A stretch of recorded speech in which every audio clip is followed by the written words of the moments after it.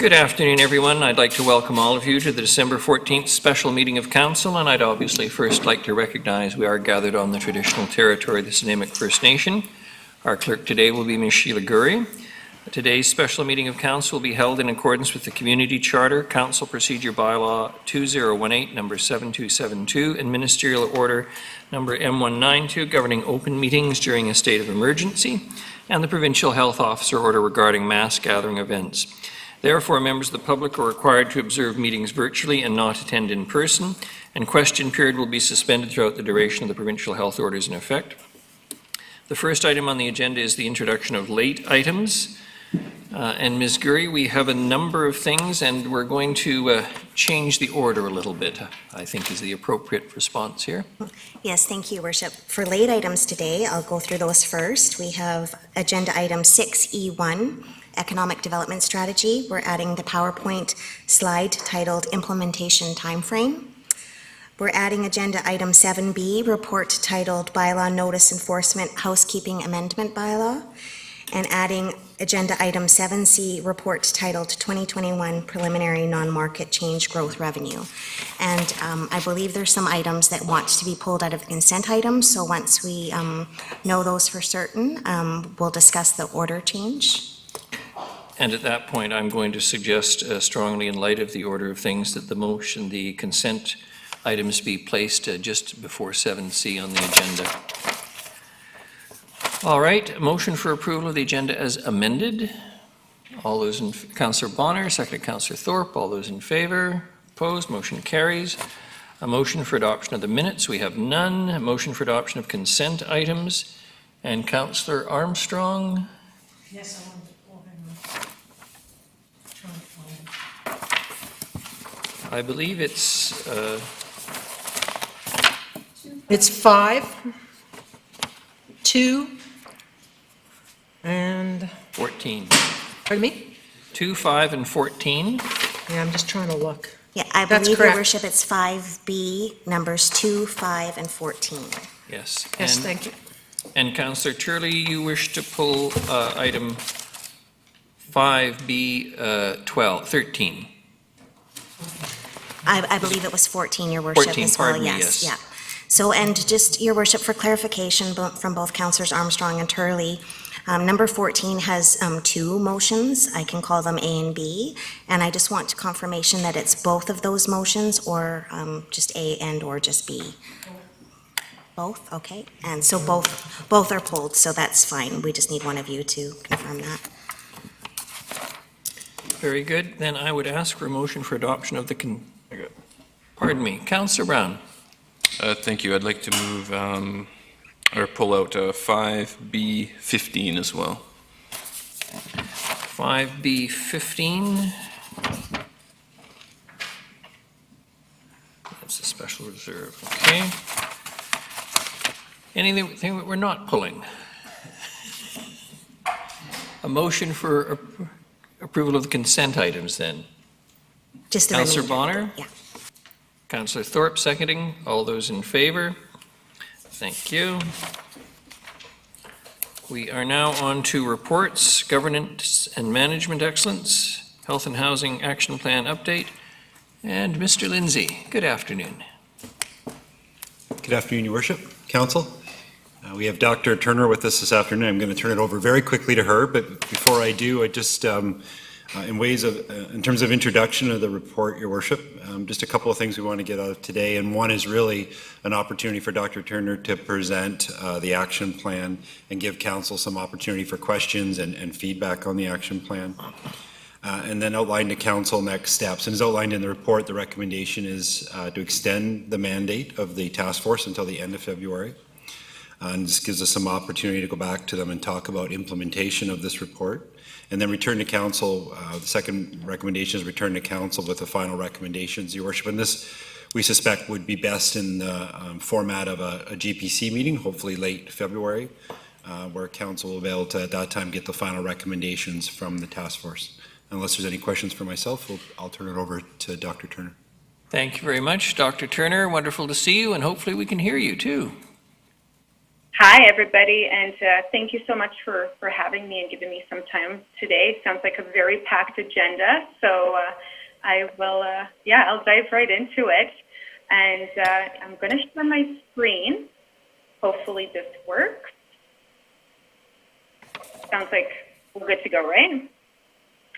Okay, so thought we would do a bit of an overview for everyone, and I'll just begin with an acknowledgement of traditional and unceded territory of the Coast Salish people and the traditional territory in the Nanaimo First Nation. I'm joining you from Treaty 7, which is Blackfoot Confederacy territories and what is today known as Calgary.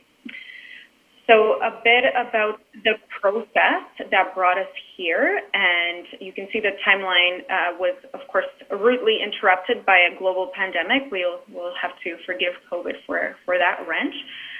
But we started this work last winter with their R&D development, the needs assessment, and tons of groundwork and data analysis being done by my team and as well as the city and our community partners. Design Lab started in February, and we were about halfway through when everything went into lockdown, but we still managed to see about 200 people live during that initial set of Design Labs to get that engagement going. We also conducted what's called a social impact audit, so understanding all the financial flows coming into the social safety net in Nanaimo so that we could really understand what was happening locally and doing so from a lived experience, but also a financial perspective and a numbers perspective.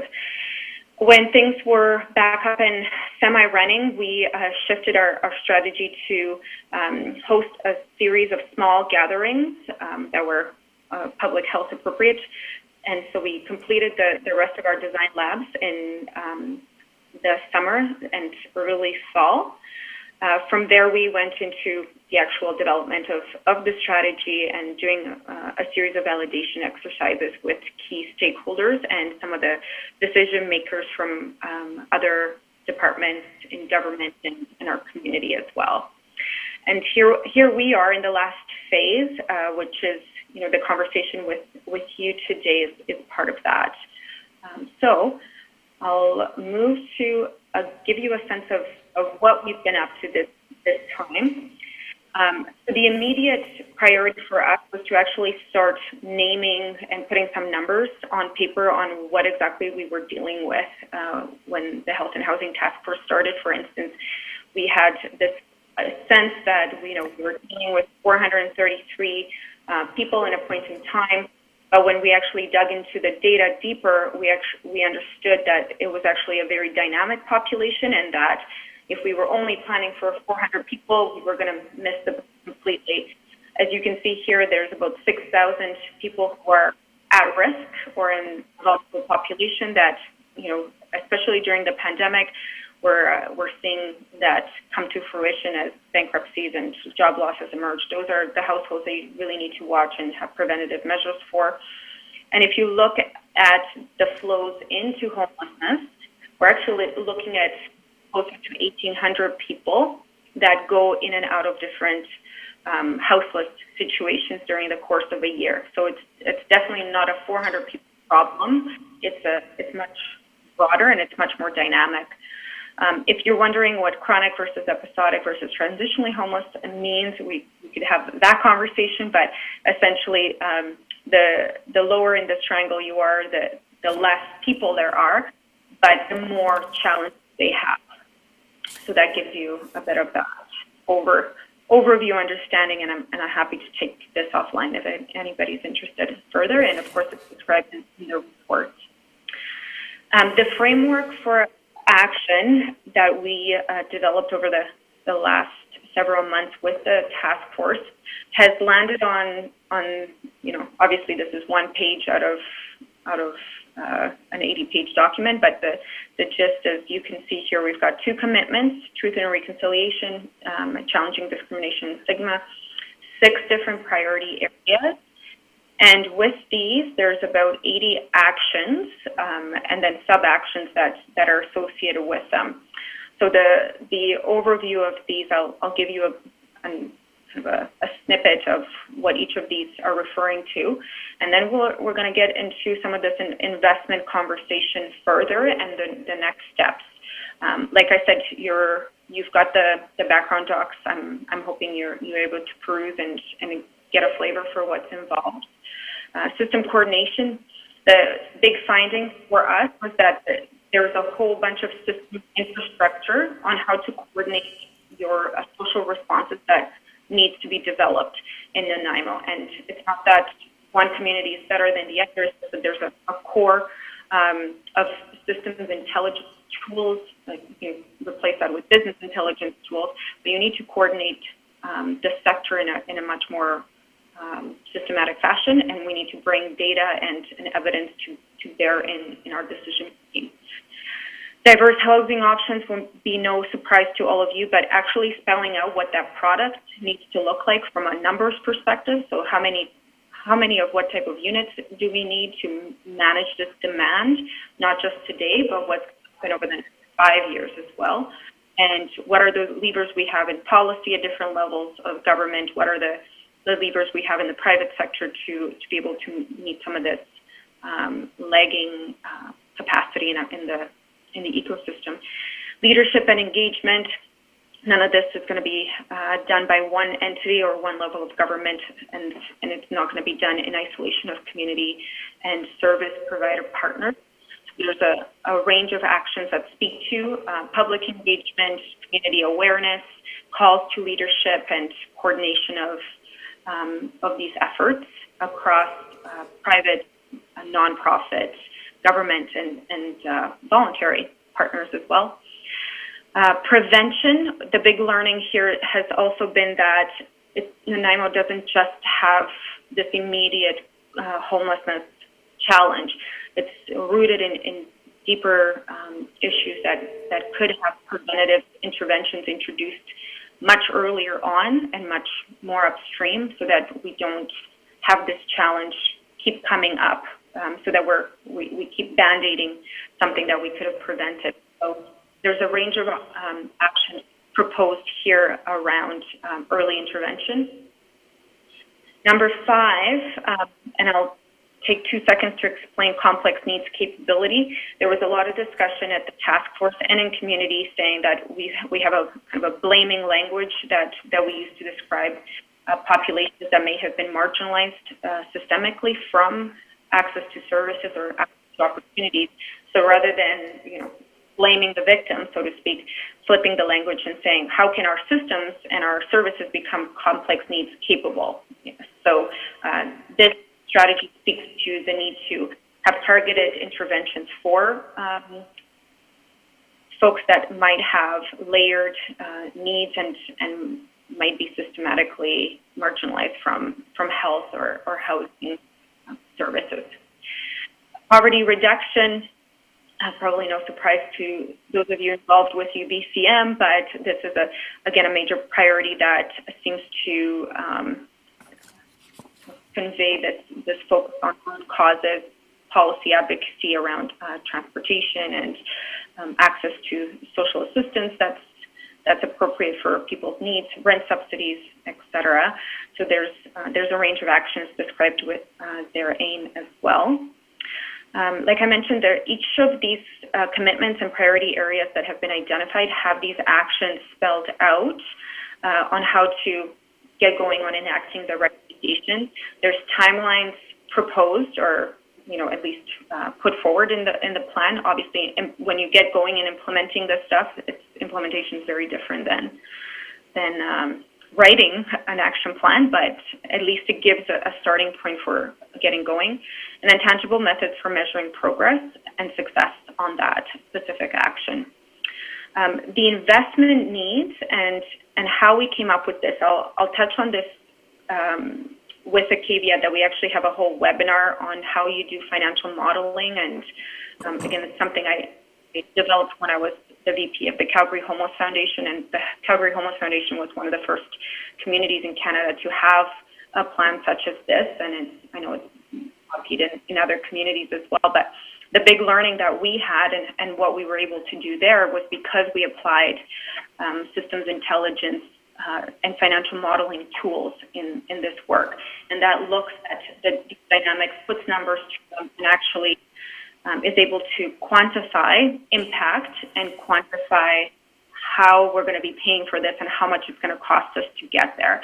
So we applied very similar financial model to see what NIMO's gap was, and that's, obviously there's a whole lot more behind this 18.5 immediate need number and the broader total of 62 million. But it's obviously a big number to think about. But if we actually were able to secure this funding and meet some of the immediate targets, we would be well underway to resolving chronic and episodic homelessness. So while it might seem like a lot, the return on investment is significant. In some cases, it's 8 to 1, $8 return on for every dollar invested. So it makes sense where we would be doing it, but it's going to require some strategic fundraising or at least fund reallocation to meet these actions and priorities. So again, I'm happy to talk more about that. But I've implemented these suite of actions suggested would support most people experiencing long-term homelessness. So that chronic and episodic group, if we are actually able to put all this into practice, that would no longer be what it is today. The social disorder associated with sleeping rough would obviously be reduced because that tends to be what happens when people are unhoused and don't have their basic needs met. Would make better use of health justice social services and improve housing equity for everyone. It would also enable us to put some tangible responses in place in response to the TRC's calls to action. So this would be a manifestation of the community's ability to take that seriously and have it guide actions and tangible responses. On the funding needs, we wanted to just briefly touch on this as well. So this $18.5 million strategic investment, this would be something that would be primarily cost shared by senior levels of government, so federal and provincial funding is where most of this investment currently come from, and that's what the impact audit suggested as well. This is something that we would need your support, council, to actually make the pitch to various provincial and federal ministries. It would initially support the 280 people experiencing long-term homelessness and their complex health needs as well. So it's housing and health. It would do so in 2021. So if you remember the buckets around chronic and episodic, this would be targeted exactly at that level. Over time and over the 5 years, we'd be looking at 635 new program and housing spaces and some really essential systems coordination measures around the leveraging and the co-funding of these strategies so that we're no longer as siloed as we are today. In the end, we'd be looking at 4,300 people that would have been moving through these 635 spaces. Because, one space is not just one person. That space serves multiple people year over year. And here's the kind of the cost argument. If the heart argument isn't where you're at, or if you need both, the proposed measures total about $40 per day per person helped. And the costs are to current are $363 at a hospital and $144 for jail. So definitely a much better use of funding of taxpayers and donors alike. The immediate partner... Dr. Turner, Councillor Armstrong has a question for you. I did ask this question earlier of Councillor Hammond so that she was aware it was coming. I'm looking at your numbers where you say for 4,300 you figure 65.5 million, yet when I looked at Calgary, for 4,800, they're looking at 500 million, so that's quite a bit of a discrepancy. And then my second one is, you're looking at 18.5 for 280 people, yet in 2010 to 14, we spent almost 65 million and only housed 120. So how do you come up with those figures versus what we've already seen in existence? Please and thank you. No problem. So financial modeling is done using benchmark data. So if a program was effectively run and implemented according to the program model, this is what the base cost. So we used Medicine Hat cost efficiencies as the kind of the benchmark, because that's the community that's sort of the kind of best in class community for performance. So that's where some of these assumptions were made. Now, if your community isn't delivering on kind of standard industry benchmarks, that's a quality assurance problem that you would need to address. The question around hopefully that answers these. The other question around Calgary and their numbers, I did their financial modeling as well. So we had 3 scenarios that were presented in the updated plan, and the primary vehicle for investment there wasn't capital; it was through rent subsidies. So there in Calgary, we have we have an oversupply in certain cases that would be better suited to a rent subsidy strategy, capital strategy.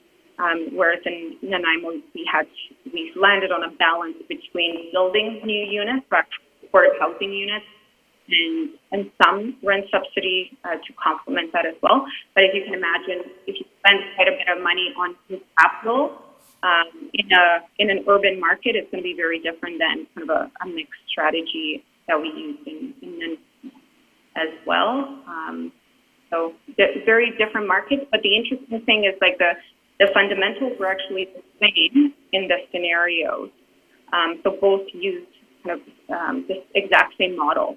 It's just the content are very different, and the dynamics in Calgary are also obviously quite a bit different when it comes to the ecosystem coordination and the kind of cost of delivering these services are influenced by those different markets. Thank you very much. Happy to. I'll follow up happy with to you walk after. Yeah. Sure. Yeah, definitely. I love talking financial models, so anytime. Great. Calls to action, just in terms of what we're hoping for out of all this in the next 6 months.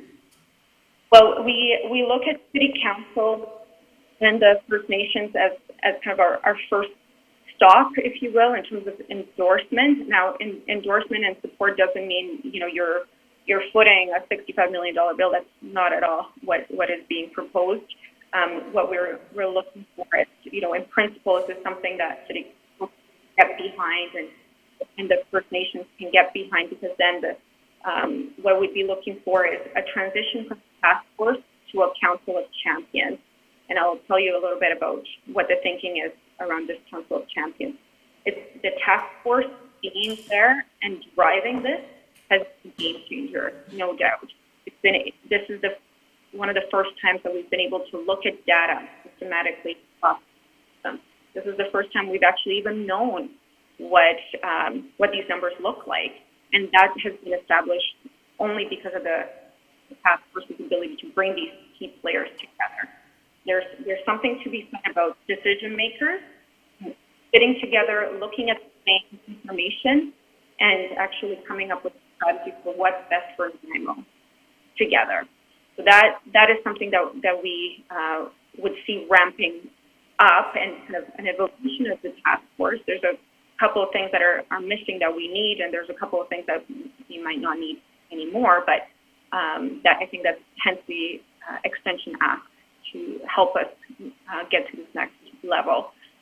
The Health and Housing Systems Planner entity, so having a coordination secretariat, if you will, for, I'm not sure if that's the right word, but essentially an organization or body that is able to carry this torch that in some ways has been shared between me and some of your staff of actually keeping the coordination going and putting some of the horsepower in place to execute all of this. So far, we've been doing this, but now we actually have a plan on what all these different components that need to come into play, and somebody, a group, needs to take that on. We went through a whole exercise to land on incubating this role with United Way for the next 2 years, as it becomes its own entity that's able to stand alone. And this was a community decision, and task force members had to weigh this and make that decision. But that's what's been put forward. The Integrated Coordinated Access Startup and Priority List. So this is the list of those top high acuity folks that we need to prioritize for housing and health services, and then creating that process for how we're going to house and match them up with the services on a priority basis. Health and housing intervention teams funded and startups, and the actual social workers and healthcare teams that are doing the housing medical support with folks that are currently sleeping rough or underserved completely. And then some of these permanent supportive housing units that are being proposed for the first year, getting them funded and started. The good news is this one is well underway for sure. The priority list is underway as well. This incubation has in some ways begun with by virtue of us doing this work. So it's not unrealistic that we'll be on track for the first year of implementation already, which is really good to see. And this is where you're going to get the most kind of bang for your buck, if you will, in investment and actual, physically on the street. This is where you would see this difference, because that's the 280 people that are no longer going to be street or in shelter, because they'll be housed. Okay, and I mentioned, sorry, I'm skipping through, but I'll take your questions. I know I'm on short time.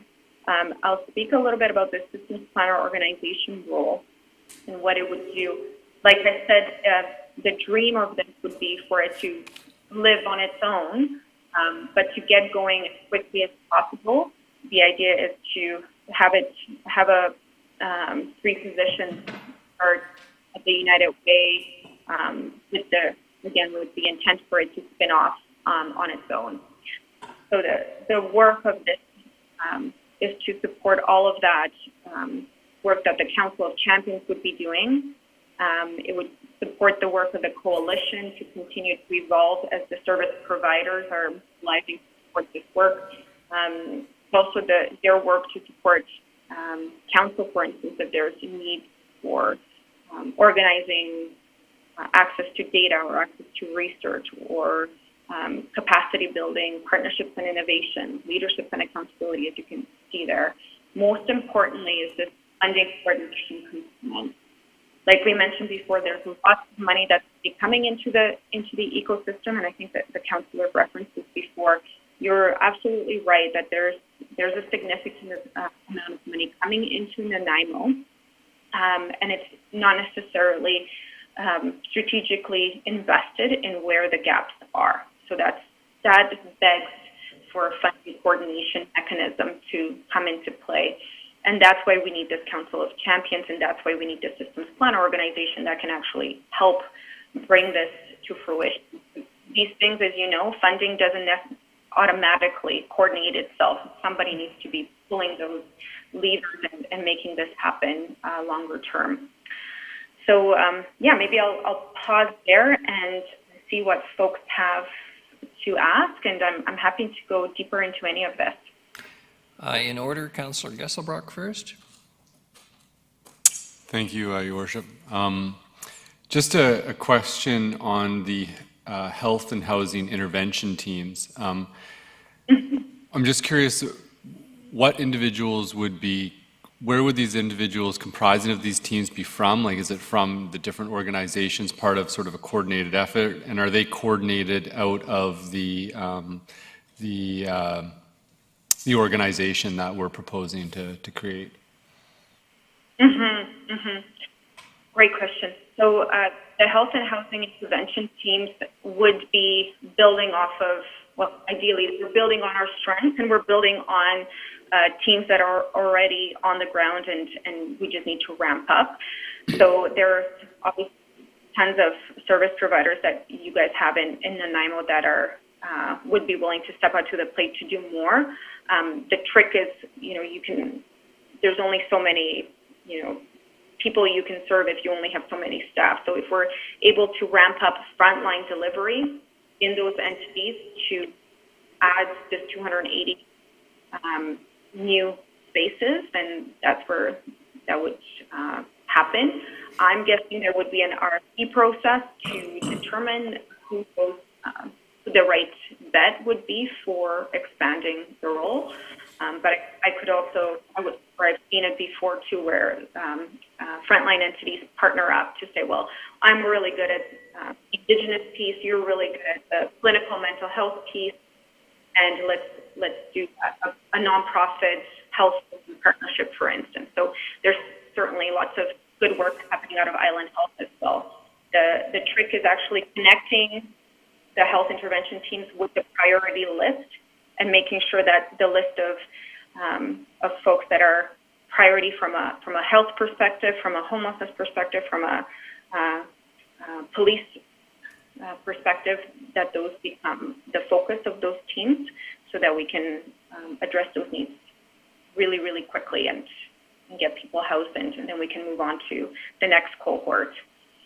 So just to follow up, obviously there's a few pieces of the puzzle that have to be developed concurrently. For example, I imagine part of the effectiveness of the health and housing intervention teams would be the establishment and more cohesion around the coordinated access and element, and also, the development of sort of system literacy training for these intervention teams and understanding sort of what needs to be done. And Yeah, absolutely. Even basic things like knowing who folks are, it seems so obvious, but having the list and then their levels of need in a consistent way, that doesn't exist right now.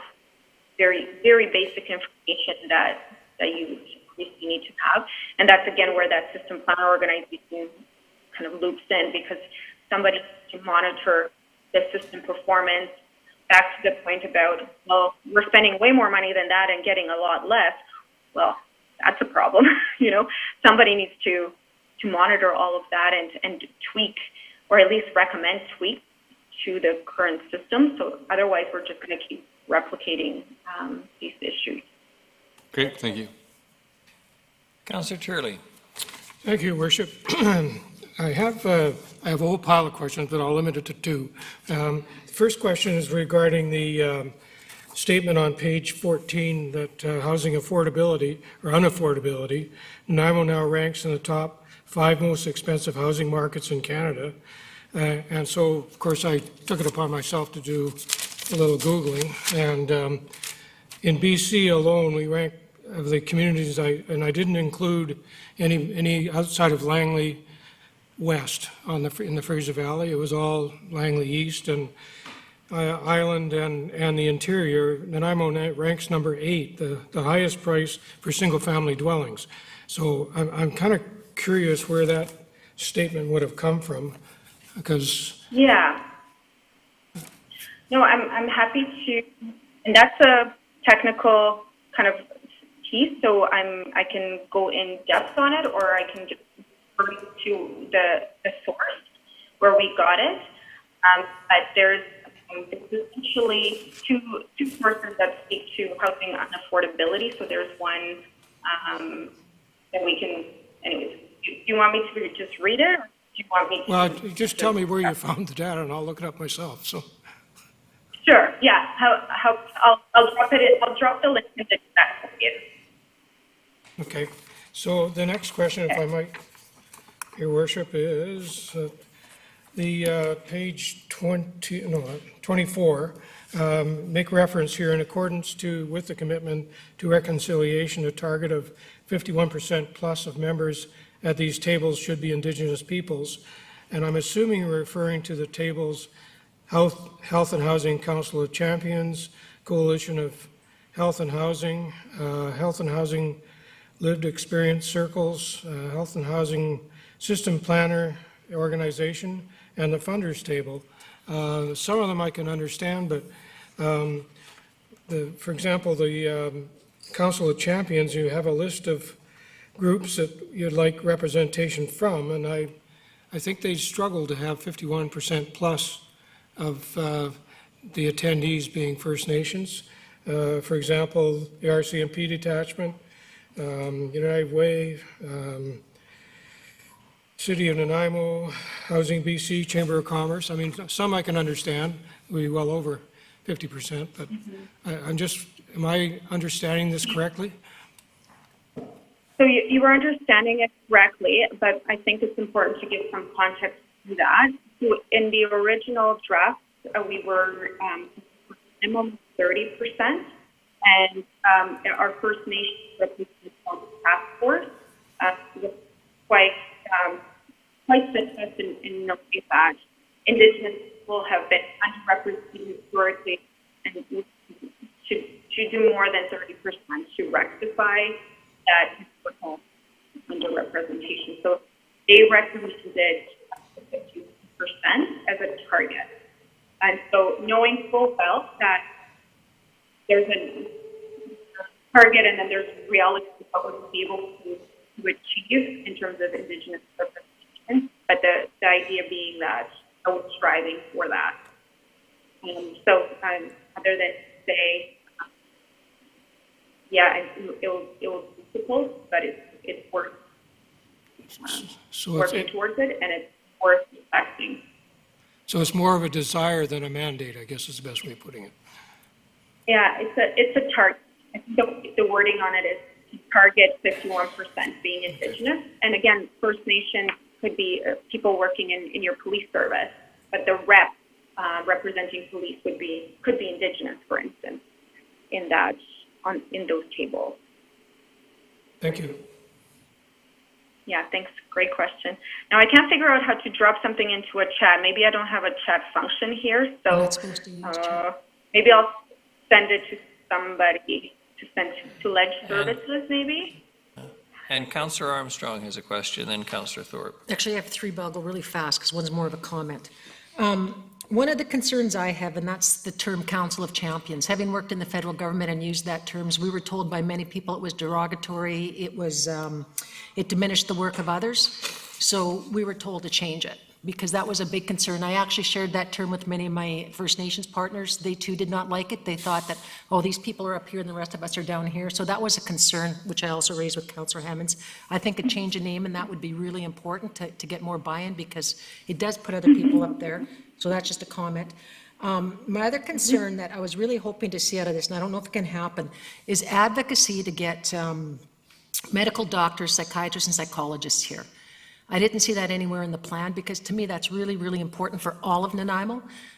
We can't get psychiatrists to come here. We can't get psychologists. The wait list is upwards to a year for somebody that specializes in stuff. There's certainly nothing for children. So that would be a point. I know you're not finished, you're still in your draft. That is something I would really like to see if you could possibly include that as a advocacy role because that's really important to all citizens of Nanaimo, not just those that are suffering from poverty. And then my last point, and I sat on the North Shore Homelessness Task Force as well as Nanaimo's years ago, in my previous role, we used to do a complex needs capability test all the time. And then all of a sudden it fell off because certain partners didn't feel it was right or it was fair. How can you see or how do you foresee keeping that commitment? Would it be through MOUs with the partners or, because that's a big concern for me because I think that's where we're falling down right now is that we're putting too many people with complex needs into one area without the specialized support to help them. So it sets everybody up for failure. Yeah, no, that's a really good observation. The mechanisms of around accountability for implementing is going to be the the Council of Champions, we can play with that name. Ultimately, this group will brand themselves, right?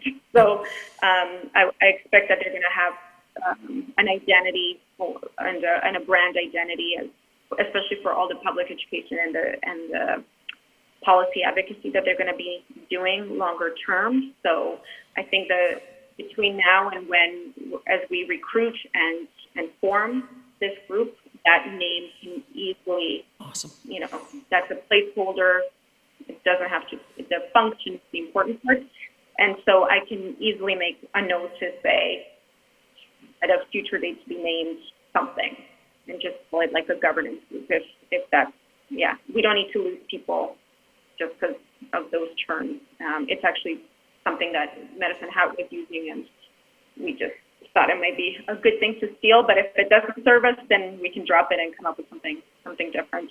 And then your point about accountability. So there is an accountability framework that we've started down the path on. So kind of using that RACI methodology, responsible, accountable, et cetera.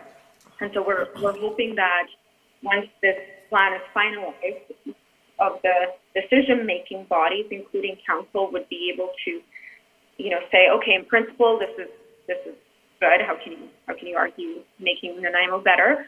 But we'd like to direct our administration to review this from a business perspective for the municipality and say, well, here's the things that we can and cannot do, or here's the things that we can do for now, and that can become the basis for the shared MOU between the Council of Champions, whatever we're going to call them, and then they can hold each other accountable to that as well, and we can drill that into contracts, for instance, so that just because the MOU partners say that they're going to support each other's interventions, that doesn't mean that there's medical support on the sports housing site. So we need the mechanisms around accountability to trickle into service delivery as well. The systems planner organization is another way for us to ensure that what's happened before doesn't happen, because there's actually somebody responsible for managing that coordination amongst partners at the delivery level as well. So those are some of the mechanisms we thought about. The other ones are around standards of practice and standards of care. So as a system, there isn't kind of a common standard. There's no common outcomes performance. There's no common data collection. There's no common standards of care. There's no common benchmark for cost. That's kind of industry, standardization that needs to occur.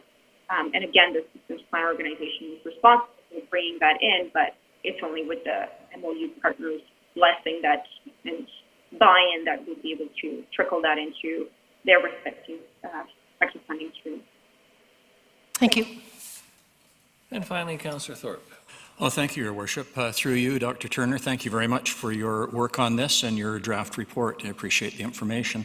I was especially intrigued with the notion, and it's on page 40 and on one of your slides, related to an arm's length social development agency.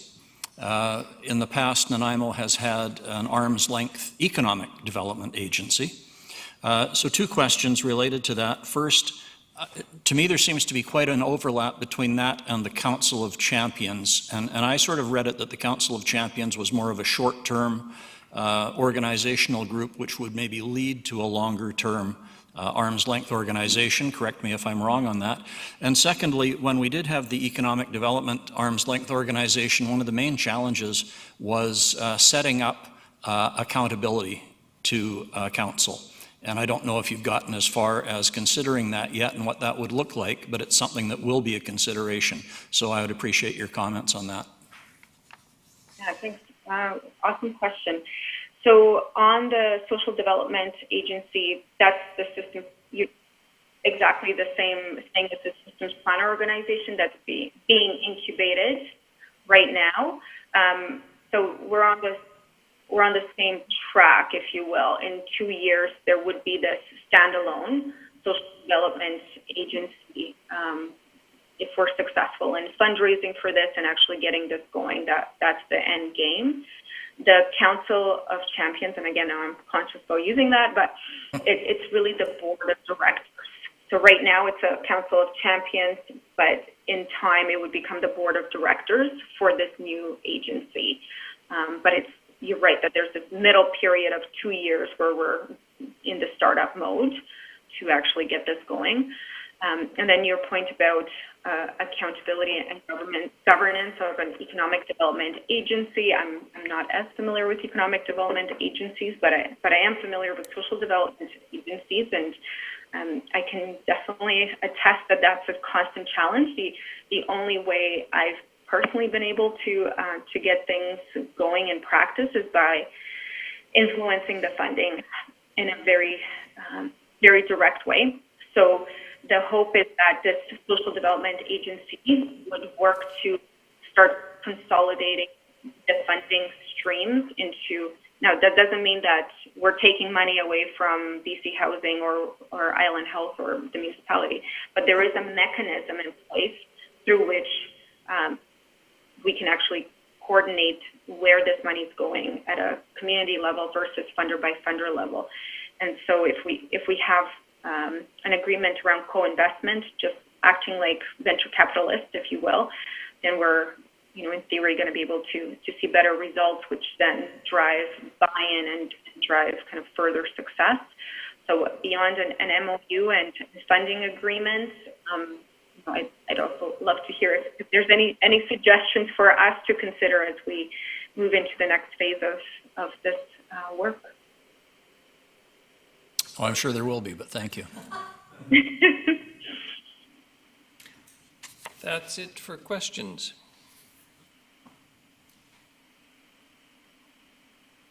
Great.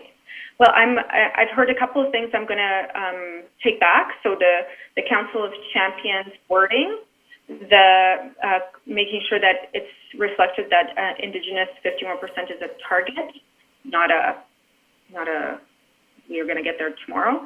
And then the last bit is around ensuring that the medical professionals around mental health and addictions, psychologists, psychiatrists are included in one of our as a recommendation as well. So we can take all of that.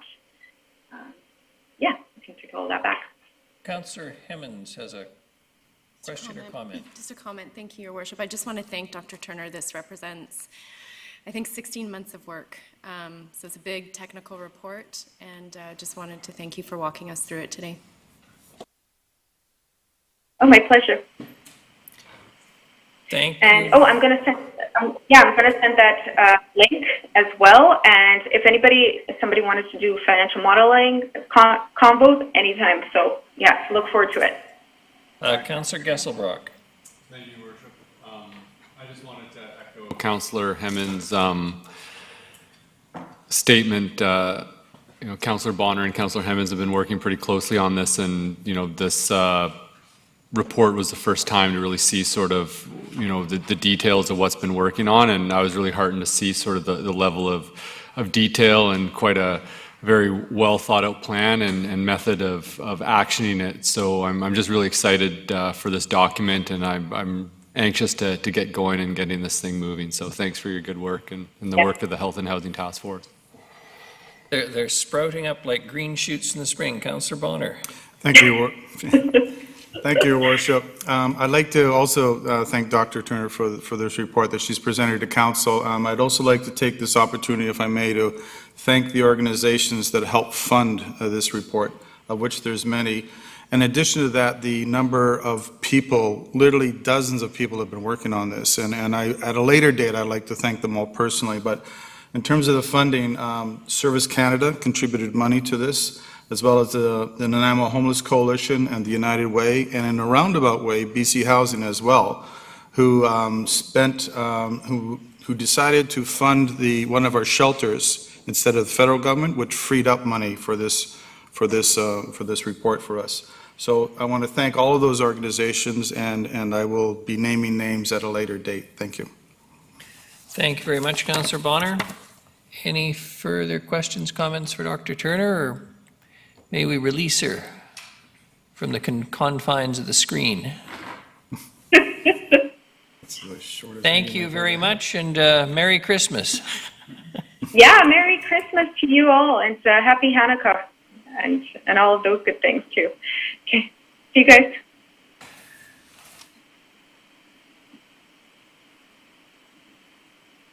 Are there some further comments, or should I turn to Councillor Hemmons? I just have a comment. I just wanted to thank Councillor Hemmons and Councillor Bonner for all their work. It is a lot of work, having worked on these before, and report was really good. Obviously, have some concerns, but not big ones, so thank you very much for your work and to the committee. Councillor Turley. Thank you, Worship. I too would like to thank Councillor Hemmons and Councillor Bonner. It made the work on the Economic Development Task Force look like a piece of cake. And, I do have one suggestion, though. I didn't want to monopolize the time, Dr. Turner, and that was, where are we here? We've got folded pages everywhere here. It was around, the responsibility, or at least the, sorry. Okay, I'll do it. Oh, here we are, on page 21 of the report, education and prevention. Finally, people deserve to be educated on their rights and resources available to them, which I agree, but I think probably something in there about responsibilities should be in there as well, just because there are all the laws that the rest of the society expects everybody to follow, and I suspect that in a lot of cases these either are unknown to them or chose to be ignored. That's as tough as I'll be. Thank you. Point taken. Councillor Brown. Thank you, Worship. I too would like to thank Councillor Bonner and Councillor Hemmons, and also burden them with a few more months by moving motion number 1 in the agenda. Sorry, you were making the motion, or are you going to leave it to Motion Councillor number 1 Hemmons? in the agenda, yeah. Seconded by Councillor Hemmons. I think that's perfectly appropriate. That takes us to roughly 18 months, the gestation period of an elephant, and this is a big baby. Any discussion? All those in favor? Opposed? Motion carries. And the second one, directing staff to return to council with a final health and housing action plan, seconded by Councillor Armstrong. All those in favor? Sorry, Councillor Gesselbrock. Thank you, Worship. Just speaking to this plan, it was really nice to see sort of the goals that were set out in that, and looking to get 100% of people that are on the streets access to services. And I think that it's really important, like, for the community to know that we do now have a plan set up that is well thought out. It's financially costed out, the organizational structured out to deal with the homelessness issue. And it's a matter of supporting that plan moving forward to make it happen, and that we do have the possibility of some light at the end of the tunnel if we focus on it. And I guess just one question I have to staff is that just some of these measures and the time taken to get the process rolling and the organization around this going, are we having a conversation today sort of on sort of an acute response to our current situation, sort of in the interim time that this process will be set up, and I just was curious, was that scheduled at any time today? Mr. Rudolph. Well, thank you, Your Worship. I think that's a really big question and an important one, because it's on my mind is how do we keep the ball rolling, and how do we do that when we already have complete capacity problems and challenges right now within this organization, and so do the other players. So the timeline that was outlined in that PowerPoint is slightly out of date if we align ourselves with the motion, which is to finalize by sometime in February. We were thinking that as a minimum you need to bookmark a GPC to unpack this a little further, so you understand this. We can do our own research. I think what you've seen is recommendations primarily driven by the service providers in this task force.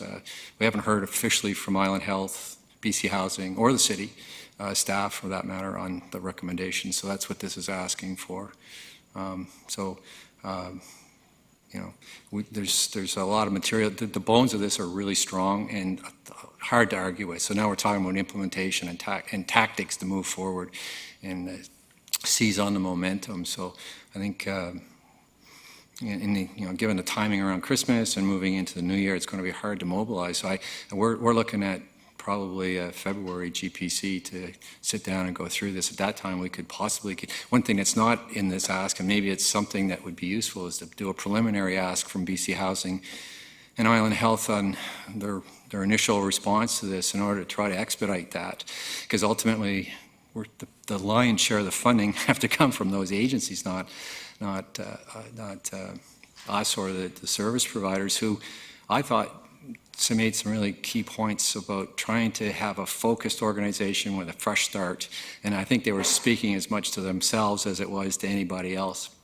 So just being focused and effective. And so we're all seeking the same thing and getting on with it. So there is a bit of a challenge over the next couple of months I think we want to go faster than we may be able to. So hopefully the task force finishes its work, early in the new year. We need to work at from a city angle, what can we do to expedite this? And I've already contacted Kelowna to find out how their journey is going, because they have a similar model. And it takes a while. It's not going to be overnight, but this is a long haul. I think this issue is going to be, this is a long-term systemic issue in this community, like it is in all the municipalities. We're not going to have solutions instantly. We have to just lay the groundwork and continue to build on it, and it will emerge in a very positive way. So I think it's a tremendous piece of work. It's just now how to get it going and have everybody buy into it and work collaboratively, and that'll take time. That's not going to be an overnight success. So I guess I'm saying is, it looks like we won't be back to you with anything to implement until February, unless there's some ask to do something in a shorter term. Yeah, I think that was sort of my pointed question, is that, now given sort of that we had this extension, we're going to be waiting for feedback from the different partners and ourselves on sort of like the actual tactical implementation of that. This could be 4 months out before we have a Council of Champions or group set up that is sort of providing a bit of operational capacity to on-the-ground decisions, and that's 4 months away. And I think that we are under, some acute pressures right now that, I think further discussion is necessary, and maybe some short-term interim asks will be coming forward that can potentially help us with the resources and requests from the province. Thank you. Councillor Bonner. Thank you, Worship, and further to Mr. Rudolph's suggestions, it would be nice if we could dedicate that meeting to this topic. I know, everybody, there's all kinds of task force out there in committees, and time is of the essence. But in addition to that, I would also like to know if we could have some of the members of the task force there, specifically those agencies that are beyond the ground and will actually probably be doing a good chunk of this work, so that we can really flesh this out. Because I know Council has a number of questions, and I don't think they all got answered today, and so I wanted to make sure that they did get answered as best we could at that meeting. Thank you. Seems like a reasonable suggestion to me. Thank you. Anything further? Your Worship, it may be helpful to also have some representation from Island Health and BC Housing at the same meeting. Well, the task force, basically. I think we're always striving to have input and involvement and action by BC Housing and Island Health. So I would strongly encourage us to invite them to be part of the discussion. Otherwise, they won't be. There's no sense the kids going to dinner unless they bring along mom or dad with the purse and the wallet. All those in favor? Opposed? Motion carries. Thank you very much. Sometimes. Nothing under environmental responsibility, community wellness, or livability, but we do have Reimagine Nanaimo. Mr. Lindsay, you're going to introduce it, and I can see Ms. Gronstel with excitement coming on down towards the podium. Thank you, Your Worship. I am going to turn it over to Ms. Gronstal. As you'll see, she's one of the co-authors of the report in front of you this afternoon. This report was in response to a motion from council at your meeting of November 16th, asking for staff report on three proposed motions. And the first is around, I'll generally paraphrase, around amending your strategic plan, implementing, adopting the donut economic model and implementing as part of the reimagine process, and then third, refocusing the efforts of the Environment Committee based on this work. So those were the three general recommendations in our report, to be honest, Your Worship, and I think presentation from Mr. Gronstal really focuses on the second and third. The first, in our opinion, this is really, of course, a strategic plan is council's document, and if that wording best represents the views and interests of council, then staff would not have a lot to add to that. That's your document and your vision. So there's a part in the report that speaks to how we would go about amending that, but generally, as mentioned, we're going to focus on the second and third items, Your Worship. Thank you, Mr. Lindsay. Ms. Gronstal, good afternoon. Well, thank you for the opportunity today to follow up on Council's motion from November 16, 2020, and it gave me the opportunity to learn more about the donut economics model, which after you leave the academia, you don't often read as much as you'd like to. So it was quite interesting to learn more about it, and I think that it's a really great fit with the Reimagine and IMO process. I understand, obviously, there's some questions about how to scale this to the city level, so we're going to talk a little bit about this today. It's just an information report, so no decisions need to be made unless you choose to do so. Just to back it up for those who may be listening or watching us today, the donut economics model is a community development framework aimed at bringing everybody in the community out of a place of social deprivation, that would be the center, but within the ecological framework that we all live within. So although it was developed by UK economists thinking about the national scale and has been applied in countries like Costa Rica, it has been used effectively at the city level in places like Amsterdam and Portland, although quite recently. So it hasn't been around long enough yet that we can really look at it and say, how is this played out in the long term? And even if it had been COVID, probably would have been playing a bit of interference in there, but we do have some good examples of other communities looking at this. The UN Sustainable Development Goals really informed the donut economics model in terms of looking at what is it that's needed to bring people out of a place of social deprivation. Obviously, depending on the example, it's scaled to different types of indicators. And then the idea of the carrying capacity of life's Earth-supporting ecosystem was based on Rockstorm's 9 indicators around ecological well-being, which unfortunately Mr. Rob Lawrence was not able to be with us today. He contributed significantly to this report, and I can barely understand what that says in front of me, so please don't ask me to explain it. But certainly these indicators have been adjusted to the local level on the basis of what a municipality both can track and control. So when different municipalities, and those examples I've been giving are just some, there are much smaller places, such as a village in South Africa, that have been using this model, have been looking at how to adapt this kind of framework for local development. What they really look at is these 4 quadrants: the social local, the ecological local, the social global, and the ecological global. So you think that many of the things we do impact us at the community level within the bounds of what we can see, but there's also things like fair trade, where we make decisions around how we buy because of the way it impacts people on the global scale. So as we move forward in the Reimagine and IMO process, we're really going to be looking at these 4 quadrants and saying, how can we track and understand some things that are within the city's control, but also some trends that it's important for us to understand, even if we don't control them ourselves. And some examples of that are environmental things that the province tracks that it's important for us to understand, but we don't necessarily have total control over. But of course, this is not totally new. There have been different sustainable development frameworks around for a long time, and the city already contributes to things like the Regional Growth Strategy Annual Update, which has all kinds of indicators within it. You can see it's maybe not as specific as some other ones moving towards stable, but we do, as the City of Nanaimo, contribute to these kind of indicators already. And we have our own reports, like the Affordable Housing Strategy Update. And as you just saw in the Health and Housing Action Plan, we're in the process of developing more indicators, or key performance indicators, KPIs, that will help us understand how are we going to keep people out of that hole in the center. So there's nothing new under the sun, but I think this is a really great way for us to move forward in terms of reframing Reimagine and IMO Also, we remiss not to mention the economic development strategy, which is nearing completion, I believe. Is it on the agenda today? Oh, yeah. So there you go. But very consistent with this in terms of the themes within the economic development strategy. It was great to talk to Ms. Manhas about it and how she saw this as fitting in, but then there's also being opportunity for synergy within the different plans being considered under Reimagined and IMO. You can see the last four there are all environmental indicators. So these are just some examples of existing this is from the Capital Regional District, some indicators that are currently being measured and monitored, if not totally controlled by a regional district.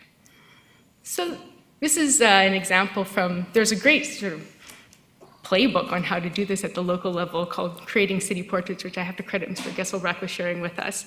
And here is a little flow chart showing how, when you're trying to create a new economic, or in this one, local social indicator, how the sort of thinking that goes through it. Now, something missing from this is, does the municipality control it? And the reality is that municipalities only control a certain amount of things, and we're going to have to be really strategic in terms of what we choose to include. But it's sometimes to our advantage, just as we see in the Health and Housing Action Plan, to understand some trends that are not totally within our control to help us inform advocacy. So that's just a sense of the way I've been thinking of this. Okay, I think that is it. So as Mr. Lindsay mentioned, the strategic plan is sort of a separate item in that you can direct council to bring forward a report to amend that as per your collective decision. In terms of our next step with this, we will be looking at what metrics are out there and generating a city portrait. So when we come back to you in phase 2, you can see how our thinking has evolved on this. But we've been working with the consultant on this, and I think it's going to be a really helpful framework for us moving forward.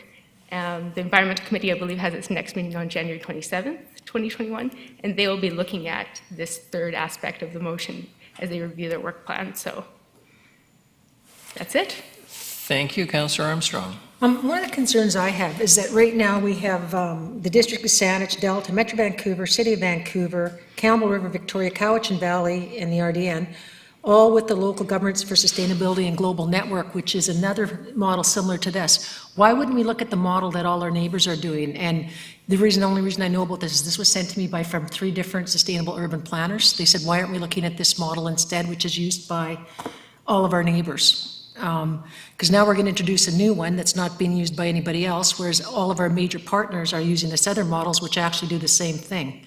And they looked at both models and chose that one. So, and this model has actually been adopted by over 1,750 cities in the world. So I personally think that's something we should be looking more closely at, because it's already got a proven track record. It's being used by partners, and it's accomplishing everything that this model is asking us to do. So I don't know why we're not looking at that. And this is probably more to our council, like, why aren't we looking at a proven model that's making the exact same things in their pathway? Like, their 5 approaches are what we're looking for, which is low emission development, nature-based development, circular development, resilient development, and equitable and people-centered development. So it hits the same things as the donut model, but it's been proven and it's been used by all of our partners. So I just think we should be going on to something that's already been proven and that's being used by our biggest partners, and especially when you got Campbell River, Saanich, Delta, Victoria, and Vancouver, and Metro Vancouver using the model. So I just would throw that out, because I think that model looks like a really good model. It hits our needs. There is a fee to join it, but with the fee, it's not a huge fee. It also brings all the experts with it. Just throwing that out for council as another alternative to discuss. Councillor Armstrong's polite way of saying we don't expect you to answer, it's council's problem. Yeah, sorry, yeah, it is council's. I just wanted to throw that out because it is a really good proven model, and it's very similar to the donut, but like I said, all of our partners are using it. So now we're going to do something totally different, not totally different, but a bit different. Whereas to me, it would make sense to get on board with most of what Canada's doing, to go that direction. Thank you. Councillor Gesselbach. Just a question to Councillor Armstrong. What was the name of the model? Do you have the name of it? It's the ICLEI, Local Government for Sustainability. I'll send you the links that were sent to me. I just got them this morning, so. Well, Your Worship, we're open to any ideas. Councillor Martman. Thank you. Because we like to be different, because we like to be leaders. Just because nobody else is doing it in Canada doesn't mean this isn't the right framework and the right approach. It sounds like it's very similar. I do have to ask you, Councillor Armstrong, when we were discussing this a couple months ago and a month ago, because I really do like the donut economies framework. I think the city has done a good job of incorporating it. This is just a baby step. It's just about the framework, meaning that we look at this through the correct lenses when we're making our decisions, whether it's around the environment or it's around our people, and tying it all together. So I'll definitely take a look at the local government for sustainability that you're speaking to. But the work, it was council that asked for this work to be done and to be incorporated. And I want to thank you because I like the work that's been done so far. And I think this is a good step in the right direction for this council being leaders. Thank you. Councillor Gesselbrock again. Thank you, Worship.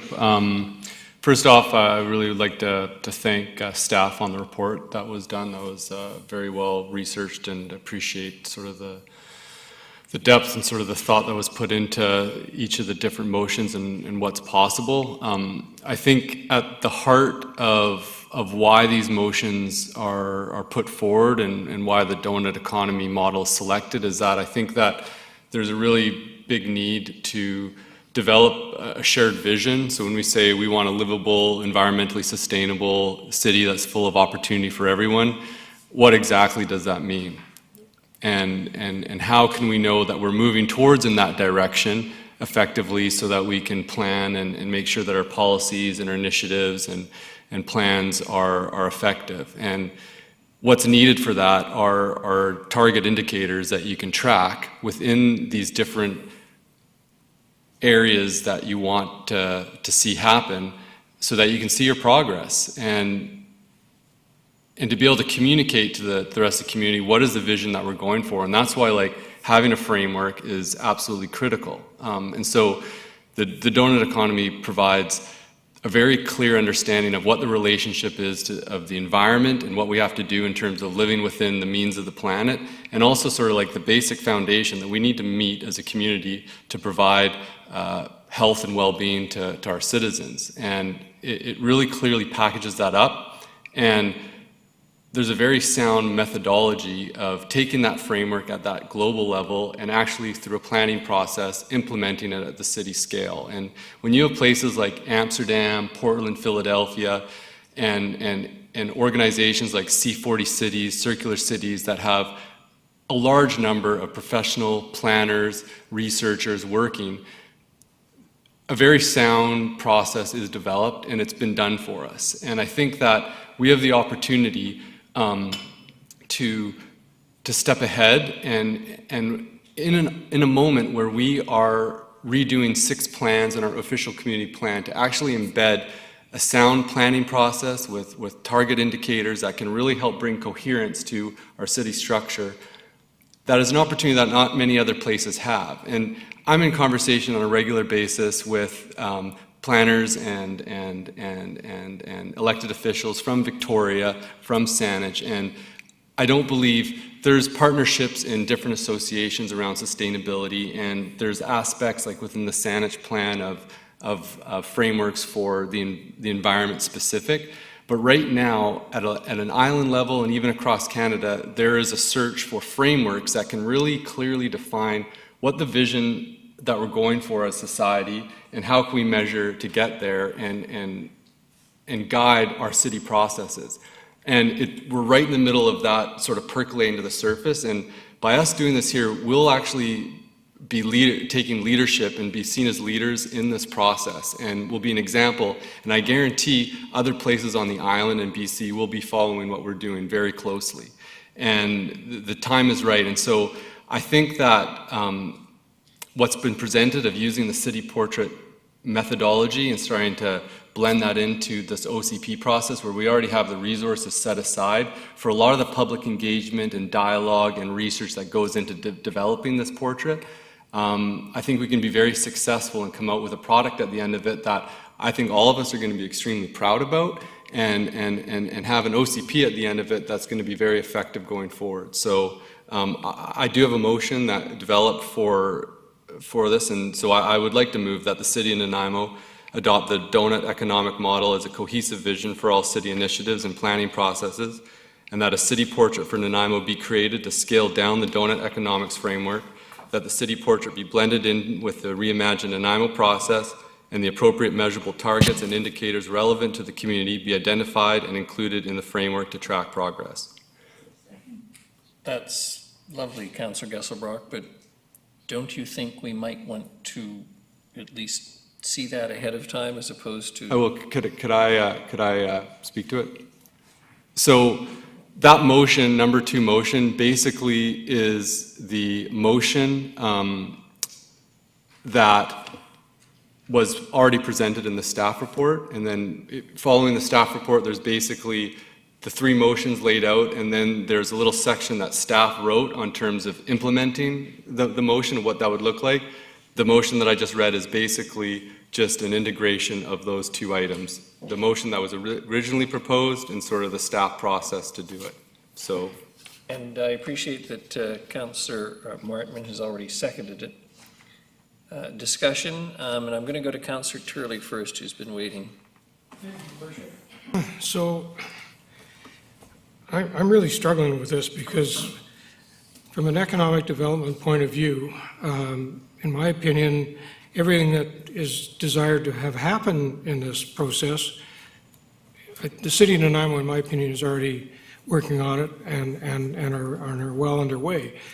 If we were to go to somebody who wants to invest $3 million in a business in Nanaimo and say, oh, by the way, we got this donut economy. Really? I mean, these people didn't get to have $3 million in the pocket by being stupid.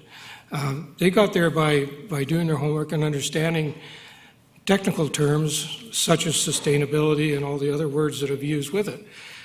I don't understand why we need to use a simplistic term like donut to try to highlight what our desires for the community are. I have to admit, when I first saw that, I read a lot of things. I read the report from Philadelphia and Portland, and I think I'm sort of understanding it now. I know I'm not the brightest bulb in the block, but I think we're doing ourselves a disfavor, to staff who get the concept and are working hard to bring things forward that will meet some of these very important criteria. I just don't see the term donut as being something that we should aspire to. Thank you. Councillor Armstrong. Just going back to what Councillor Martman said, I didn't bring it up. First of all, I wasn't at the meeting. Secondly, because this was just sent to me last night. So it's the first I heard about this, the ICLEI. And when it comes from urban planners that are very big into sustainability, I think it's something we need to look at carefully and clearly. I was watching an interview with the mayor of Amsterdam, who admitted that their economics are hurting because of the policy, that they are losing many businesses to outlying communities, so that's a concern. That's why I think we should really be looking at the ICLEI model, which hits the core things of which Councillor Gesselbrock wants to look at, and which is also used in play with all our competing neighbors. So that's one of the reasons, I'd like to look at this further. And I totally understand the donut model, having done lots and lots of research on it. I sent out the negatives last night to council that I read about, and of course they're coming from far right, just like this is coming from far left. So I think we really need to think about it. I think the other issue that I have is that we haven't put it to our business community or an economic task force to see how is this going to play into our recovery. What do our business community partners feel about it?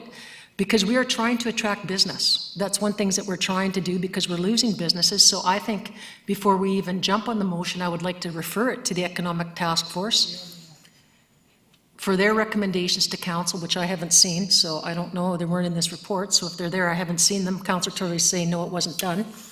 So I would actually like to refer the motion to the mayor, and even the mayor's task force, which would have concerns about this. So I would actually like to do a motion to refer it to the Economic Task Force for their input before we make a decision. So a motion to defer or refer to the task force. Councillor Martman. Thank you, Councillor Armstrong. Actually, we have had conversations about this at Economic Development. I was asking if were you seconding it? Were you seconding her motion? Oh, no, I wasn't. Yes, if there's no seconder, then there, okay. Councillor Thank you. Seconded by Councillor Thorpe. No, you can speak. Okay, I'll speak to it. We can have conversations again at economic development, but on the task force, actually, there's quite a few of the people on the task force very familiar with the donut economy that actually have brought this forward in some of our work sessions. So it is being talked about nowadays. It's a framework. That's all it is. It's a framework to give us a lens, to look at how we make our policies, what are our priorities, what are our decisions, and how we're going to incorporate into and actually, it can actually enhance economic development. I disagree that it because we can look at new ways of creating economy that addresses not only our people, but our environment. So we have had conversations, but if council wishes to defer it again, we can have further. Thank you. Councillor Thorpe. Thank you, Your Worship. I was prepared to speak to the motion originally, but I'll speak to the referral because some of my concerns are absolutely related to the opinion of the Economic Development Task Force. And, you know, I've read about this model. I've tried to do my own research. I know some people are very strongly in favor of it. Some people think it's meaningless drivel. Everybody has their opinion. But for me, although it's called an economic model, it seems to have nothing to do with GDP economics. And that's my main concern. It is, I don't want to sound like Mayor Maine, but it is, from what I've read, a very left-wing philosophy, which basically says that business is bad, growth is bad, development's bad. We want to focus just on social and environmental priorities. Well, I'm all in favor of being responsible for the environment, but I think there has to be a balance. And what I don't see in this proposal is the balance towards basic economics, what we need to pay for things in our city. So I would be very interested in the opinion of the Economic Development Task Force, and if they come back and say that they support this, then I'll be more than happy to. But I'd certainly like that step done. Thank you. Before I go to second-time speakers on this, I just want to confirm, this is going to the Environment Committee? Well, the plan is for the third part of the motion to go to the Environment Committee, their work plan. There wasn't any plans, as far as I know, to send the model to the Environment Committee. Bill, do you know? Okay. Could do. Thank you. The reason I raise that is simply this, and I appreciate Councillor Gesselbrock's enthusiasm and the desire to make a statement, but I think we did spend a fair bit of time with Mr. Cuff at the start of our term as councillors. And the concept of first heard deferred is a wisdom that is generally accepted in municipal governance, and surely governance was the first priority of this new council. I have no desire to see some quote-unquote division or controversy or a great deal of discussion over a motion that literally isn't in front of us in writing, hasn't had a chance to be looked at by anybody or to staff or anyone to consider the implications of its contents, whether in terms of signals or the use of language, which is often the case with these very well-meaning motions, which frankly I may well support in due course, but my preference would be to support this motion to refer, and we are in the middle of the Reimagine Nanaimo process, which is involving a great deal, many more people than sit around this council table, and I think it's appropriate that it be referred accordingly. Councillor Brown, I'm going to let you speak next. You haven't spoken. Thank you. Speaking to the referral, this is third time heard. First two times read at GPC, followed proper process that everyone likes to talk about, which got a staff report, and that's why it is presented here today. The motion to refer to, or what I understand from the staff report, is the elements within the donut, which is the planetary framework.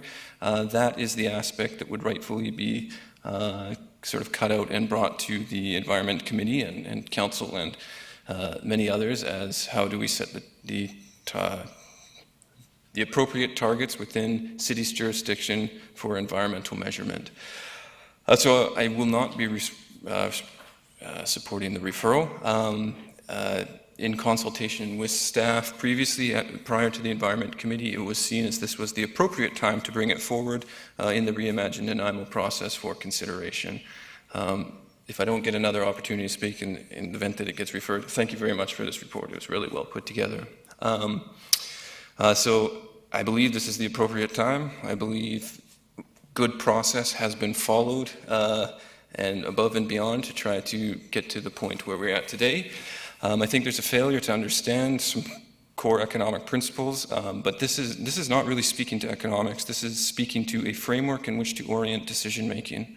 And the donut model or other models, I particularly like the donut model because it makes it very clear how every piece fits together. And I think that's important as a communication tool. I think that's important as a tool for having these discussions with diverse and broad sectors, whether within the city or outside the city. So I will not support the referral, and I hope that it is not referred, and then we can debate the motion, and if it proceeds, so be it, but I would rather make the decision today so then we can get on with phase 2 of the Reimagine Nanaimo process. Councillor Turley. Thank you, Your Worship. Further to Councillor Martman's questioning, I agree we did speak about just about every one of the individual things, but nowhere in the report have I seen the word donut. And that's the problem I have with it. It's not what it refers to. It's the marketing tool, I guess, because it's kind of like it doesn't mean anything in economic development that I understand. And I would like to have the opportunity to unless Mr. Corson disputes my understanding of what our report is saying. We certainly have got things like, well, I'll read them all out here: human capital, environmental, social and environmental capital, and on and on and on. So it's all there, but I'm struggling with the term, so thank you. Councillor Martman again, then Councillor Gesselbrock, and Okay, thank you. then we can vote. Two things. So we did talk about the donut economy because it is in our economic strategy. We actually have the word in our document now in the draft plan. So we have incorporated it, and we did have that conversation to have it in our strategy. But the second thing is, the reason I seconded Councillor Gesselbrock's motion, I understand that first heard, deferred, et cetera, but basically the motion is in front of us because it's a conclusion that staff is telling us if we give them this direction, they can do this. So it says that upon direction from council, staff will prepare a report for the Environment Committee that reviews existing environmental indicators used by the city and by other jurisdictions such as the Regional District, District of Saanich, Capital Regional District, right? These are the things that staff is already saying what they can do to help what council has directed them if we direct them back to take this further. So that's why I supported Councillor Gesselbrock's motion. I understand it's too bad we didn't have it in writing before you so you can see how he took those ideas under the conclusion and put it into an emotion. So unless Councillor Gesselbrock, I believe that's what's occurred. Councillor Gesselbrock, then Councillor Armstrong. Thank you, Worship. A few items. Speaking to the deferral, I think that definitely ample time and effort has been made to bring this through all the proper conduits and supply council with enough information. I do get the sense that there's a few council members that aren't quite up to speed on exactly what this is and what we're talking about, and that's unfortunate. And I think that we can all, take a better effort in closely reviewing the materials and that, but I don't think that there's a need to refer it again to another committee for discussion. To Councillor Turley's point about the marketing of this, I partly agree with the sentiment. I think the word donut does sometimes leave a bad taste in people's mouths, and that it kind of can be a distraction. You think of Homer Simpson, and I get that. Really, it's trying to draw the attention to just a very simple symbol of a circle with an outer edge and an inner edge, and the understanding that there's ecological limits and there's social foundations that we need to run our economy inside, because they're actually immovable limits. You run outside the ecological limits, your whole economy collapses because weather gets all weird, you've got pollution, you got issues. If you run outside or the social foundations, you just get social disorder and chaos, and your economy can't work. And so it's a very simple concept, and that's why they use that symbol. Places have, instead of using the donut, have actually used a circular model. Circular cities is being used. Right now, we're in a midst that the framework is currently being developed in all different jurisdictions and times, and there's starting to be some consensus of what does this sort of emerging framework look like in terms of setting up our economy and our cities. And there's going to be issues on what you're going to call it. I'm very content that in the city portrait process that we can give the name of our framework Nanaimo's own unique name and stamp on it. That can get across the concepts as best as it can. We don't need to call it the donut and have Homer Simpson be our mascot. And that can be the process that we're going through in the Reimagine process to find the name of what we want to call it. I'm totally fine with that, and I don't think that the motions on the floor are locking us into it. Councillor, we're speaking of the deferral, not the naming of the donut. Okay. So, in terms of deferral, I'm not in favor of it. I think it's just going to delay things. Staff need direction. I apologize on splicing together the original motion and what staff had written in the report. I thought it would just make it clear and concise of the direction that we were giving. If it makes it easier for council to go with the original motion so that we're clear on that and that staff just has the understanding of what we'd like them to do based on the report, I'm happy to go that route and happy to have more discussion on that. But as it stands, I will not be supporting the deferral. Councillor Armstrong. Thank you. Just in reply to Councillor Martman, nobody in Canada is using the donut model, as you referred to.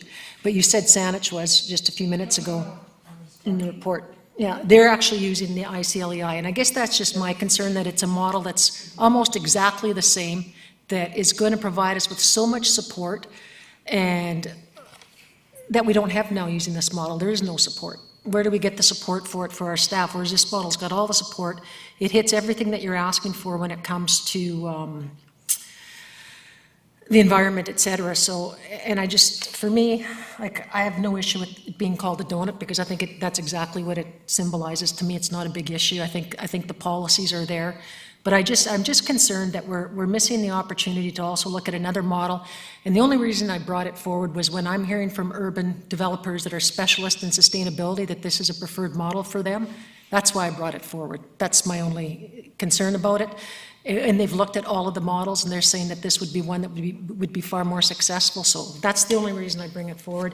The reason for the deferral, referral, as I said, is we're trying to grow our economy. If this has an impact on the economy, I'd like to know about it before I make the decision.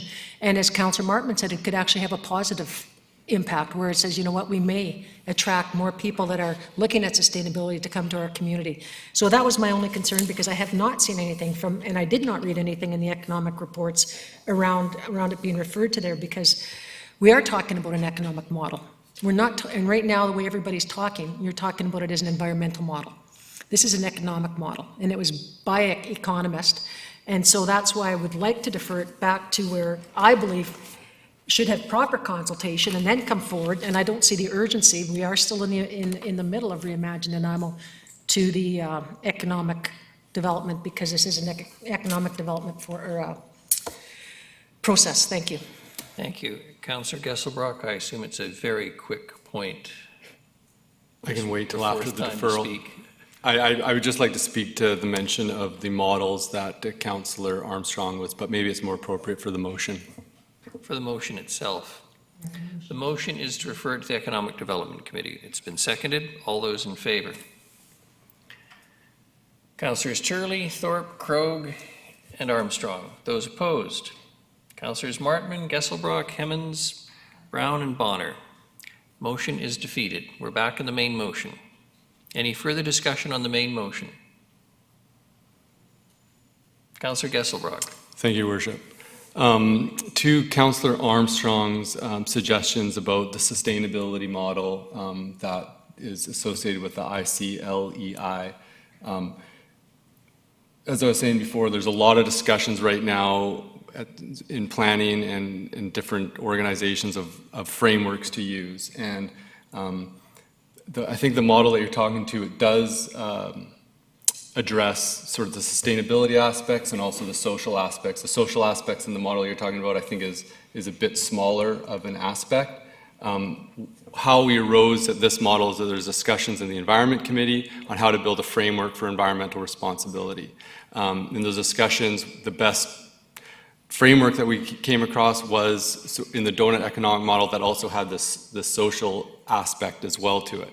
And then looking at that with the OCP, with the opportunity of having a broad model that really ties together everything. And I think everybody's trying to search for that, of how to tie it all together. And I don't think that the model that you're suggesting, I think it's a bit more just looking at the sustainability side of things and not also tying together how sustainability ties against with the social side of things and also with the economic side of things. And there are organizations that have been contributing to the city portrait process, like C40 Cities, and also I think it's called Circular Economy and Circular Cities. And those circular cities and circular economy have been part of the ICLEI group. And so everything is all connected, and it's just what's the best model going forward is bubbling to the surface.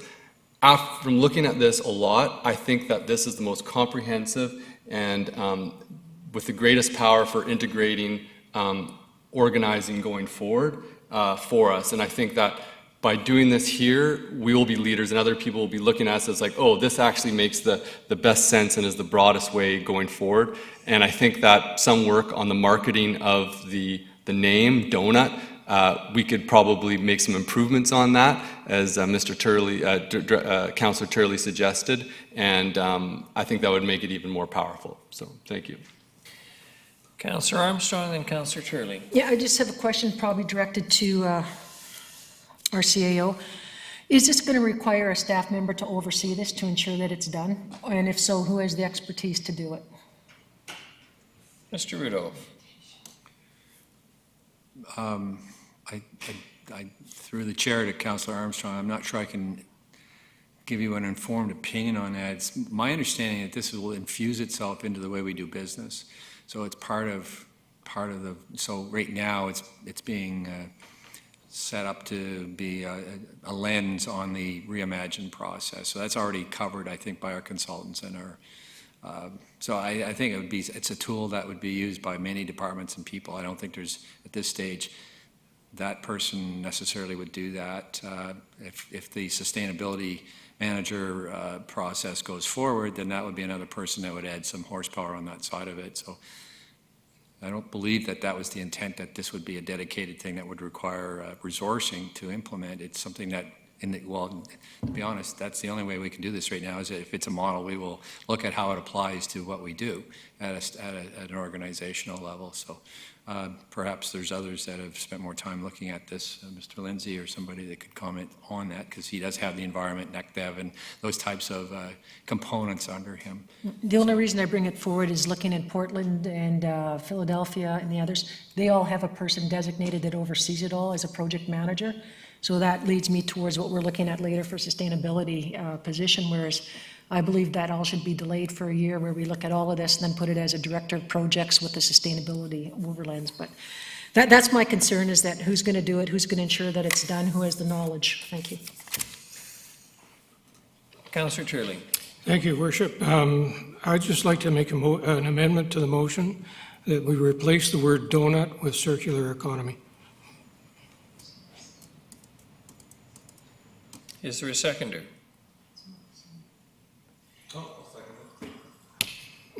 Thank you, Councillor Gesselbrock. Councillor Turley, you want to speak to it? I just think that, you know, in reference to the specific word, everything that supposedly is within the documents of the donut economy has already been discussed at the Economic Development Task Force, but it was referenced to as a circular economy. And again, I think that term is far more saleable to those with interest in investing in our community than the term donut. So, thank you. With great respect, as I said earlier, when it came to this discussion around a motion that's been brought before us that nobody's actually seen, as much as it may seem simple and small, with great respect to the suggestions that are being made, it's rather like replacing the term Christianity with Islam in a motion about religions.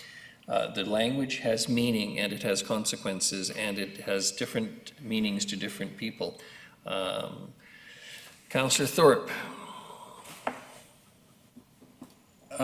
Sorry, Your Worship, my name was on the list and I wish to speak, but is Councillor Turley, has he made a motion?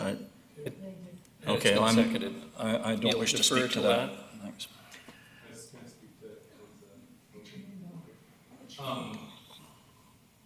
I appreciate Councillor Turley trying to figure out how to make the language sort of make more sense to yourself and the business community. And I think that language is important, and I think it's important that we discuss this, and I appreciate the time to do so now. I think I'm not supportive of making the amendment right now. I think that there's time to have a bit more space to reflect on how we want to change the language and look. I think when Tyler, Councillor Brown and myself first put this forward, we referred to the donut model as the sustainability and social something model to try to encapsulate what it's talking about. And I think just for ease of discussion, the donut clearly gives direction that we're looking at the city portrait process and plus the environmental boundaries and social foundations. And so for now, I think just in terms of clarity, as we work through these details of language, that this is probably the best way to go forward to make sure that we're actioning what we need to action. In terms of circular economy, that languaging is more focused on specifics and on sort of the sustainability side of things and not so much the environment, or not so much the social side of things. And so by using circular economy, it limits the focus down to sort of more material processes and cycling through reuse, recycle, and localizing value chains. And so I think it's important just to maintain the breadth for the purpose of our OCP, to keep donut in there and not use circular economy. Thank you. Councillor Bonner, speaking on the amendment. On the amendment here. Since the amendment did get a second, I'm not going to vote in favor of it, and that's because I understand what the donut means. This is a weird conversation we're having on donuts and stuff like that, but the only other option is to call it a torus, and no one knows what a torus is. So I think the donut actually fits fairly well into this whole process. And I don't have a problem with the name, because I think everyone else can understand a donut and what's good inside and what's not good outside, sort of thing. So I get that. So I'm not in favor of changing it. And I think that any company wishing to come to Nanaimo and spend millions of dollars on anything and understands that we have this embedded in the way we do business will spend the time to make sure they completely understand it before they come here. Thank you. Councillor Armstrong, on the amendment? Yes, on the amendment. I won't support the change to the name because I don't believe it encompasses what the original motion was. I think anybody can go Google what a donut is and understand it. I spent about 3 days trying to wrap my head around it. I think I've got a really good understanding. I mean, I was a cop, I do know donuts. But, so I won't support a change in the name. Thank you. Councillor Brown, on the amendment? Yes, thank you, Worship. I won't support the amendment either. I think circular economy is, well, absolutely crucial. Happy to support lots of things around circular economy is a different concept. So I think this is a separate one, a distinct one. I do believe they are connected. And I think that's the importance of a cohesive and coherent unifying framework, is it connects a lot of different terms, different ideas, and across different disciplines. So I think the donut captures that. if there is some branding things, I would fully expect we'll flush them out through the engagement process in Reimagined, and assuming this goes ahead, and at a future date, if it's clear that there's a lot of negative sentiments around the term donut, we can readjust and rebrand. Councillor Thorpe on the amendment? Yeah, I will speak to the amendment, Your Worship. Thank you very briefly. I appreciate Councillor Turley's intent, but having given it some thought here, I'm not going to support the amendment. I think if we're going to pass this, I'd rather see it passed under its original name. Otherwise, it seems to me we're just trying to sell something under a different name. And I think people need to know exactly what they're buying or what the city is supporting. So thanks, but I'm not going to support it. So we're going to go with Timmy's and not the Krispy Kreme. All those in favor of Councillor Turley's motion to amend? Councillor Turley, those opposed? Everyone else, thank you very much. Back on the main motion. I'm just going to say one more word on this. I appreciate we've had discussion around this table, etc., but getting into the habit of this council, how innocuous or innocent motions may appear, bringing them to this council chamber during the course of a council meeting, I just think is not good governance, and on that basis alone, nothing to do with the merits of it, I will be voting against. Councillor Armstrong, is there something you wish to add? Yeah, I'm just saying I'm voting against because I believe in the ILEICI model more, or whatever said it, more than that one. Thank you. And Councillor Thorpe. Thank you, Your Worship. I'll try to be brief. I think I expressed my opinion earlier. I don't think this is good governance either, like this philosophy or not, but I'm not going to support it. Our city in the past has had pillars of values, and there was cultural vitality and social equity and active lifestyle and environmental responsibility, of course, and economic development, and those are all important. And protecting the environment is very important. But I see this motion calling for this donut model to be the vision for all city initiatives. And I repeat my earlier statement, it has nothing to do with economic development. And in fact, I read it as, and I have done some reading, I've done quite a lot of reading on it, to try and educate myself. I see it as being anti-development. And that's why I would have really enjoyed the viewpoint of the Environmental or the Economic Development Committee, but that vote passed. So I'm not going to support this. I'm all in favor of being responsible towards our environment in all our city decisions. But to me, this is just saying all that counts is the effect on the environment. And so if you want to come here with a factory, sorry, we don't want you. I think that's the message this is potentially going to send. So I'm not going to be in favor of it. Thank you very much. Councillor Martman. Thank you. The reason it's called the Donut Economics Framework is because it's all about the economy. If you read through it, it's about the right economy. So if a factory wants to come here and build e-bikes, I think we'd welcome them. So it is about the economy. It's about us building an economy for the future, whether it's active transportation or it's the way we clean the air or we clean the water or whatever we do. I don't know what the new ideas are out there, but I have a feeling, and I learned this, it was a different topic, but I think sometimes there's a generational gap. Because the way I thought about something to do with females, which was my personal opinion, being a 63-year-old woman, I found out my daughter's, who's not quite 40, was exactly the opposite opinion of mine, which blew me away, actually. So I look at this, and the people I've talked to in our community that are in the business that are 40 or under, they know what the donut economy is, right? These are people, the new people, the younger generation, are studying this in university. They get this. They understand that if we are going to be a healthy world, we establish an economy that cares, that creates money and creates sustainable jobs and work and services for our community, that looks after the people and looks after the environment, but it's definitely economics. That's where it came from. That's what this is all about. So, and as for Councillor Gesselbrock bringing forward a motion, in a way, it's not a new motion, because it says right here in our report, if staff are directed to advance the motion in this staff report, an information report will be prepared for the committee that reviews the environmental indicators, etc., right? Everything that's in that motion is what staff is saying, just tell us what to do and we will do it. But we need you to direct us. And I want to see action done.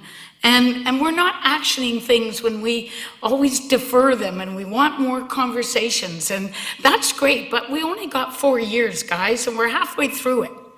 So I'm supporting this motion, and I hope the rest of council does too. Thank you. Councillor Hemmens. Thank you, Your Worship, and thank you all for your comments. This is a really interesting conversation. I am in support of the motion.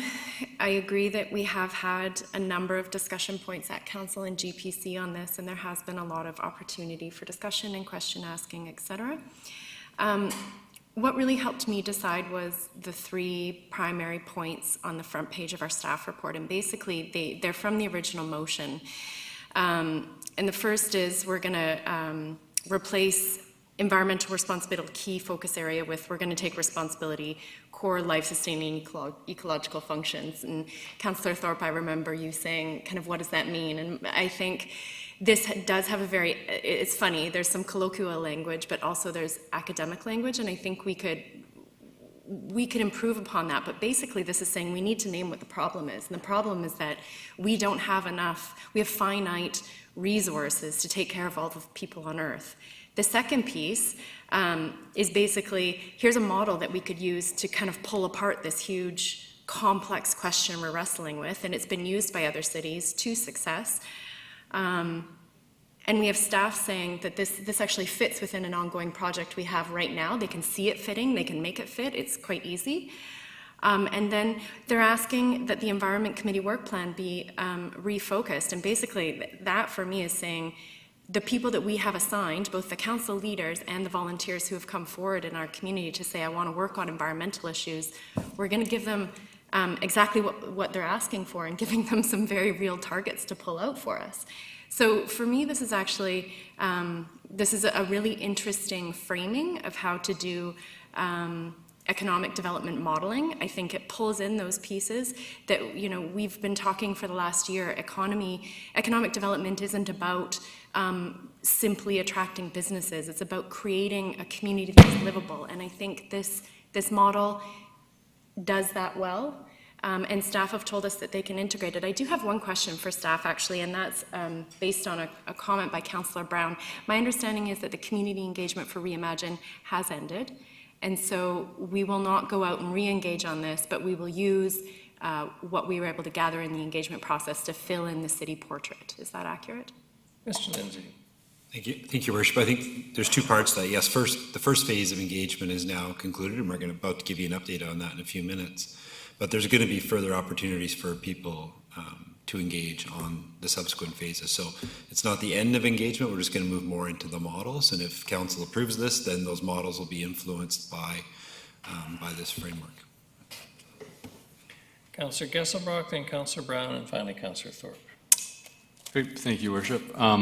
Just speaking to a couple points that were made in terms of this being anti-business and anti-development. I think that it's a serious mischaracterization and a misunderstanding of actually what this model is. And I would invite a deeper reading of the work of Kate Raworth around this. I actually think that this is probably the ticket to economic development, and it's really funny that this model and supporting moving it forward was actually brought forward to me from members from the business community that do sit on the Economic Development Task Force. And so I think that we got to be very careful, especially when we're starting to introduce something like this, to mischaracterize it based on not understanding what this is proposing. And so I think that we would be very wise to engage in this process, and I think that it actually does attract the type of attention that we do want to this community. When people start thinking, oh, look at Nanaimo starting to follow community planning the same that Amsterdam is looking at, and Portland and Philadelphia, those are some big players. And when you got organizations like C40 Cities and Circular Cities that are all part of this process, and that is the type of attention that we want to this community. I can guarantee that most people, sort of, especially from my generation, are looking for this type of stuff in the community that we want to build. But I would say that it's also a mischaracterization that this is just, a generational thing. I think that there's a lot of individuals from all generations that appreciate what this is trying to accomplish, and I think that engaging in this will set us on a very positive course forward. Thank you. Councillor Brown. Thank you, Your Worship. And I do. Pitting the economy with ecology makes no sense because they actually have the same root word, which is eco, which means home. How do you manage your home? How do you live within your home? That's what we're talking about. That's what this framework attempts to communicate and make clear. How are our actions impacting the longevity of our home? And there's a whole host of what we would call economic activities with that. There's a whole host of social markers which we know people shouldn't fall below because their quality, and deservingly shouldn't fall below because their quality of life becomes very negative, and it has a negative impact on others. Just as we know with increasing certainty that our actions are not in balance with our home, Earth, which we live on. That is absolutely clear. So to dispute that and say that this model is out of balance, I would say that's completely incorrect because the current model is out of balance, but we've internalized it as being the one correct model. But we know, like any model, they change over time. So, if adopted, will this model have the longevity? Who knows? I think, like any good policy is like any good scientific theory. It should be up for debate, and it should be up for change, and it should be up for evolution with new information and trying to adapt to the circumstances that come. So, in short, I haven't spoken to this because we've gone through a series of other motions. I am in favor. I've had many conversations with those in the environmental community and also some in the social world, but less so, and also some in the business community. And I think one thing I've heard time and time again is people want leadership from council on setting a vision across many different domains, and I believe this is what does it. I believe we have a wonderful opportunity with the Reimagine Nanaimo process to do so. I believe there's lots of work to be done, and we just need to start, and there's great things going on that can plug into this, and then they start to make sense to people of how they all fit together. I'm going to steal someone's line that's in this room. I think it's a really good one, and I'm going to butcher it a little bit. Sustainability isn't the problem. It's the solution. It's the path forward. And so that's sort of, when that line got said to me, I thought that clearly articulated that we view sustainability as a problem, and that's an incorrect way of viewing it. We know we have to move forward. That it's just whether we have the courage to do so. Councillor Thorpe. Thank you, Your Worship. I won't prolong this. I can count votes, but I will not support this. And if the Environment Committee chose to adopt this and support this philosophy, I would say fine. But what sticks for me is that we're asking that this be the guiding principle for all city decisions. And I have to respectfully disagree with Councillor Brown. I don't think it is balanced. I think it's extremely unbalanced because all it is concerned about is environmental concerns. And yes, we want to act responsibly in terms of the environment. I disagree with you, Councillor Geselbrecht, and I have done my research on this, and I know that some on this table support this concept, but I also have had reading of reviews that are very critical of it. And if you don't agree with those, I'm sorry, but I have read those as well. So to me, this is just too one-sided. And I mean, I could come here and make a motion that we use supply-side Reaganomics as our guiding principle for all city decisions. I don't think that would be balanced either. But to me, this is just too all-encompassing, and I can't support it for that reason. Councillor Gesselbrock. Sorry, I apologize speaking out of turn. I think just the statement that this is only focused on the environment is just, it's straight up inaccurate. I mean, the whole model of the donut is within the environmental limits and the social foundation. So right there's the environment and social considerations, and then economic considerations. So there's three elements to it. That's the whole purpose of the model. And even if you don't agree that the economic considerations are a part of it, which, you know, looking into it deeply, it's like the fundamental aspect of it. It was developed by an economist. It still has the social foundations. And so an accurate statement would be that this is addressing environmental considerations. That, right, coming out of the Environment Committee, that's important. The social foundations, which, you know, we've got a health and housing task force, and which I believe very strongly, economic considerations, which would be, you know, what the Economic Development Task Force is talking about and how to integrate it. And I think that that would be a much more accurate representation of this. And so to say that is just focused on the environment is straight up wrong. Councillor Bonner. Thank you, Your Worship. I agree with Councillor Gesselbrock.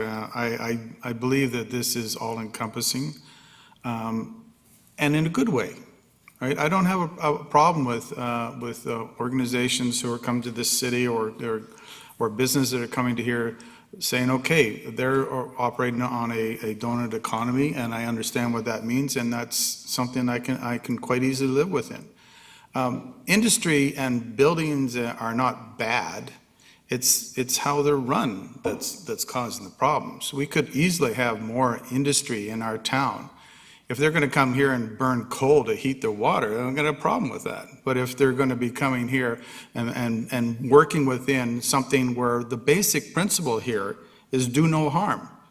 And as long as that is the concept I see coming out of this donut economy, and I'm quite in favor of it, and quite honestly, I want to attract the businesses and the people to this town who also like that concept.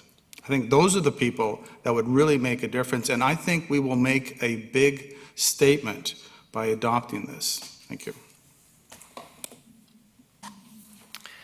It's very hard to vote against mother and apple pie. But that's essentially what I'm going to do today for the same reasons I enunciated probably about 30 minutes ago when this innocuous 45-minute debate started. This is why you bring notices of motion ahead of time so that everyone feels comfortable looking at it and being able to read it and review it. It's why we have staff reports. All those in favor of the motion, Councillors Martman, Gesselbrock, Hemmens, Brown and Bonner. Those opposed, Councillors Armstrong, Krogh, Thorpe and Turley. It carries. Thank you very much. We are now at the 3 o'clock recess, Ms. Scurry. 15 minutes, no more, please. We have a great deal left to discuss this afternoon.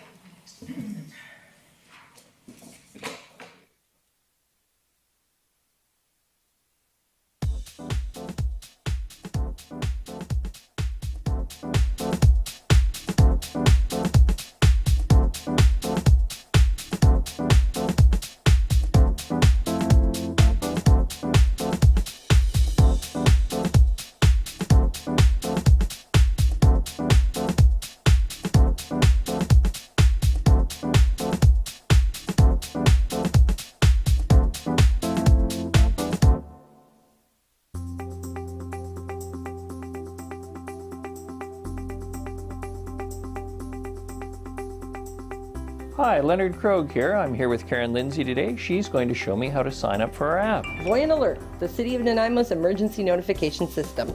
So we'll start by going into the App Store, Mayor Krogh. Done. Next, you're going to hit search. And you're going to search for the app, which is Voyant Alert. So it's V-O-Y-E-N-T. Now you see, it's already selected it. Click there. Hit get, and then we're going to install. And why are we downloading this app? We're downloading that so that you can get this onto your phone system, and what it will do is it will send you a push notification out.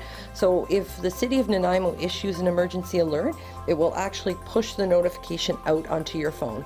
The really nice part of this app is that it's anonymous, so it goes by postal code. So we're not requesting you to put your name or personal information in, it just works off of the app through your phone system. There are also, if you have family members or friends that maybe don't have a smartphone or would like another way, you can also sign up online or call our Public Works Department, and they have phone and texting options available as well. So there's lots of options for people depending on what their needs are. Fabulous. So you can rest with some comfort knowing you can find out what's necessary and know that people who are important to you are notified. Absolutely.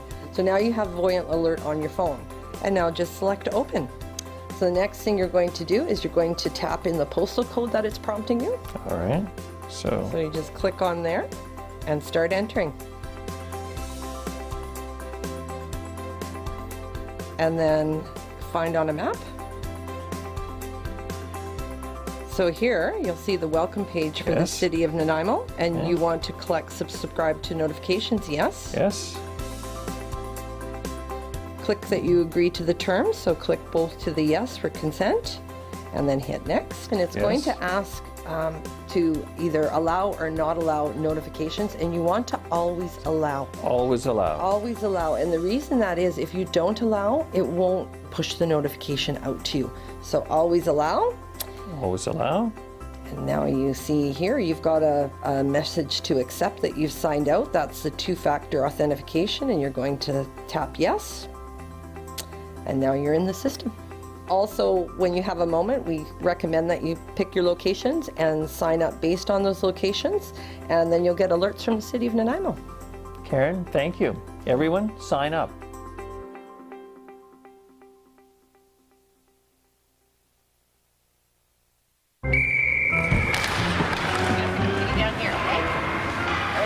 Oh, hey, Tiana. Hey. It sure is the coldest rink in town. Thank you. Oh, yeah, buddy! Nice save, James! Wow, your goalie is keeping you guys in the game. Cheers. Cheers. Oh, man, that's hot. Sorry, that's the way I like it. Oh. Go, go, go, go, go, go,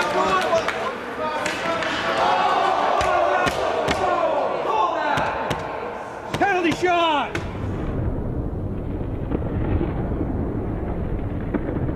Scalds from hot drinks are a leading cause of hospitalization for children under 5. 2 minutes, stand in the front, unsportsmanlike conduct. Hot tea and coffee will cause serious burns to a child in less than a second. Got it, kid? Use the lid.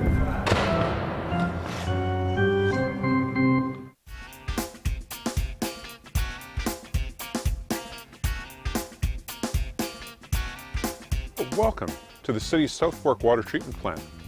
This is where we take water that we would collect in our lakes and rivers, pipe it, we filter it and treat it before we send it off to the city's distribution system in your taps. This facility actually does a better job than most home filtration systems. The water that comes into your home that you use every day, that you bathe in every day, that you wash your clothes in every day, is cleaner than anything you can get anywhere. Here you see filtration in action. It's kind of like watching paint dry. There's nothing to really see. But if you look in the tank, you'll see the froth on the top. That's dissolved organic matter, and when we aerate the tank, that froths up, and that's why that's up there. We take all the little particles, all the organic matter, any insects or bugs that might be in the water, and pathogens that we're trying to filter out, they're all gone. We filter the water using a series of membranes. So what we're looking at here is a membrane filtration module. So when I talk about the membranes filtering the water, this is what we're filtering the water with. And while you might think that the water flows through like the baleen of a whale, it's not true. These are hollow fiber membranes. So each of these little tiny strands are hollow, just like a shoelace. And the membrane is wrapped around the outside of these tiny little hollow fibers. So these sit in a bath of water, raw water, and then we pull the water through the wall of the straw or the shoelace, and then it travels along and it collects in this vessel at the end here. And this hole at the end is where we pull the water out. And the membranes are like an almost impermeable waterproof layer that we pull the water through. So now we're just left with clean, pure drinking water. Take care.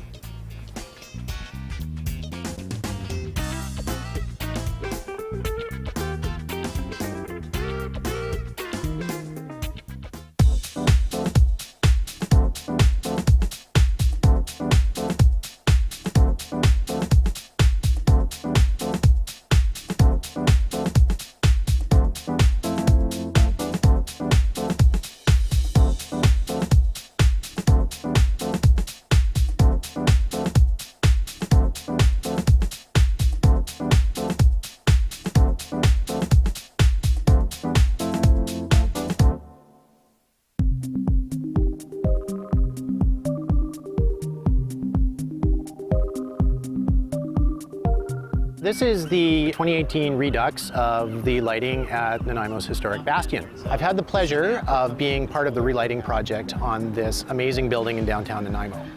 So what we did is we've replaced the original high-pressure sodium lights, which basically did an okay job of lighting up the bottom 10 feet of the building, and replaced them with modern LED lighting that has the capacity to change color. We can run through a number of different colors that we have pre-programmed here in a pink, a purple, a green. Probably my favorite on here is Rainbow Chase for Pride Week. It'll actually run all the way around the building all the time. With this new technology, organizations can now request that the bastion be lit to promote their cause by going to the City Nanaimo website and following the instructions. Go to Your Government, Bastion Lighting Requests, complete the lighting request form, and submit. You will hear from us within a couple days if your request has been approved, and the bastion will be lit in the colors that you have requested. If you have any questions, please contact the Mayor's office at 250-755-4400. So the next time you're in downtown Nanaimo at night, come on and check out the new dynamic lighting at the Bastion.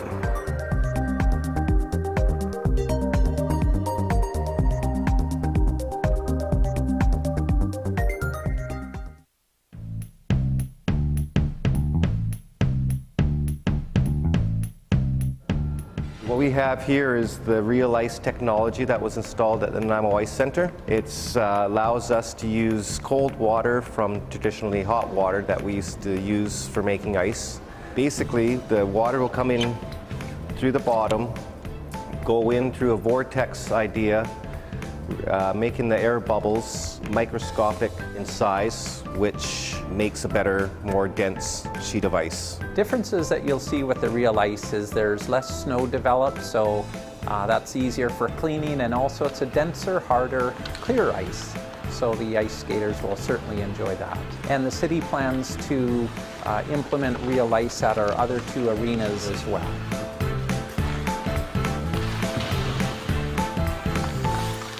Some of the other efficiencies we've implemented in this facility are LED lights in some areas, and we've also, in the last few years, installed a higher efficiency refrigeration system, which lowers our energy costs. Both Zambonis at our facility are now electrically operated, so there's no harmful emissions, and they're very quiet as well. So what this means for the city is that we're able to use less energy and also reduce the amount of greenhouse gas emissions, which is more beneficial to the environment.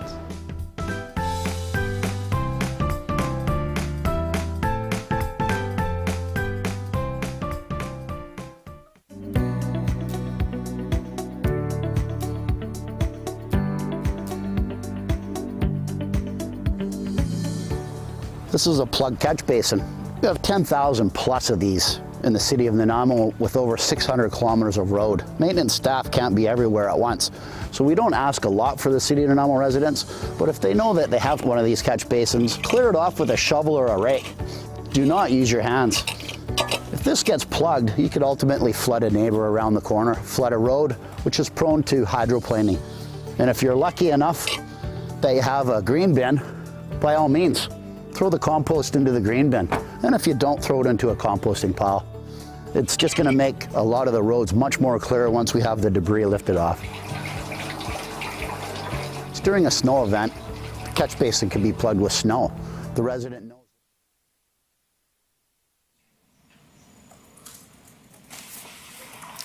Thank you very much. Let's resume. Ms. Gronsdal, welcome back.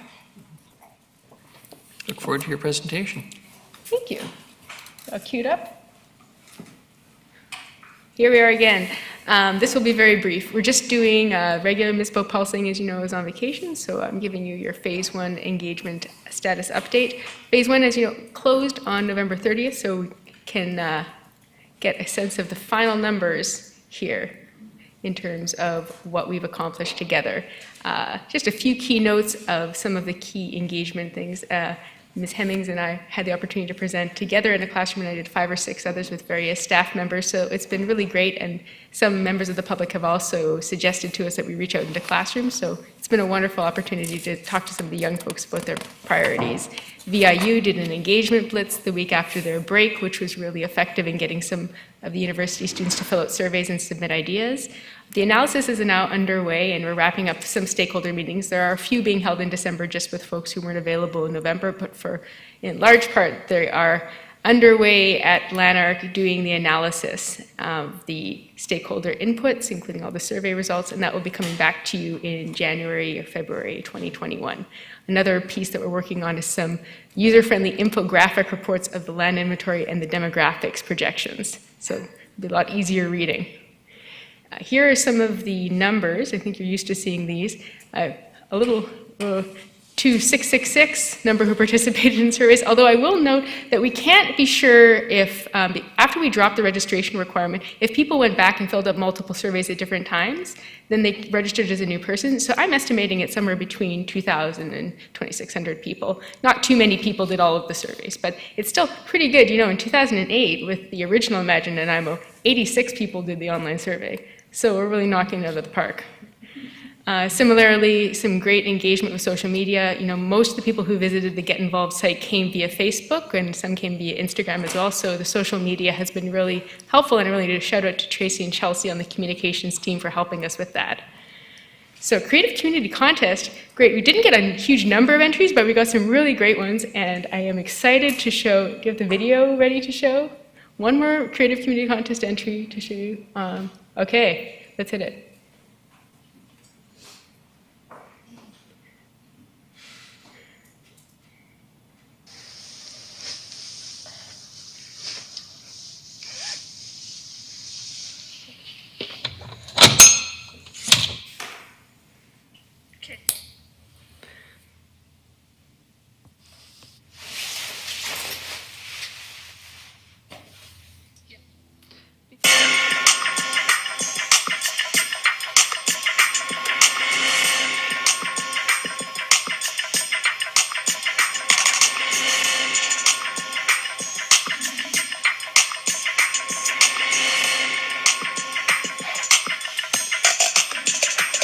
You know we like to go biking, helmets on, let's pump it up. Yeah, it sure beats hiking, but in Nanaimo something's up. I was riding through my neighborhood, coming back from school, and I saw this brand new bike lane and thought that's pretty cool. So I upped my game and got in the lane and pedaled along without a care. But lo and behold, only 5 meters in, it ended leaving me in despair. What we're really trying to say, and we don't mean to dismay, but it kinda came to our attention. Bike lanes here are inconsistent, sometimes they're non-existent, and we have a few suggestions. Number 1, the ENN. We think it's pretty great. If it were longer, more widespread, then it would be in a better state. Number 2, every road should be accommodating, a lane for every street. Then our town would be complete, because bikers here are disappearing. And why is biking important? Well, it keeps our city clean. Less gas emissions. We're on a mission to make transportation green.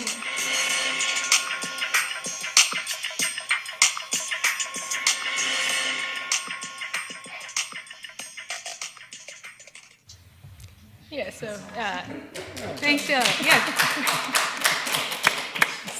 So lots of great enthusiasm for the Creative Committee contest. We will be doing the draws at the end of the month and doing a press release around that. So, and just on to the last slide here. The next time you will see us, it'll be in the new year. I believe it'll be at a GPC where we'll discuss, I think, neighborhood planning, but I'm not sure if that's totally set yet in terms of the agenda. And then we'll be coming back with the full Phase 1 engagement summary sometime later in January, early February. All right, are there any questions? Councillor Armstrong. Yeah, I just wanted to thank staff for the engagement process. I mean, the fact that we had 220,000 hits on Facebook and over 2,000 people in the surveys, that's really good. It seems like a small number, but when you compare it to other places and whatever, great job. Thank you. Thank you, sir. Councillor Hemmons. Thank you, Your Worship. I just want to echo that and my gratitude to Ms. Kronstall. The time that we spent in the elementary school classroom was just hilarious. And Karen was the super planner, and she talked about how exciting it was for the youth to plan their city. And it was such a great opportunity to see our planning staff in action. So thank you for that, and thank you for all your work. Yeah, and thanks to the school district for making that possible for us. Thank you very much. Councillor Bonner. Sorry. Worship, and I want to thank the folks that put together that video in which they attempted to rhyme accommodating with disappearing, and you can only do that in rap, so thank you.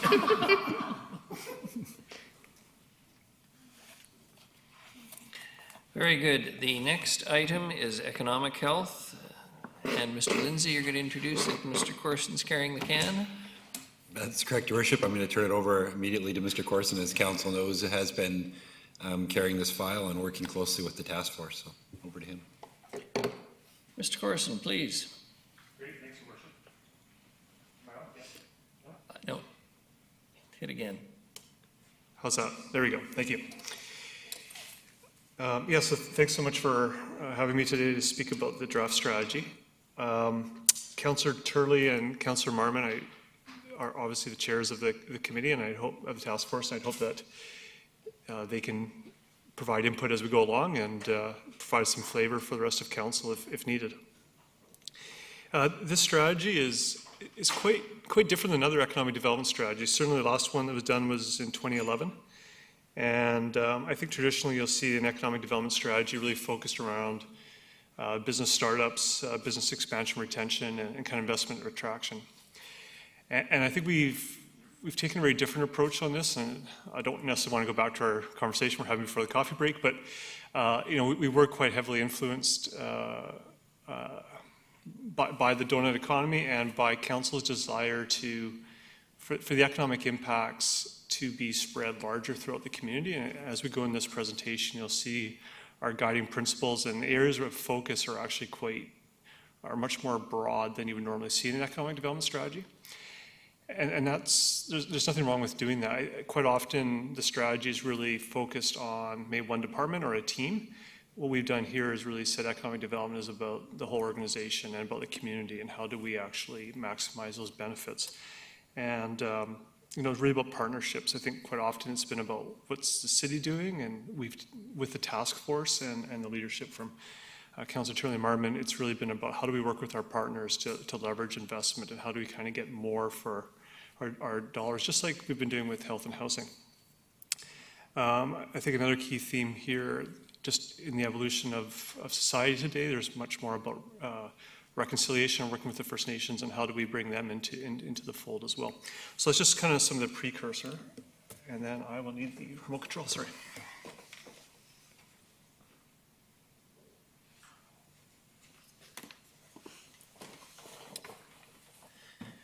So I'm just going to kind of take you through the presentation following these steps. Just want to kind of start back at the actual task force mandate, and a little different than health and housing, where 2 years ago council identified economic development as a priority and set us off on doing this review of how we deliver economic development. And Mr. Nielsen did the report for us and came back with a recommendation that we should deliver economic development through staff in-house as well as having an external agency. And he also recommended that we develop a strategy and that we establish a task force, which council did last fall. We got the task force up and running, and included in the membership is SFN, VIU, the airport, MPA, Chamber, Community Futures, and 5 members at large who've all contributed. We've had 11 meetings so far.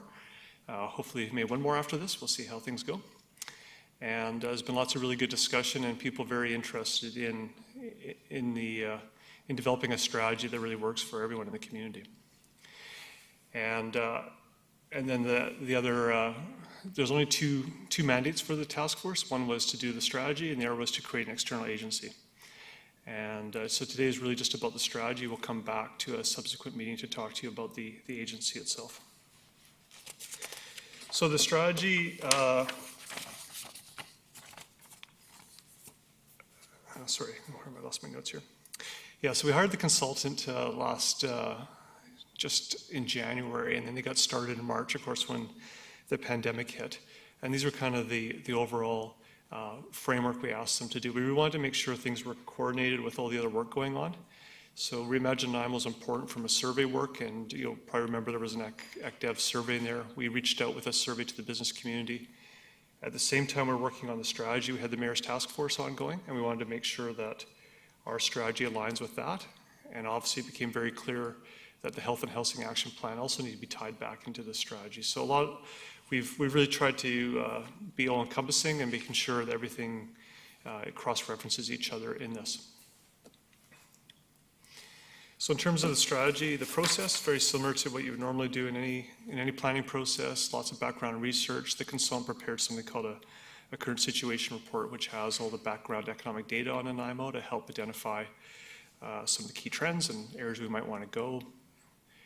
In June, we had a really good set of focus groups with the business community around themes and got a lot of great feedback. We did some scenario planning, we did those surveys. We had another workshop in terms of the strategy, trying to start mapping it out with the vision and mission and kind of priority areas. And then we're hoping to wrap things up before Christmas, but I think we're going to need just a bit more time. But this is the draft strategy in front of you. I think it's had lots of feedback from the task force itself. And we actually had a bit of a working group at the end to help massage it and get it to a place where it is today.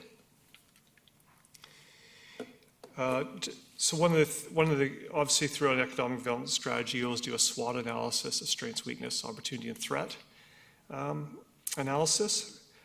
I always like to kind of focus on the positives on here. Nanaimo has a lot of strengths. Certainly, you know, the harbor and with the port and our ability to be a distribution hub is something I think is a real strength. Where we've always been a regional service center. I think that's getting even stronger now as Nanaimo really becomes the focal point for the island north of Victoria.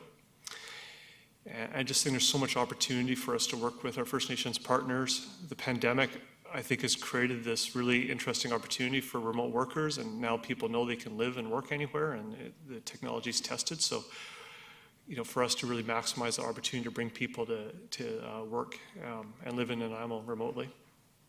You've been spending a lot of time talking about the downtown core and waterfront. Again, that's where we're putting a lot of staff effort and energy and investment from council, and I think that's going to pay off. And certainly the technology and the knowledge economy are all kind of coming together right now into some interesting initiatives that I think we're going to be able to leverage nicely for the community. One of the things we did was through the community survey and the business survey was talk about goals and priorities and areas of focus. And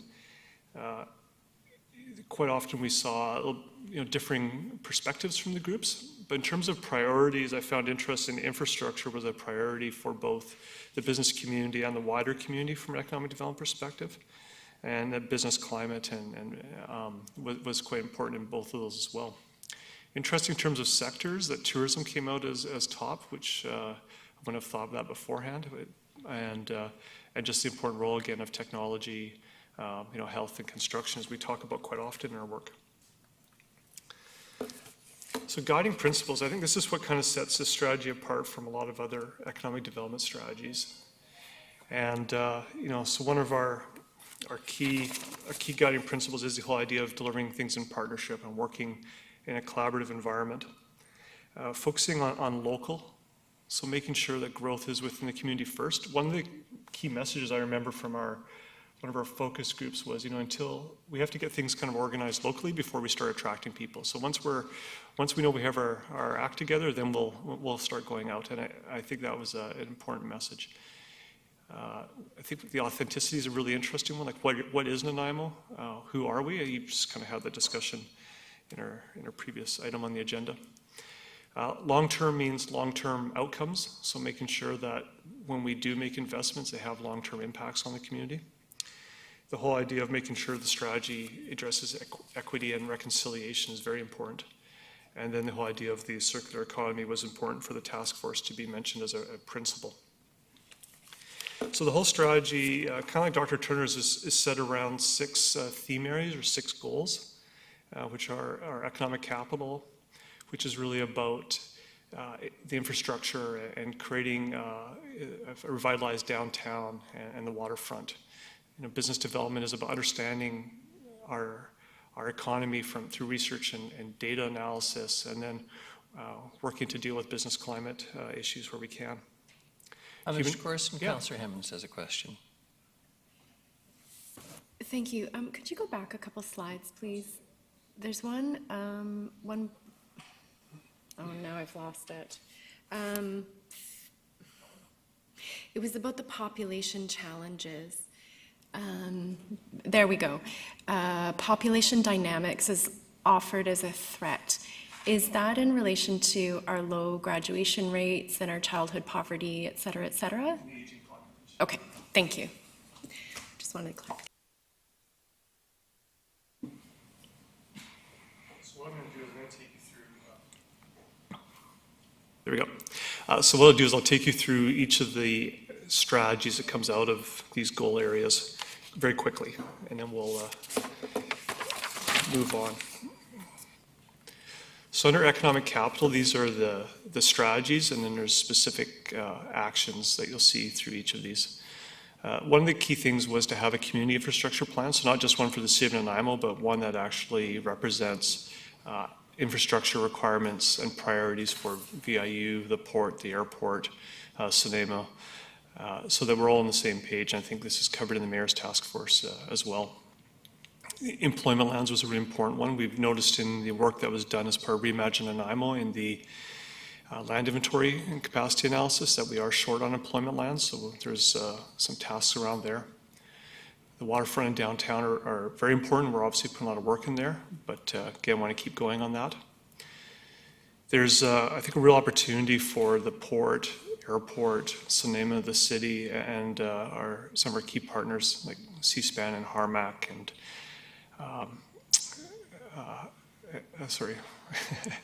and the Port Authority all come together to work on this whole logistics hub for Vancouver Island and what that could mean and the opportunity that could bring to the city. Through these discussions, we had a really good, interesting talk about broadband, and we did spend the money, spend the time working with TELUS to bring the pure fiber to the city, but there's also opportunities through something called the Connected Coast to bring broadband to the city, which we could then set up our own utility and work with VIU and Sanema. And there's just some really interesting opportunities to help differentiate Nanaimo compared to other communities. We actually have broader, more stable internet access than pretty much anywhere else on the island, so that's a great opportunity. The consultant was very keen on pointing this one out, focus on the urban tourism product. So how do we differentiate ourselves? It's really about lots happening in other areas, but if you're going to come to Nanaimo, what is the product? So focusing our economic development efforts on product and not marketing. And then I think Ms. Hayes would definitely echo the need and the opportunity to kind of create the health center of excellence in Nanaimo and make sure we work and leverage the investment that Island Health and the province can bring to Nanaimo. So those are kind of the economic capital ones. I find those ones very interesting because I think we have momentum on a lot of those files, and it's really about making sure we keep those going.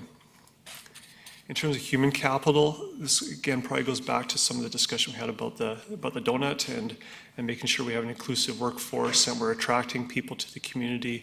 We're developing skills, and we're making sure people, the skills in the community actually match the job opportunities that are here. In terms of social capital, this is really, a lot of this is tied to the health and housing and making sure that we have strategic partnerships with the nonprofits and with the province and BC Housing. The healthcare capacity is an important one. Councillor Armstrong just mentioned that a little while ago. And then the Indigenous economic reconciliation, Mr. Smythe from the Chamber has been working quite hard on the indigenomics and making sure that Sanemu and the rest of our First Nations communities are able to take advantage of kind of that wave of investment and opportunity that's coming.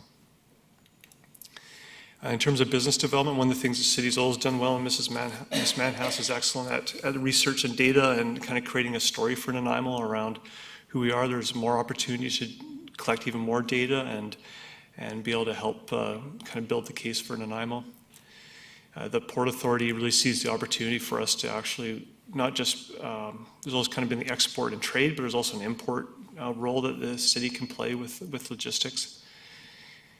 The positive business climate's a very important one for when people come into the city, that they feel they're being treated with excellent customer service and their applications are dealt with in a timely manner.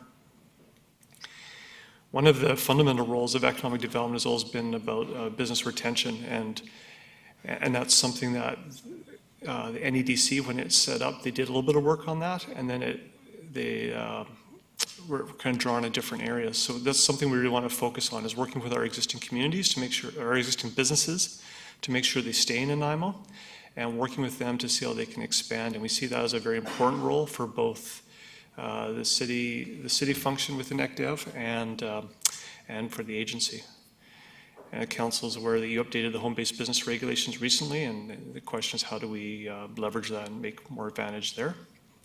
And then the whole pandemic has made us realize that if we want to be strong from an economic development perspective, we actually have to be ready for these unforeseen events and be prepared and being able to recover. I think innovation and tech has been a lot of the focus on ECDEV. Certainly NEDC spent a lot of time focused on kind of building the tech sector. And certainly it's still important here. I think it's something we want to focus on, but I want to make sure it sits within the overall context of our other priorities as well. And then placemaking attraction, again, has always been a key thing, which has been going off and trying to find companies to come to Nanaimo, and that's very, very important. But again, I think in this strategy, it's placed within the larger context that, yeah, we want people to come to Nanaimo, we're open for business, but we also want to make sure that we're ready to welcome businesses, and that we have land available, and we have a workforce that's available, and the businesses that come actually meet kind of our vision for the community. So one of the things we asked the task force to do, because if you've looked at the strategy, you'll see there's a lot of actions in there, as there always is, and the task force came up with these priorities really probably for year one, and that is to get the external agency set up in 2021, continue to help work on the passenger ferry file, provide support for health and housing, make sure we're advancing Port Drive and the waterfront walkway projects, working to improve our development processes, which we are doing at the moment and will continue to do. Right now we're reviewing the building permit process. There's probably opportunities to look at other processes. And the port's quite keen, and the airport, to get moving on this transportation logistics hub opportunity. So the report has a implementation timeframe to it that shows you kind of the key areas of action over the 3 years of the strategy. I think this is ambitious. It's good to be ambitious. We'll do as much as we can, but basically this gives you an idea of where we would be focusing on. You'll see the talent attraction and placemaking is really something that happens later once we're up and running and ready to go. So in terms of next steps, we're hoping to get some feedback from council if there is any today. We are going to be asking our partners to bring their feedback to the table, so Sanema, VIU Airport, MPA, the Chamber of Commerce. And then we'll have a meeting hopefully in January to solidify the report. I think most of the task force members were happy with this draft, but we'll get their final feedback on that. I'm going to ask the consultant to prepare a year one action plan, which is very specific for work that we'll be doing in-house in the agency, so it's very clear what we expect our staff and the agency to do in year one. And we have to be realistic about that too, from a resourcing side of things. In terms of in-house, we have Ms. Manhas as our sole employee, and then in July, hopefully we might have a manager of economic development in, so the city will have a little more power, and the agency realistically probably won't be in a position till the summer either to be up and running. So the work plan needs to be realistic in terms of what we can deliver in 2021. We're going to complete the agency charter with the task force in January, and that's a discussion that Councillor Turley and Martin and I will have with our partners. And you might remember the way the agency is structured, it has Class B shareholders, and we need them to come back to the table and clarify their level of financial commitment.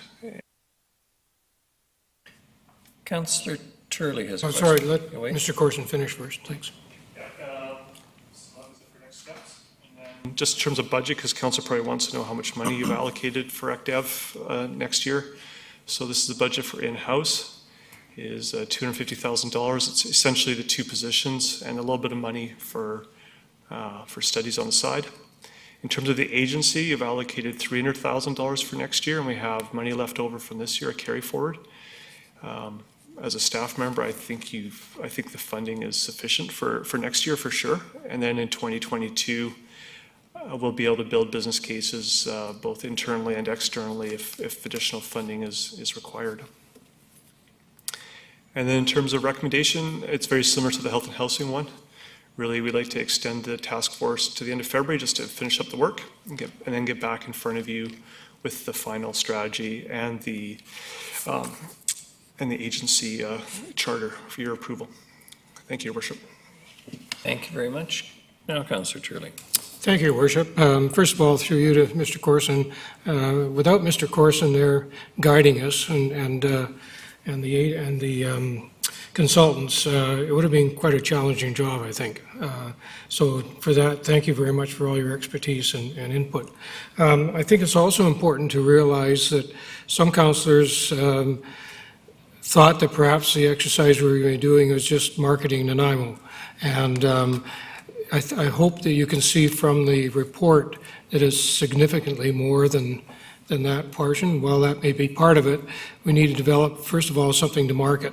And I think that I think almost universally everybody on the task force agreed that it should be project driven as opposed to, well, let's get XYZ business to set up in Nanaimo. Let's set up the strategic infrastructure that we may need for some of these first, and then hopefully that news will get out and that will come. So I'm quite excited about this. I think that the next step is probably one of the key ones, and that's to make sure that we do get some Class B shareholders bringing either cash or other useful things to the table, such as office space, that type of thing. It doesn't have to all be cash, but of course cash is always well received. And I think the only, I hesitate to say this, but the one disappointment I had was with one specific group that we invited to attend. They attended a couple meetings, and then we went to them to try to get input, and it was a bit of a struggle, although I think now things are looking better. Perhaps that's something that is an experience across the board with task force. I don't know, but or perhaps we had approached the wrong members of those particular groups, and something that we need to consider further down the road. Thank you. Thank you, Councillor Turley. Councillor Brown. Thank you, Worship. Reading the report, I very much agreed with the comments there from Councillor Turley. I think there's some really good structural and foundational pieces in the report that are worthy of focus, and is much more than just branding and marketing. It's about creating conditions where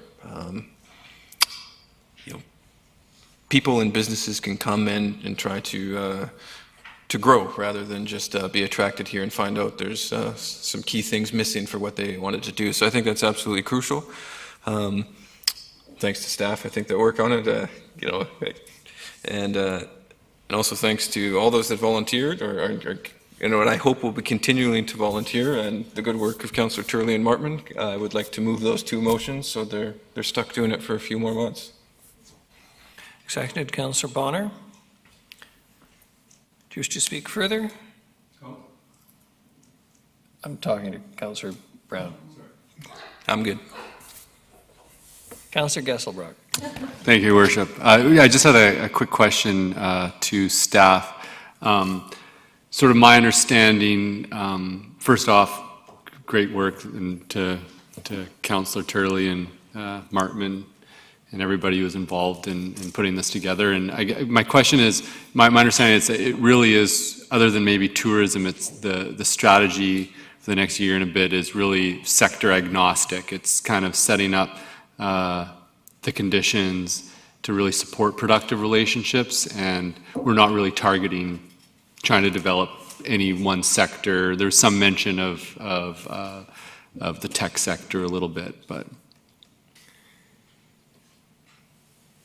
Yeah, through your worship to Councillor Gesselbrock. That is the idea. In terms of the tech sector, we see there's some major infrastructure pieces that are available for us in the next year or two that we can work with our partners on. And one is that Connected Coast, which is bringing maybe council may or may not be aware of this project, but the idea is to bring a fiber optic connection from the Harbour Centre to the island, and then it basically circles the island and goes up to Prince Rupert, and Nanaimo is actually the hub for that, and we'll have double redundancy compared to everywhere else.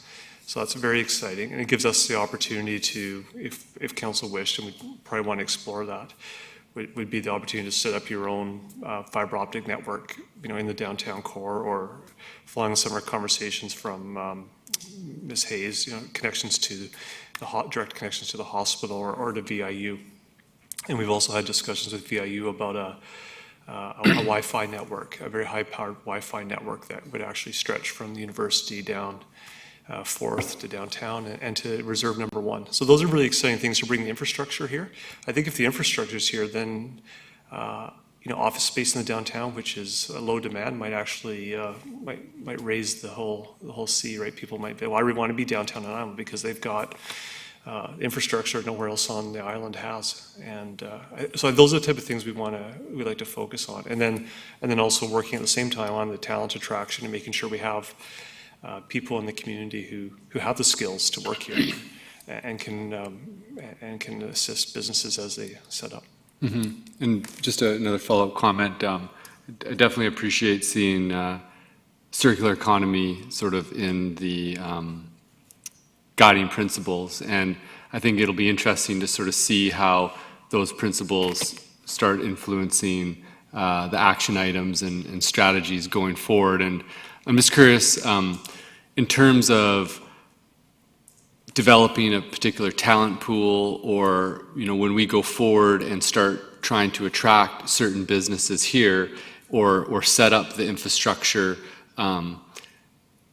of our community so that it's amenable to maybe certain types of industries as opposed to others, will we start seeing, say, a principle like circular economy play out in how we're approaching sort of the talent development or the marketing strategies for attraction? I'm just curious how that kind of plays out, and if that's something a little bit down the line.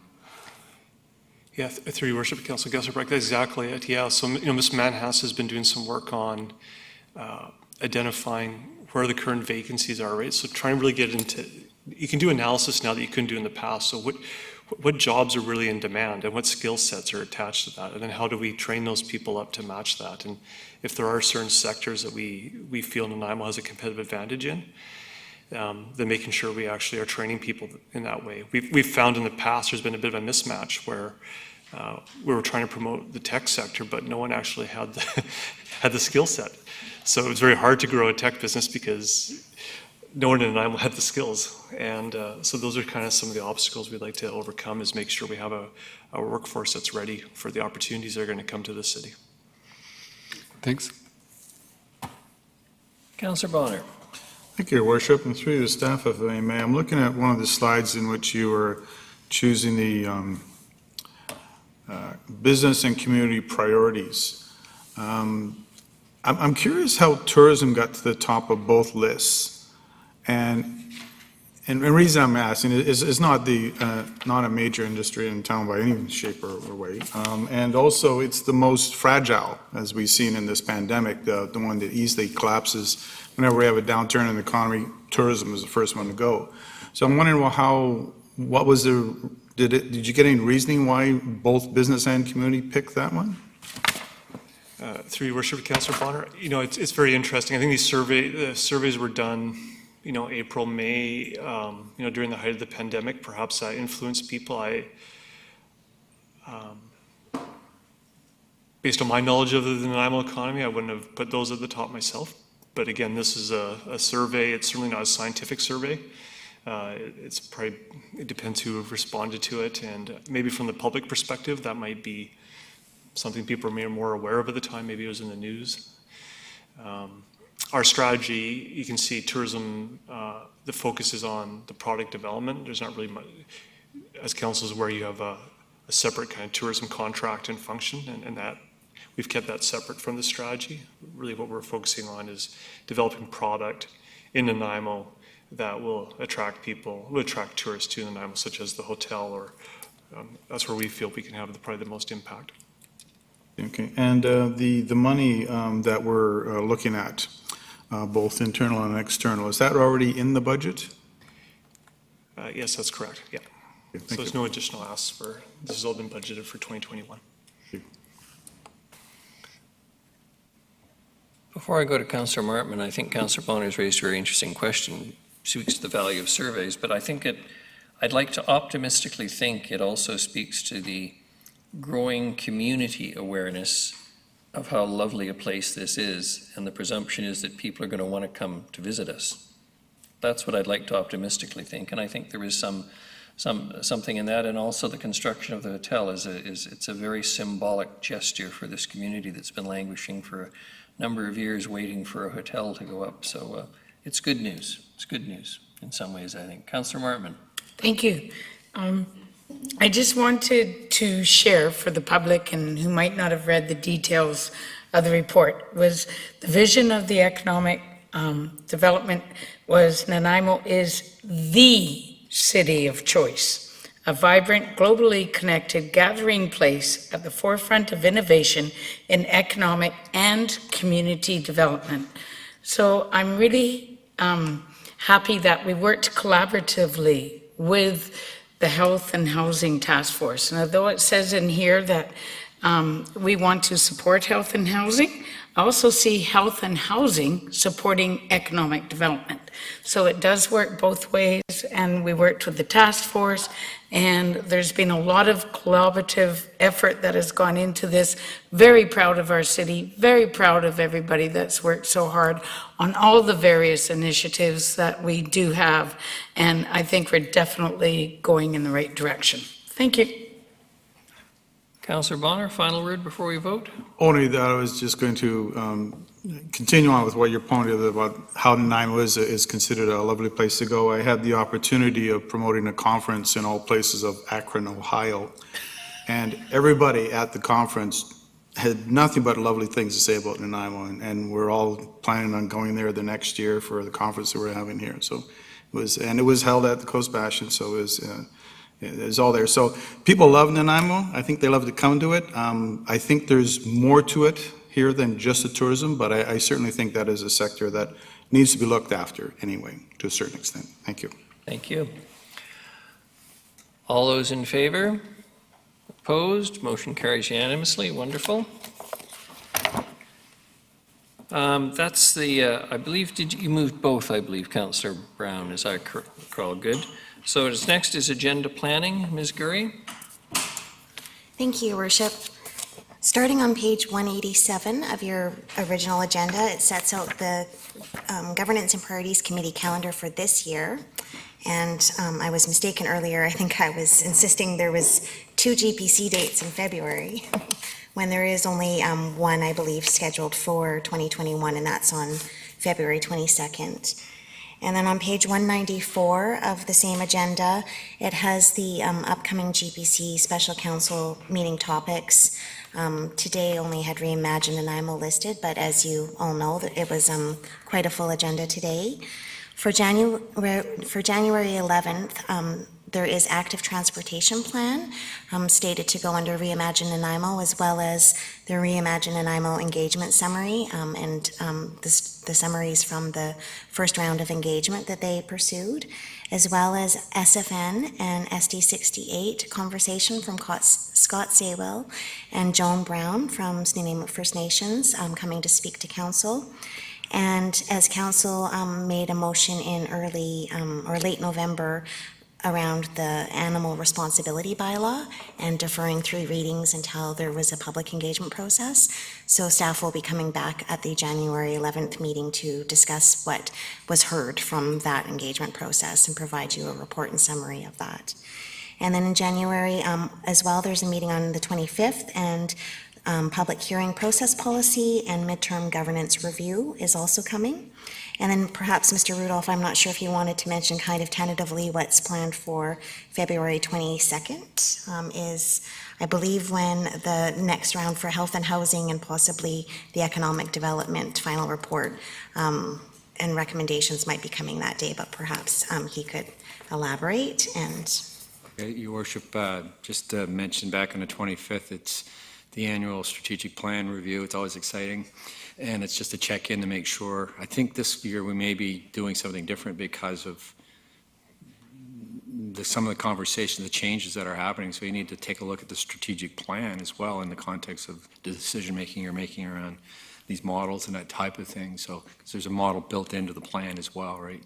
So that would be just that, and then it's a good check-in and just I think 2 years in, you should probably do a bit of a governance update, and I've asked Ms. Scurry to look at that from a procedures point of view, and we could also broaden that significantly if we wish. But anyway, that's that. As far as the GPCs and the return of these 2 task force reports, just trying to protect GPC space so that you have enough time to deal with it. That's all I'm attempting to do. So if it was suggested today that we have just nothing but health and housing on one of those meetings, then we just need to bookmark that, and then we have time for some of these other things. So it's really protecting the major topics for those times. So it really depends on what comes back and how fast it comes from those 2 task forces, but I'm anticipating, sounds like both of them are ready to come back in February.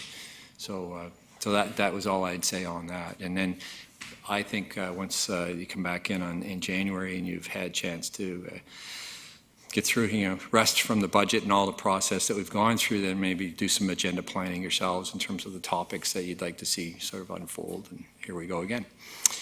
It's a whole full year of stuff, and a lot of it will be reimagined, I think, in the various phases. And there was a point I picked up on today about if we finished the consultation, and I know you just meant on the first phase, because each phase is going to have engagement. There's a big part of it. So once drafts of these plans they start to come out, then you'll be asking for feedback on them. So there'll be engagement on each of them throughout the year. So that needs to get sorted out. But yeah, so each phase will preliminary, don't have anything to share. Second is what are the goals, objectives, and strategies that are starting to emerge. Third is decision-making around and engagement around actual draft plans. So hopefully, it sounds extremely ambitious to have that done all by next year, but that is the goal. So it's really important to be coordinated on this, because I think people will have engagement fatigue, or at least survey fatigue. So we can't be we've got to be coordinated on that, that's all. So I think it'll be a very busy year, so just first 2 months. And time will be upon us fairly quickly in January, and before you know it, we're into these agenda meetings and so forth. So we just want to be prepared, and any feedback at this stage on this is welcome, but it sounds like January and February are probably getting full quickly. Thank you very much, Councillor Bonner. Thank you, Worship. A little concerned about January 11th. We're going to be talking about 3 rather important topics, 2 for sure, 1 maybe. Active transportation and the animal responsibility bylaw, which I think has caught the eye of many people in our town. Yeah. And so I'm wondering, That's going to be probably a full meeting onto its own, if not more. Do we have any idea what the public engagement report's going to look like and how we're going to discuss it? Ms. Gurry. Yes, thank you, Worship. So Ms. Robertson is looking after this as the author of the draft bylaw and report presented to you. So her idea is to summarize the key points and do a data analysis of the concerns and how many were concerned and how many weren't concerned and the pros and cons. So do a data analysis for you, summarize all of the findings, but also attach the actual responses and input that was received. So you would have that attached information, but she would summarize the findings into a report and then provide council with options or alternatives to the draft bylaw. So it is more of a GPC discussion, at least initially, so that council can then bring a bylaw forward to a council meeting for 3 readings that it supports and has taken all of that input into consideration. Thank you. The options, I think, was I was wondering about that we would have a few of those, hopefully. As long as the option doesn't involve us being buried up to our necks in kitty litter. Councillor Turley. Thank you, Worship. I'm just curious, either through Mr. Rudolph or Ms. Gurry, with regard to the entertainers regulation was tentatively scheduled for January, February. Is that likely to happen? And the reason I'm asking, because if it is, I need to remind the people I spoke to provide something to present to us. So. Your Worship, sorry. I would, from what we've already discussed is happening in January and February, and with the full meeting already for January 11th that we might need to do some adjustments for, and scheduling of invitees might trump something else that might need to be pushed off. So I don't think it will be in January and the one meeting we have scheduled in February. However, Mr. Rudolph suggested on January 11th we prioritize the list and see what council would like to see and when, and we work on that January 11th after our break and coming back. We prioritize what items council would like to see that are on the future topics list. Councillor Armstrong. Well, thank you, Your Worship. I was just going to say what Ms. Gurry said. I think it's really important that we do that. I mean, capital planning to me is very important. We've heard from 2 projects that are going to be massive dollars that we have to really start looking at addressing, which is the police expansion and public works. And the other issue that I see, and I hear about constantly, and I heard it constantly when I was at all the Reimagined pop-up booths, was number 1 Port Drive. And I know many people campaigned on that. We've yet to discuss it, and we're 2 years into our mandate. I also know it's of great significance to Snuneymuxw First Nation, so I believe that's something that we need to fast track into our GPCs. So I really like that idea. I personally am going to prioritize mine, numbers 1 to 10, and then go from there. So with rationale, thank you. Thank you very much. Anything further on this? Ms. Gurry, thank you very much. The next is bylaws. Amendments to rates and charges for municipal solid waste collection. Ms. Mercer. Ms. Ligon didn't want the spotlight on solid waste. Thank you, Your Worship.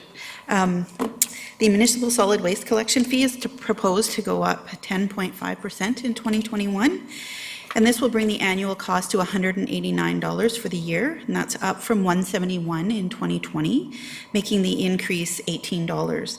So break that down a little bit. The general increase is $10, which, and the drivers of that are we've added an additional truck and driver in 2021, as well as we have increased tipping fees based on our increased volume.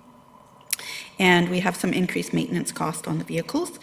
And the $2 comes from the recommendations out of the residential curbside collection post-implementation review. And that saw the addition of a half FTE cart administrator position, incorporated an additional non-collection day into the annual calendar for training, and a purchase and installation of an additional onboard computer. And $6 was added out of the 10-zone waste collection plan that it's planned to start on January 1st. So that accelerated a new refuse collector from July 2022 to January 2021. Transition to new routing program over 2 weekends in January, as well as the move a spare unit into full-time service until the new unit arrives in 2022. So all of those add up to the $18 increase for the year. Thank you very much. Any questions for Ms. Mercer before I turn to Councillor Hemmons? Councillor Hemmons. Thank you. I move that Municipal Solid Waste Collection Amendment Bylaw 2020, number 7128.12, to update the bylaw to set rates for 2020 pass first reading. Seconded? Councillor Bonner. All those in favor? Any opposed? None. Motion carries. Councillor Hemmons. Thank you. I move that Municipal Solid Waste Collection Amendment Bylaw 2020, number 7128.12, pass second reading. Seconded. Councillor Bonner. Any discussion? All those in favor? Any contrary? None. Motion carries. Councillor Hemmons. Thank you. I move that Municipal Solid Waste Collection Amendment Bylaw 2020, number 7128.12, pass third reading. Seconded. Councillor Bonner. All those in favor? Any opposed? None. Motion carries. Thank you very much. The next is Bylaw Notice Enforcement Housekeeping Amendment Bylaw. Ms. Gurry, please. Thank you, Worship. This bylaw amendment was added to your addendum on Friday, and it's in order to correct a disparity between the building bylaw and the bylaw notice enforcement amendment bylaw. They need to match in the schedule of the bylaw notice enforcement amendment bylaw. It doesn't match the actual section of the building bylaw. So in order to enforce, we need them to match and correct that disparity. So this is a housekeeping amendment bylaw in order to do that. Thank you. Councillor Hemmons. Thank you, Your Worship. I move that Bylaw Notice Enforcement Amendment Bylaw 2020, number 7159.09, housekeeping amendment to correct reference to section 6.9 within the building bylaw section of Schedule A, pass first reading. Seconded. Councillor Thorpe. All those in favor? Any contrary? None. Motion carries. Councillor Hemmons. Thank you. I move that Bylaw Notice Enforcement Amendment Bylaw 2020, number 7159.09, pass second reading. Seconded. Councillor Thorpe. Any discussion? Councillor Bonner. I was just curious how this came about, that we noticed it. Because generally this happens by some smart lawyer coming in and say, we're not paying the fine because you got the wrong number on it. Thank you, Worship. Through you to Councillor Bonner, it was actually one of our own officers that noticed the disparity. Upon going to write an infraction, they noticed that it didn't match the section and didn't write the ticket based on that. So this is how it was brought to our attention, was actually one of our own officers. Thank you. Compliments to staff. Councillor Hemmons? Thank you. Sorry, all those in, only discussion, all those in favor? Any opposed? Motion carries. Councillor Hemmons, please. Thank you. I move that Bylaw Notice Enforcement Amendment Bylaw 2020, number 7159.09, pass third reading. Seconded. Councillor Thorpe. All those in favor? Contrary? Motion carries. Thank you very much. We are now going to go to the consent items that were pulled. And the first of those is item 5B2, and that is the position of the buyer. Councillor Armstrong. Yeah, one of the reasons I asked for this to be pulled, and especially now that we've approved the donut theory, I think that this position should be jumped up to actually a director in next year's, not this year's budget, but next year's. And my rationale behind that is I think that that position could look after all projects, so that to ensure that it's complying with all the policies within the donut philosophy. Your Worship, I'm sorry to interrupt, Councillor Armstrong, but are you talking about the buyer position?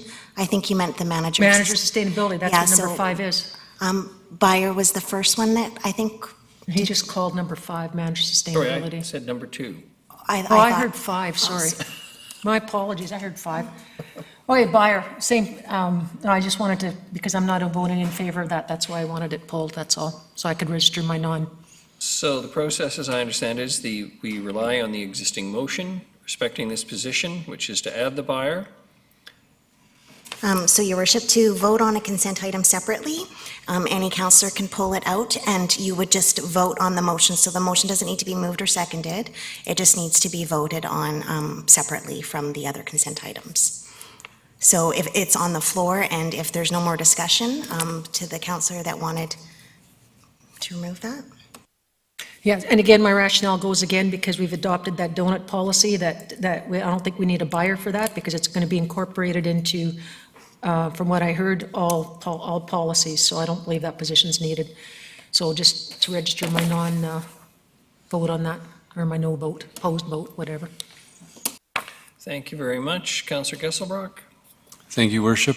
Just speaking to the motion to approve a buyer position, we have a policy for sustainable procurement that's being developed, and in that, to be able to action it, staff has requested that a buyer is needed, and I think that this policy is very important in terms of moving forward with objectives in the community, and our procurement pools, is a major player in the economy, and it's one way that we can help with the economic development in a positive direction. So I'll be in favor. Thank you. Councillor Thorpe. Thank you, Your Worship. This is one addition of a position that I do not support, at least at this time in this economic climate. We already do, I think, a good job of sourcing locally and supporting the local economy. We have a policy in place already for social procurement, and I know we're adding on to that. But I just don't feel at this time that this is a good use of taxpayers' money. I might support it at some point in the future, but not at now. Thanks. And Councillor Martin. Thank you. I will be supporting a buyer. We have started the social procurement policy. We won't be able to do anything. It will lay there without a buyer. We heard from staff that we cannot implement this properly. This will support local economy. It will help us with making the right decisions in our purchasing and our services. I support it. I believe in the long run, it will be better for Nanaimo, and it may even be better economically. Thank you very much. Seeing no further speakers, all those in favor? Councillors Martman, Gesselbrock, Hemmens, Krog, Brown and Bonner. Those opposed? Councillor Armstrong, Councillor Thorpe, and Councillor Turley. Thank you. Motion carries. The next is 5, Manager Sustainability. That's me again. So again, I want to look at it again, especially since now that we've voted for that donut economy. I think that this is should be a higher position that we've got it for. I think that that person could look at the oversight of how that's going to be implemented. I also think it should be a project coordination spot, which would be higher up the chain than what we have in order to get the person that I believe has the skill set. So I also think it could wait a year. I don't think it's urgent to bring that in next year or this year. I'd like to see how staff works within the donut model, whatever, and then reassess to see if that should be, as I believe, a higher position within the city. Thank you. Thanks very much. Councillor Gesselbrock. Thank you, Worship. I agree with Councillor Armstrong about the current reporting structure of this position, how it's been proposed. And I think that's a very important discussion that we can have later on. First off, I'm definitely very supportive of a manager of sustainability.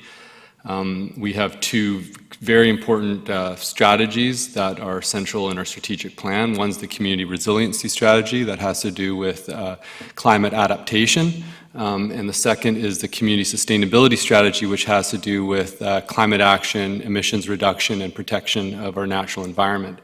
The community resiliency strategy has over 60 actions that go across all departments and relate to capital, infrastructure, regulations, procurement, many different areas, and it's vital that someone is stewarding this strategy and monitoring progress and project managing. And that's just one. The community sustainability strategy has over 40 actions. It was first created in 2012. And actually one of the recommendations when that strategy was made was to have a manager of sustainability, and I don't believe that that has ever occurred except for a brief period. There was 3 months there was a sustainability manager.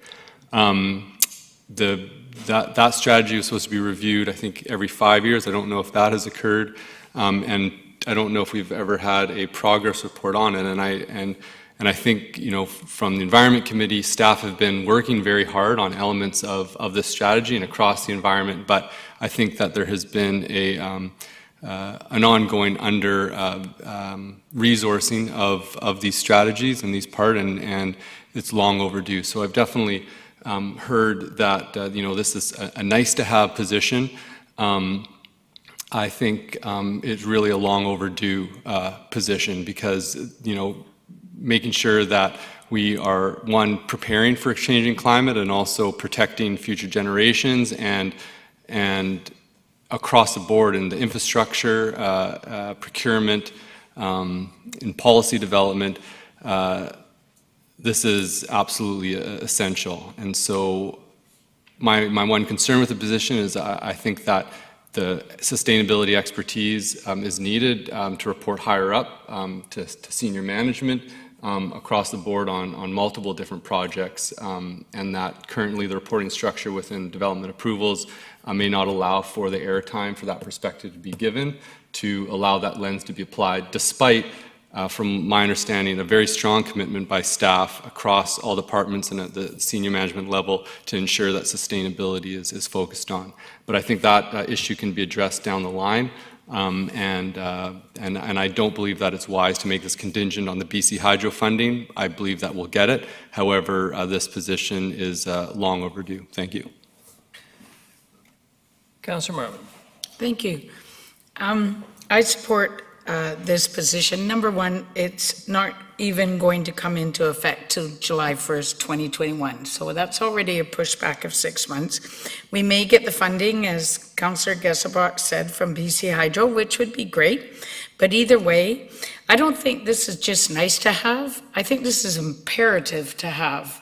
We have a climate change crisis, and we know that this is number one. It will impact everything, our health and wellness, our economy, our future generations. And I think when we make decisions, it was a First Nations person that taught me about always thinking 7 generations ahead. And I think that's what we should be doing if we're wise. We need to care about our great, great, great, great grandchildren. And this is part of addressing our climate change issues and part of supporting and implementing those strategies that will make a difference in our city. So I support it. Thank you. Councillor Brown, and then Councillor Hemmens. Thank you, Worship. I support the motion as is, and I do agree with Councillor Armstrong. It does need to be elevated. In the future, I would love to see a Director of Environment, not just Director of Sustainability, and start to see a true environmental department flushed out more fully to rise to the challenge of our times. Councillor Hemmens.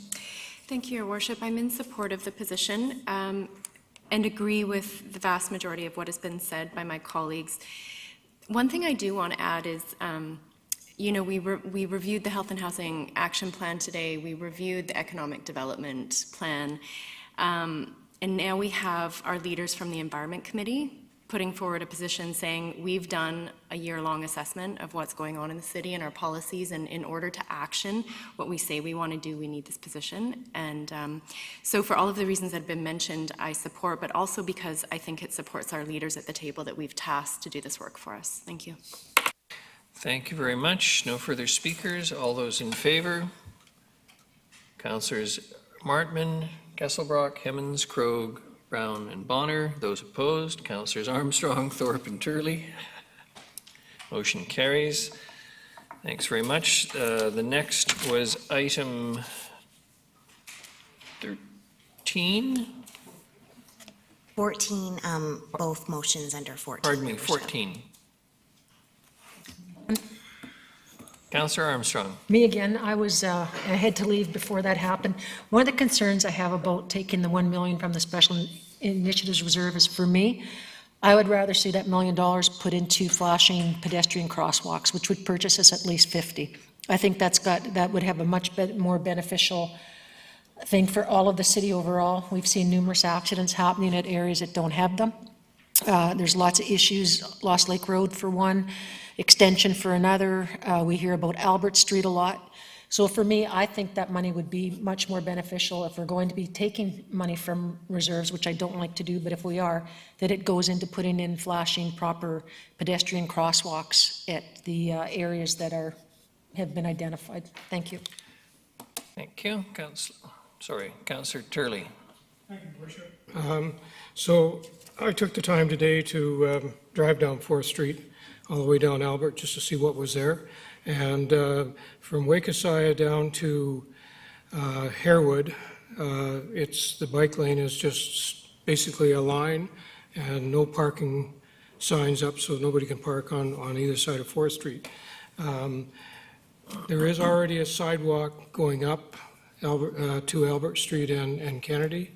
And then there's, again, a sidewalk going all the way down. However, there is parking allowable on both sides going down Albert Street. So I'm having a challenge figuring out if the bulk of the street is already just a line on either side delineating a bike lane, why it would cost $1.3 million to do the same from Pine Street down to, let's say, Victoria Crescent. That's one question. The second question I think we need to consider is, right now VIU is basically just virtual only. There's very few students going to campus. So I would have to think, given the uncertainty with regard to our COVID situation, I don't know when they're going to be back full-time on-site classes. So basically, I believe we have time to deal with this. We already heard staff at the previous meeting kind of hedge a bit when I asked the question of what the challenge was with whether it was capacity to be able to do this or finances, and it was kind of both. So the other thing I might want to, and I shouldn't say this, but I have to. Last year in September, we had an option to get a community amenity from a developer, contribution from a developer to do, I know, you know what I'm talking about. On a property that was being proposed to be developed on McCleary Street. And council of the day decided to turn it down. So my question is, it wasn't an important project then, what's the urgency today? So I have to say I can't support spending $1.3 million for a bike lane that I'm sure would cost less, and staff would probably advise me on that if it was just basically the same as the rest of the street, draw a line, or paint a line, I should say. Thank you. Thank you, Councillor Turley. Councillor Brown. Thank you, Worship. I would suggest or maybe request that when we do take these motions, we take them one by one, because I think they are distinct and different. With respect to the Albert Street project, I actually really much agree with Councillor Armstrong that $1 million would go a great way, and we have that money.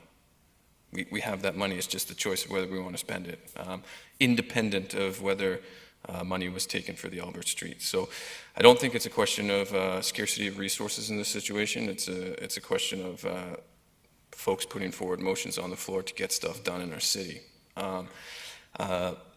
So with respect to the Albert Street, because that seems to be the general comment,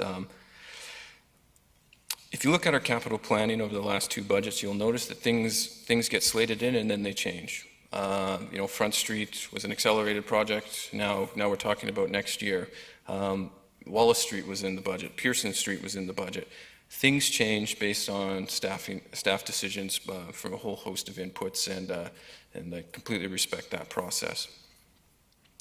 But I do know when it comes to driving modal change, if you care about social equity, there's a transportation component. If you care about climate justice, you have to fund the things that are not just plans and that are not just positions.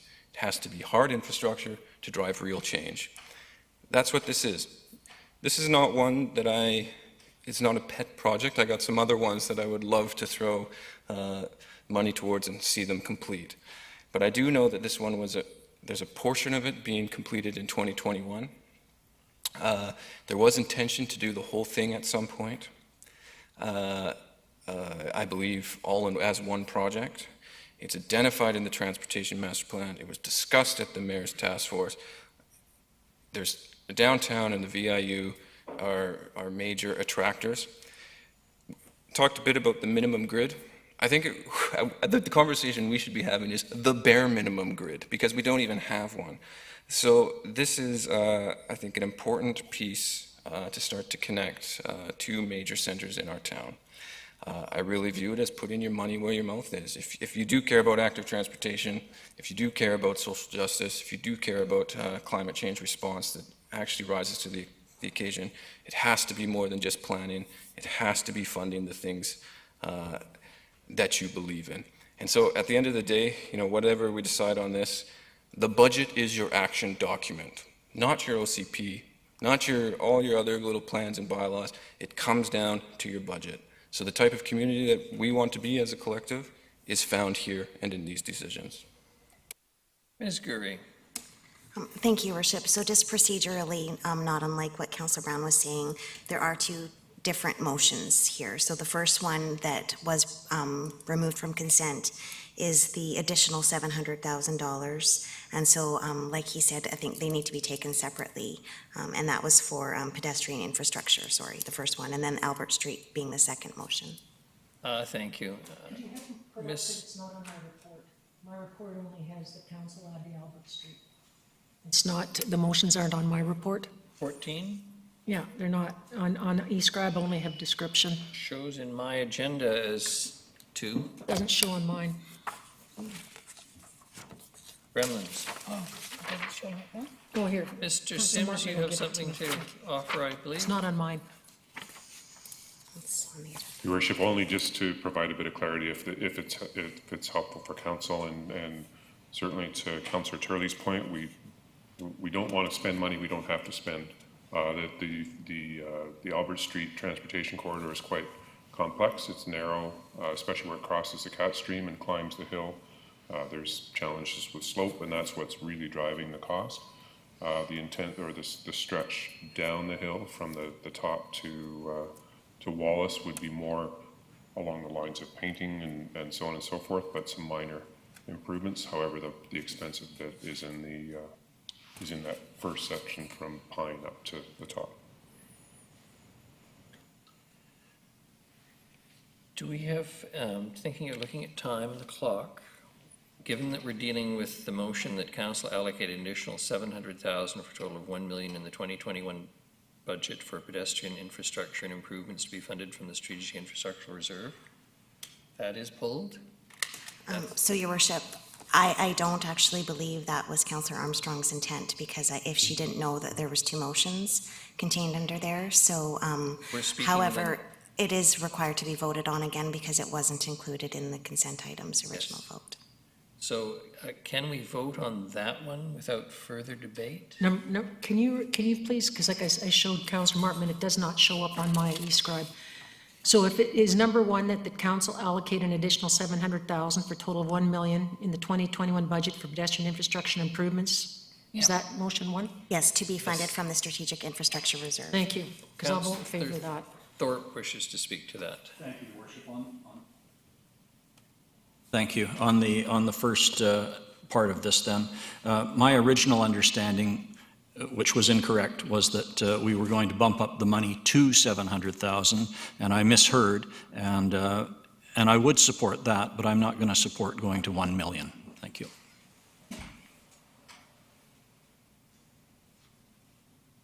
All right, so the motion is allocate an additional $700,000 for a total of $1 million. Has everyone had a chance to speak to that? Yeah. So you want, Councillor Martin? Thank you. I support the motion, and just for Councillor Armstrong, when we were discussing it and debating it, because I think you had an appointment, We did bring up, there was a list of all the crosswalks and the highlight. There was about 10 of them, and then there were certain streets that were named, and Albion was down as one of the streets highlighted. So this infrastructure is not just for sidewalks, it's for crosswalks as well, and pedestrian safety. Is there anyone who wishes to speak further to this? Councillor Gesselbrock. Thank you, Worship. Pedestrian safety is something that I take very seriously, and I think that we need to put money behind it, and I definitely wholeheartedly support the $700,000 addition to the fund. Thank you. Thank you. Any further speakers on the first part, as I'll call it? None. All those in favor? And contrary? Councillor Thorpe. The next is that Council add the Albert Street project from Milton Street to Pine Street to the 2021 budget with $300,000 funded from the Strategic Infrastructure Reserve and $1 million funded from the Special Initiative Reserve for project delivery 2021-2022. Councillor Thorpe, please. Sure, I'll start off on this one, Your Worship. I'm batting 1,000 this afternoon, so we'll try once more.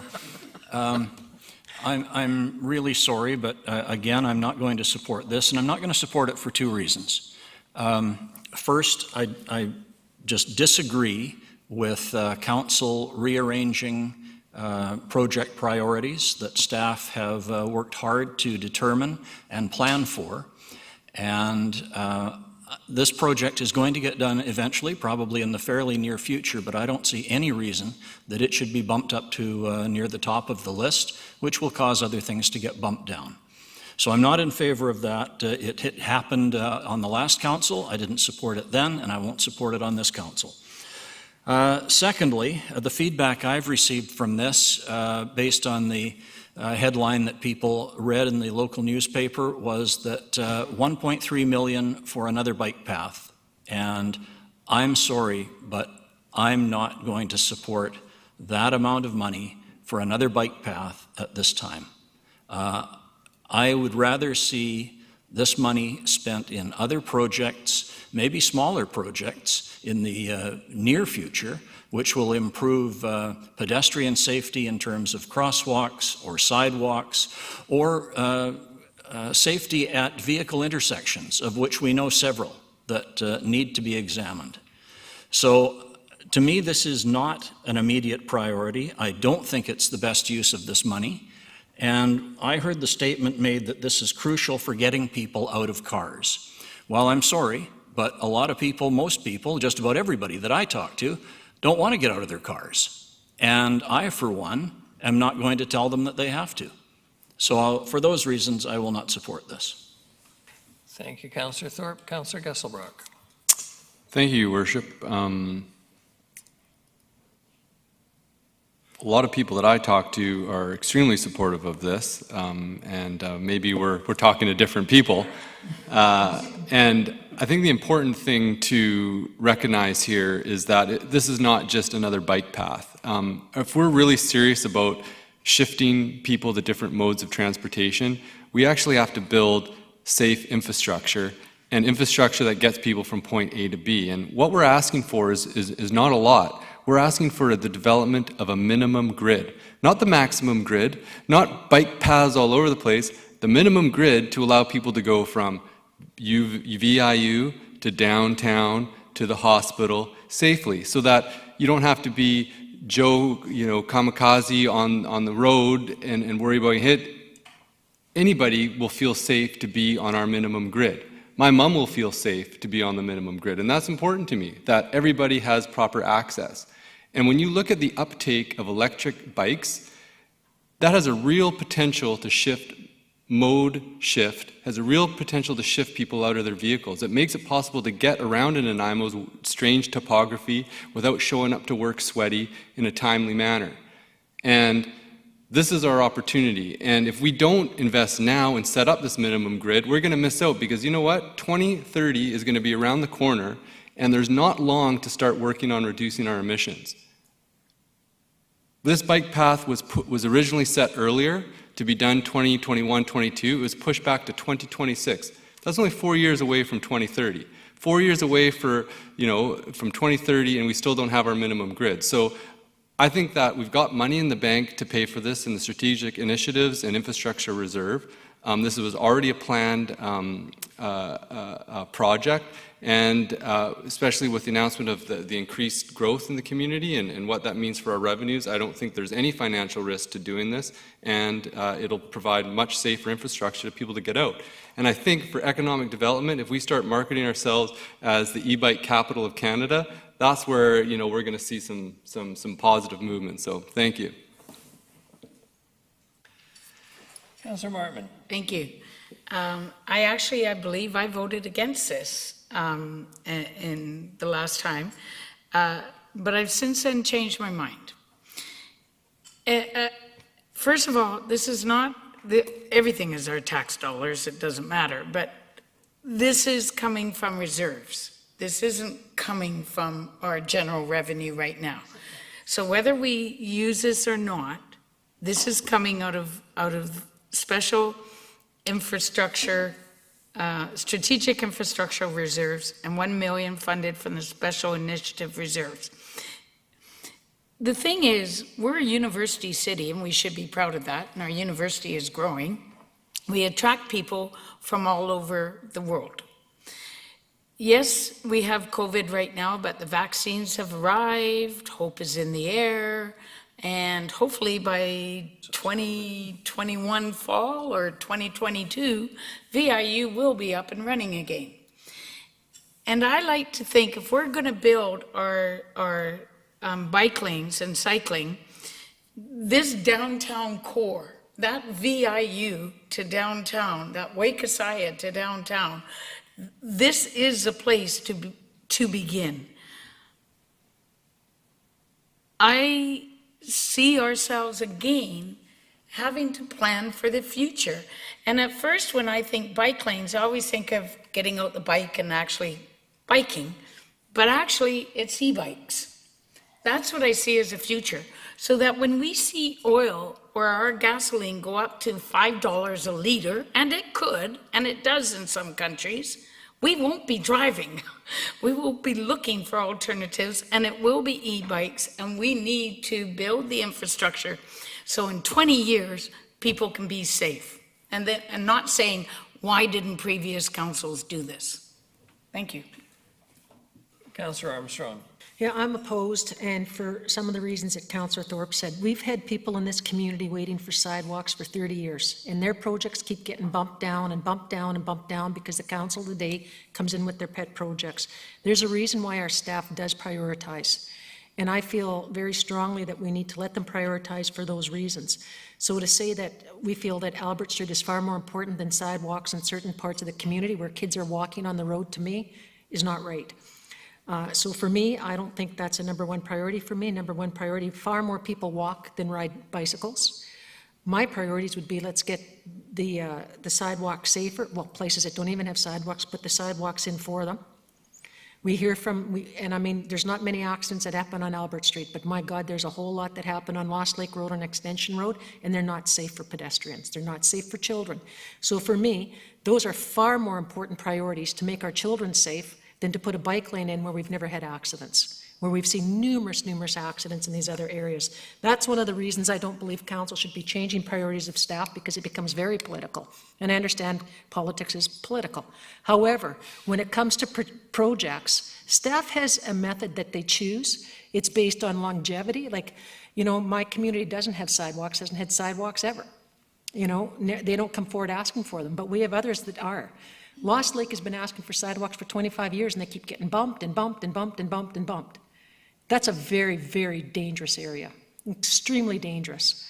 Yet we're doing nothing about it. We're going to put in a bike lane where it's only going to affect a small amount of people.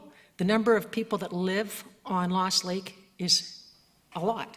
So that's a huge issue for me. The other, again, I think that staff comes up with these projects based on set criteria, and one of them is based on risk and all that. So for me, I can't support the dollars going to a project like that. If we're going to do that, I think we could be looking at all of them and then sit down and look at the pros and cons. So I will not be supporting the money, 1.3 million to that. And contrary to what Councillor Martman says, it's his taxpayers' dollars. It just happens to go into reserves. Thank you. Councillor Bonner?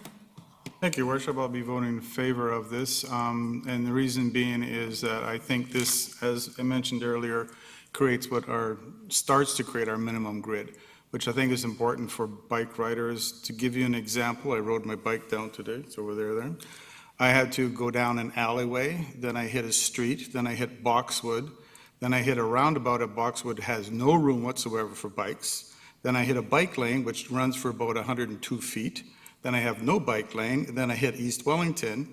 And ordinarily, there's going to be a shortcut there, but if you take it, you then have to walk across a field with your bike to get back to Bowen. Then I'm driving on Bowen with no bike lanes till I get to Butter Tubs. I'm now cross-cutting through a subdivision to get to Second, where I can drive down Second on a bike lane till I get to Pine, then I have to get off my bike, cross the road, get on the other street.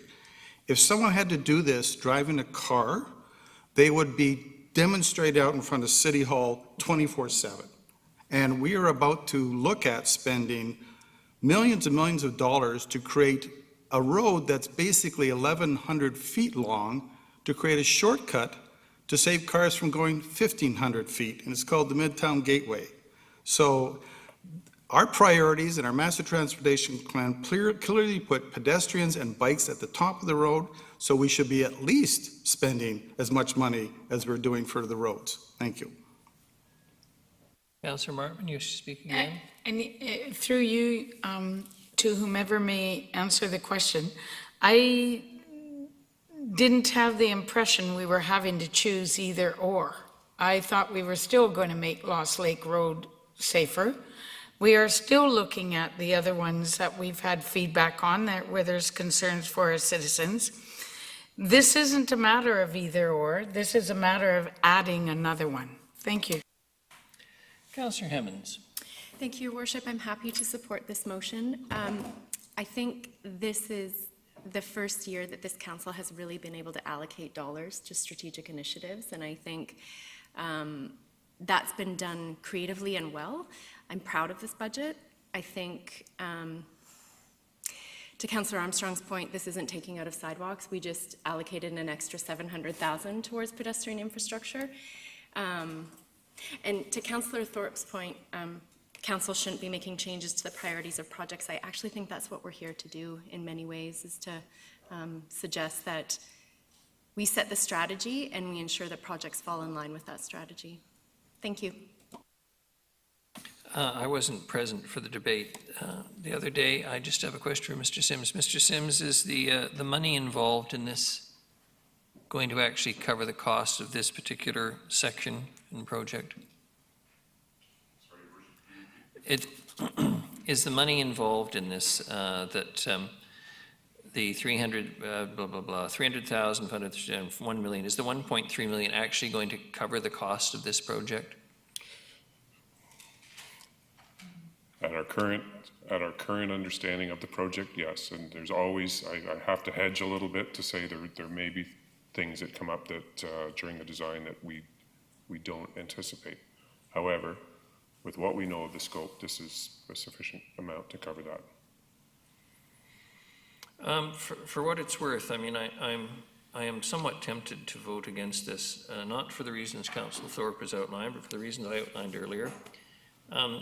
We will achieve more and move projects forward in this community with broader community support if there is an opportunity for us to debate these appropriately, to be conscious of all the information and to do it when hopefully all of council is present. However, having said that, I can read the tea leaves. This is going to pass, obviously, and so let's get on with it. I agree that there should be at least a bare minimum. Everybody gets that, but I do hope that council will consider that a substantive number of the people of this community, as Councillor Thorpe has wisely pointed out, are not going to get out of their cars. And the older they get, and they are, according to every bit of information we've heard, the less likely they are to get out of their cars. And Councillor Armstrong's points around sidewalks are very, very important. The e-bike thing may have some hope, but I must tell you my basic attitude is an e-bike is just an electric motorcycle. Frankly, do we really need separate infrastructure for that, given the speed with which most people seem to drive those things around town? So in terms of protecting and using the environment, we might be better to be lobbying the provincial government to ensure that e-bikes have as much right to travel down the main roads as they exist, as opposed to creating other infrastructure to allow them to move about the community. Having said that, I've inspired Councillor Gesselbrock, notwithstanding it's 1:45, and we've heard a great deal from him today, but perhaps we could have some brief comments and then get on to the other items on the agenda, please. I can't help myself, Your Worship, and I appreciate you considering the merits of this motion. And just to your comment about the older people get the less likely out of the car, I actually am witnessing the contrary. I think there's a large retirement of baby boomers right now that are looking to become more active and get on the roads. And I think that if we can build safer streets, we'll actually see more people out on the roads from your demographic. And I can attest, my uncle just bought an e-bike at the age of 80. My father has got one, and I think this is probably the most lucrative market out there for the people in the bike industry. And hey, more economic development. Thank you. And I'm sure your father will enjoy riding in Lanceville, where he's a city councillor. All those in favor? Contrary? Councillors Armstrong, Thorpe, and Turley, thank you very much. I think, was that the 15 is pulled out as well? Who wishes to speak to that? That was Councillor Brown, I believe. Councillor Brown? Thank you, Worship. So from my understanding, the motion is now on the floor, Ms. Curry? Yes. Okay. As we got the growth numbers, and I think you would have all gotten the information from Ms. Lagan in answer to my question, I saw a new opportunity present itself with respect to the health and housing. As the current motion reads, it would be a one-time allocation paid for out of the Special Initiative Reserve. I don't think that's the best approach in the sense that it would just be one-year funding. And so, because there's some further decisions coming up, I actually think that we do now have the funds due to growth to allocate the $380,000 from the growth numbers and still use the remainder. And if it would be tight, but it gets us pretty close to hit that target of 3%. So I have an alternative motion. I'm not sure how to approach it. I can do so now. I can also do so later. But it is my belief that if we're serious about the health and housing and the longevity of that coordinating agency, we should make it more than just a one-time hit. We need to look at funding sustainability for that core agency, and that may change over time as more partners come in. And so because of that growth numbers, I'm just going to pull it up so everyone remembers. Approximately 963,000, obviously subject to change, but it was much more than the anticipated 1.2 million that was originally projected for growth. That would allow us to permanently fund, just like any other position or any other initiative on an annual basis, to 380,000 plus the additional 100,000 for the warming center that has been carried over year for year as that money hasn't been used. So that would bring 480 total annual funding, which would match Dr. Turner's information and also the email that Councillor Hemmons and Bonner sent around, and still allow a remainder of 583,000 to reduce the current taxation rate, bringing it real close into that the 3%, and that would also result in no longer using the initial funds from the Special Initiatives Reserve for the health and housing, so that could be put back into that account and growing bigger for special projects down the line or COVID-related impacts. And it would also alleviate some of the funds that we originally allocated out of the Special Initiatives Reserve to reduce taxes to that 3%. So I think it's a much more prudent approach in the sense that it frees up money into our most flexible reserve fund, meets that 2.9 to 3.3% goal, and also secures long-term funding for the health and housing initiative coordinating agencies, which we are hearing from our colleagues on the Health and Housing Task Force and out of the report as being basically the ask for 2021. So I'm not sure how, if there's even support, but I'm not even sure the process on how to change that. Ms. Gurry? Thank you, Worship. So yes, I would like some advice from finance staff as well, because my understanding right now is that money is just on hold in the reserve, so it's not budgeted for, so it's not to be put back yet. So from a procedural perspective, this motion, if it goes through, it's still reserved, and that reserve not actually spent yet, just on hold. So I don't know if it would be better to just proceed with this and then discuss the use of the funds afterwards. But I'll just maybe ask finance staff to comment. Ms. Mercer? Thank you, Your Worship. So as Ms. Gurry said, we have only earmarked the $400,000 in the reserve, so we would need a motion to change how we're going to allocate the money now. So we would need a motion. Councillor Turley? Thank you, Your Worship. Through you to Ms. Mercer. Councillor Brown was saying would get us close to the 3%, but it didn't sound overly positive that that was the case. Will it or will it not result in a 3% or a 3-point-something% increase? Thank you, Your Worship. Through to Councillor Turley. Right now, we're dealing with growth numbers that are just preliminary, so we don't know what they're going to be in March. We think they'll be close. Normally, final numbers are lower than our preliminary numbers. So when Councillor Brown asked for some high-level numbers, we used, instead of using the full amount, we used 2 million. So we dropped the growth numbers just to be a bit conservative. But I don't know. We could be higher than that. We could be lower. But if we used the 2 million and funded the task force money through there, we should be about 2.9 or 3%, depending on rounding. Thank you. Mr. Rudolph? Thank you, Your Worship. Just clarification on the model that's being proposed in the Health and Housing Task Force report. So the funding envelope that's being proposed for the first year or two is $500,000. It also suggests that that be cost shared amongst probably the city, Island Health and BC Housing, as well as others. It didn't really specify that. So aspirationally, we would prefer to go into a conversation with those other parties with some mask and not, it's just a better place to be. I contacted Kelowna, I'll have to say this. They're putting in $150,000 into their model, which is very similar to this. So that's just the only comparison that I have. So I was curious about that. And they have a social development manager as well.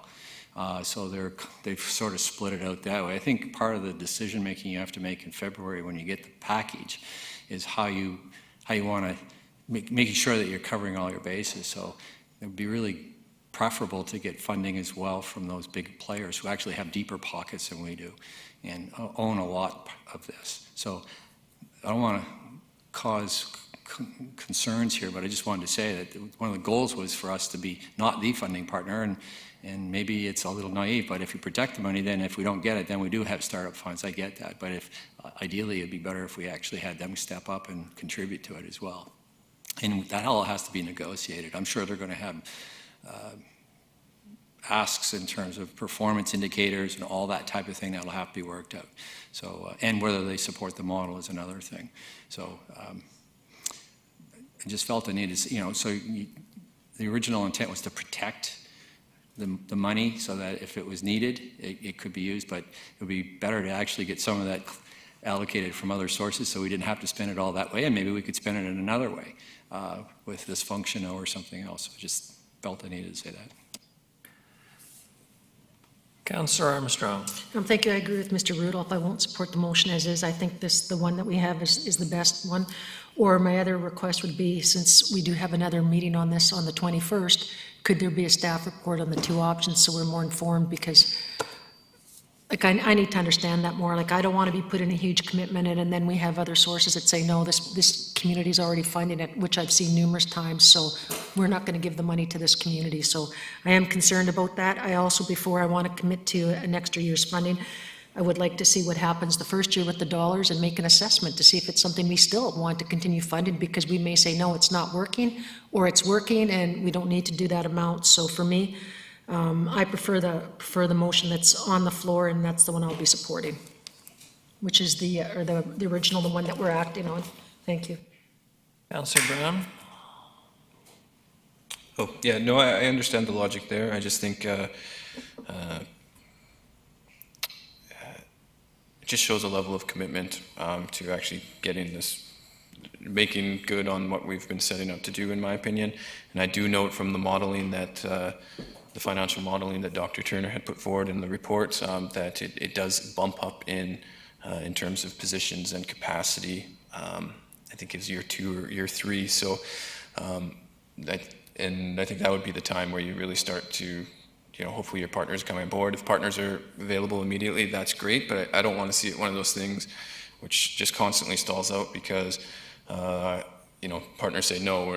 Warming center is a perfect example. We'll put aside $100,000 and we still don't have a warming center because it was contingent upon partners that never came to the table for whatever reasons. It doesn't matter. So for me, I think the thing that I hear most about in our community, and rightfully so, from a wide range perspective, is the homelessness and the impact of homelessness on the neighborhoods, businesses, et cetera, et cetera. So I get the argument, but for me, I'm all in on trying to solve this and doing our part. And this is, I think, a relatively minor funding ask that would bring some longevity to our efforts on this issue. Councillor Thorpe. Thank you, Your Worship. I agree with the views expressed by Councillor Armstrong a minute ago. I recall our discussion on this and the use of the word reserving the money, and I'm prepared to support the motion that is on the floor. I think it's on the floor, or it's the motion that was suggested earlier, reserving the $400,000. I'm not prepared to commit any other funds at this point. I think that would be premature. All we've got is a draft report of the task force, and there's a lot of steps ahead of us. I think we will need staff advice and options on funding, as Mr. Rudolph suggested. So I'm good with what's in front of us now, but I'm not comfortable with changing it. Thanks. Councillor Gesselbrock. Thank you, Your Worship. I think that it's really important that we send a strong signal that the city is in to funding our fair share of this agency, and put that money aside for it. And we have the opportunity with how things have worked out with the surplus to be able to do it with an annual commitment. I'm for sure game, to set it up so that when the negotiations happen, that, each agency that's part of it's providing their fair share. But I think allotting the $400,000 that's been suggested to health and housing initiatives, be it supporting the funding of the external agency or for other measures, is a measly sum compared to the scale of the problem that we're facing. This is not an issue that I want to be nickeling and diming over when it is the majority of emails that we get. We're seeing people on the streets in abject, horrendous conditions, and it's driving the business community crazy. Our poor bylaw officers are having to move people along. RCMP are spent moving people along in situations that nobody wants to be doing this. And we need to put money up front and say the city of Nanaimo is taking this seriously. We've got a plan. We've got financial modeling around it, and we know what needs to get done. Let's throw down and get to it. So I think that I would prefer to see the motion that the suggestion that Councillor Brown has put forward, commit to that, and then we can obviously adjust our sails as we go forward with that. But let's earmark that money now. Thank you. Councillor Bonner. Thank you, Worship. And just following up on Mr. Rudolph's points there, from my understanding, this is an organization that's basically going to be incubated for about 3 years. And during that period of time, it's going to grow. And that's where I see the extra funding from other funders coming from. And so as it grows its revenue, it'll get bigger and bigger that way. I think that it's not unlikely that we would be in for that amount of money for at least 3 years. And hopefully that when it's ready to move out on its own, it'll have the amount of funding that it needs. Keeping in mind that the total funding we require is $18 million a year, so of which we're not going to be chipping that much money in. But they will be responsible to a certain extent of trying to figure out where that is and how we can bring that to our community. So I don't want to see the idea that it fails, and I don't think it will, but I don't think the idea fails or is slowed down because it doesn't have enough funding. I think this is an extremely important issue, and as we have been told by Dr. Turner, and pretty well know ourselves, the amount of funding or amount of money that we as a community could possibly potentially save from not paying for health and care in emergency wards, for not police services, and on bylaws for all that matter, would certainly outpace the $500,000 that this entity may need for the next few years. So I don't see right off the bat a whole bunch of people chipping in money to make up to $500,000, but if they did, fabulous.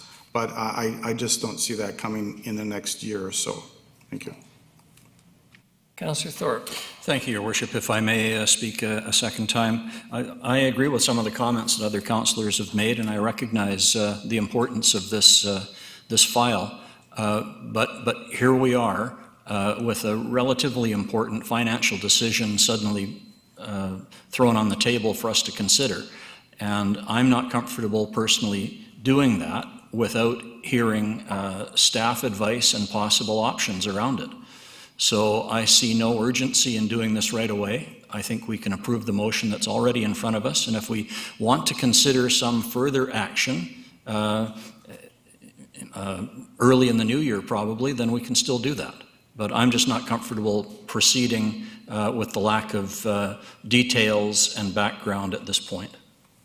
Thank you very much. Councillor Armstrong. Again, and for me, having worked on these for many, many years, Vancouver, 8.5 million last year alone, just on the downtown east side, the problems have tripled since before. So it's not going to go away until we get provincial and federal dollars. This is a drop, and it's going to just keep expanding and expanding and expanding. I totally agree with the first 500,000, and we see what happens. And then once we get the report back from there, then we can put the other 500,000 again from our reserves. I think it's really important that we get the staff report if we want to do as Councillor Brown has said, because for me, I need to wrap my head around it. I need to do research on it to find out why. And again, that's technically a 1% tax increase to our general population, like $1 million is 1% tax, whether it comes from reserve or wherever, because we have to build those reserves back up. No matter what people say, we have to build those reserves back up. So for me, I like the initial motion. I'm in total support of the 500,000 drawn from where we said it was. And if we want to do it from another area, then again, I'm with Councillor Thorpe. We need a staff report so that we can look at the pros and cons, as stated by Mr. Rudolph. A lot of times, and having sat on these committees, as soon as they hear the city's prepared, I've sat right there when VHA says, and we're not going to put any in. And that happens regularly. Contrary to what people think, it happens regularly. Everything that was talked about by Dr. Turner's report was happening in 2010, 2011 in the Safe and Nanaimo Committee. Everything. There's nothing new in that report. Nothing. And what happened was that there was a lack of commitment from partners, so it started to drop off. That's why my question about the MOUs. So for me, I think we should stay with the 500,000 as is, and then if more is required next year, then the Health and Task Force comes forward and we allocate it from reserves. Thank you. Councillor Brown. Thank you, Worship. Just a couple points of clarity.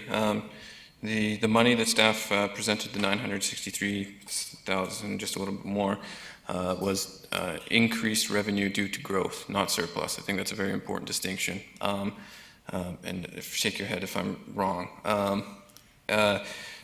The proposal that I'm proposing is to actually not pull from with reserves, which is what the current proposal is. So again, I'm not clear on process here. I think that we just need to get something to vote on, whether it's to vote on this and then see where that goes. I don't know, but looking to Ms. Gurry. Ms. Gurry, we do have something to vote on, don't we? Yes, so the motion that the Finance and Audit Committee, Special Finance and Audit Committee brought forward is the one under consent items, and that is on the floor. And then perhaps after Ms. Lagan's report and under other business, if council wishes to make any subsequent motions, that would be the appropriate time. Councillor Gesselbrock. Thank you, Your Worship. I think we need to secure money for this. I'm inclined to vote against the motion that is currently on the floor right now and have a new motion put forward about using the money from surplus. I think that we have the opportunity to secure annual funding for something that is important, and it'd be very difficult to convince me otherwise that this is not the most important thing to be doing. Thank you. Your Worship, just in order to get some clarification, perhaps finance staff or Mr. Rudolph could say whether or not supporting the motion that is already on the floor, that doesn't prohibit or change that council could alternatively make changes to where the money comes from or what the money's being used for in the future. Ms. Mercer? Thank you, Your Worship. So if the motion passed as it is, coming out of the reserves, that can be changed at any time between now and final. So we would just keep earmarking that money in the reserve, and you could make it an alternative direction in the new year. Or this evening, correct? That's what I'm hearing from Ms. Gurry. Or in the next 10 minutes. Yes, you could do it today. However, I was just asking for finance to clarify that it doesn't need to be today. What Ms. Mercer is saying is that it can be done between now and final. The money doesn't have to come from where it's stated now. It could come from somewhere else, and you could change that direction before the final in May. Councillor Marmon? I'm confused now. We have a motion in front of us that reads that council reserve 400,000 from the Special Initiative Reserve and 100,000 from the Daytime Resource Centre to be allocated in the 2021 budget for the recommendations coming from the Health and Housing Task Force. That was the motion that was passed at the Finance and Audit Committee. That is the only motion before us now. Oh, I thought that council... No. Oh, he didn't? Nope. Okay. Nope. This is the motion. Okay, thank you. Councillor Gesselbrock. Thank you. Just given that clarification, I will be voting in support of this motion, and then if there is a new motion on the floor that will adjust things, I will consider that now or in the future. Thank you. Well, I can't tell whether I'm on the Twilight Zone or some science fiction universe. I do recall that we voted today to extend the mandate of the Health and Housing Task Force to allow time for the task force members to engage their respective organizations on their role in implementation of the Health and Housing Action Plan before returning to Council. We also voted to direct staff to return to Council with a final Health and Housing Action Plan for endorsement, along with recommendations regarding any additional investment by the city towards implementing the Health and Housing Action Plan. Now, forgive me if I'm wrong, but what I think I'm hearing today is you got somebody who wants to bet on the stud fees when the mayor's pregnant. We know what kind of foal it's even going to give birth to, for heaven's sakes. We can do this at a future time. We have not settled on the plan. We've not settled on an agency. We've not settled on all kinds of things, and we want to commit funding to it. With great respect, this is the kind of thing that makes councils look like they don't know what they're talking about. And with great respect to Councillor Brown, we have the motion allocates money to be set aside. The report has not been formally received. It hasn't been adopted by council. I think it is a little premature to talk about further motions when the motion in front of us is perfectly supportable, has been agreed to. So I will be supporting this motion, but I will not be supporting some motion today or in the very near future till at least we've done what we voted on and asked staff and others to do. All those in, Councillor Brown wants a word. Thank you, Worship. I will follow up, but in this meeting. But I do think it's important to highlight we have created this sense of, hey, we need to get the budget numbers, final numbers relative to any sort of change prior to the new year. We don't need to do that. That decision was made by council. I also think that it was, hey, we need to make a decision until our growth numbers are in, and we made that decision, and then the growth numbers came in, and it's a shifting context. So I think there's precedent with the Economic Development Task Force about putting line items in the annual budget without a plan in place nor the structure in place. So that is exactly what this is, with actually slightly more refinement than the previous decision made last year. So I don't think it's the thing of what makes council look silly. I actually think rushing to get our budget was a little bit silly, and now we're in this confusing situation because we got growth numbers. So with all due respect, I think it's totally appropriate and is based on previous council precedent. All those in favor of the motion before council? Any contrary? Motion carries. Thank you very much. We have now finished with that section of the agenda. The next is the report respecting preliminary non-market change growth revenue. Ms. Legan, please. Thank you, Your Worship and Council. The purpose of the report was to give you the 2021 non-market change revenue estimate from BC Assessment. The report was dated on December the 5th. We did not receive it until December the 10th, regrettably. We are recommending, staff is recommending that we confirm the provisional budget 2021-25 financial plan, year 2021 tax increase target as 2% tax increase and 1% asset management. And then at final, we incorporate the non-market change, or this growth, revenue, information into the final financial plan, and we retain the target 2% tax increase plus the 1% asset management. What's needs to be determined is what would be the treatment of the additional this information and the additional $900,000+. So for final, we're suggesting use the growth to replace additional funding from the Special Initiatives Reserve that was used to reduce the property tax increase.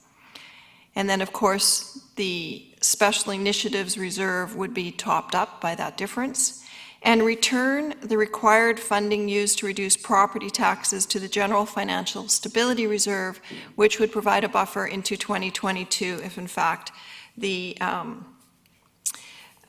issues from the pandemic persist into 2021 later and 2022 early in the year. I'm not going to go through an explanation of what the growth is. I think everyone is very familiar with that. I do want to caution you that we have several years of trend analysis that shows that the estimate comes in between 2 and 19%. I've just gone with 20% higher than actual. We have consistently budgeted $1.2 million. You can see that we have underestimated every year with respect. One year only $61,000, but a high of, in 2013, of $789,000. It's difficult to pinpoint without a lot of extra resources and the systems required to track this type of data. We do rely heavily on BC Assessment.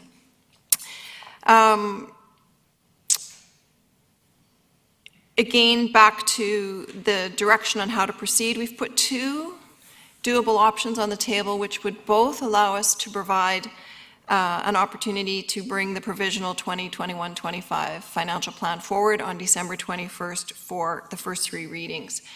There is a slight difference between the two. One, which is our recommended option, is that Council retains the 2% tax increase plus 1% for asset management, and then endorse the following treatment for the growth.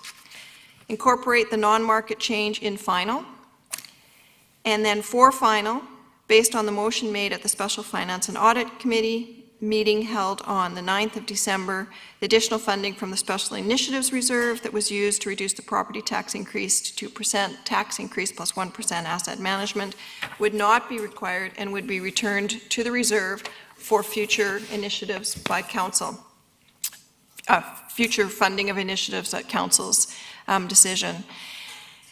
And step 3, for final, returning the funding to the General Financial Stability Reserve, and that would allow for future opportunities to reduce pressures on tax increases. Exactly. Option 2 is just slightly different. This option assumes that Council does want to leverage growth to impact the tax rate. We are suggesting that the treatment would be slightly different, incorporating the non-market change information into the final 2021-25 financial plan. Step 2, for final, based on the motion made at the Special Finance and Audit Committee on December 9th, the additional funding from the Special Initiatives Reserve would be was to be used to reduce the property tax increase to the 2+1, would not be required, would remain in the reserve. And as this funding is not required, the funds would remain in the reserve for future property tax reductions or special initiatives in the following years.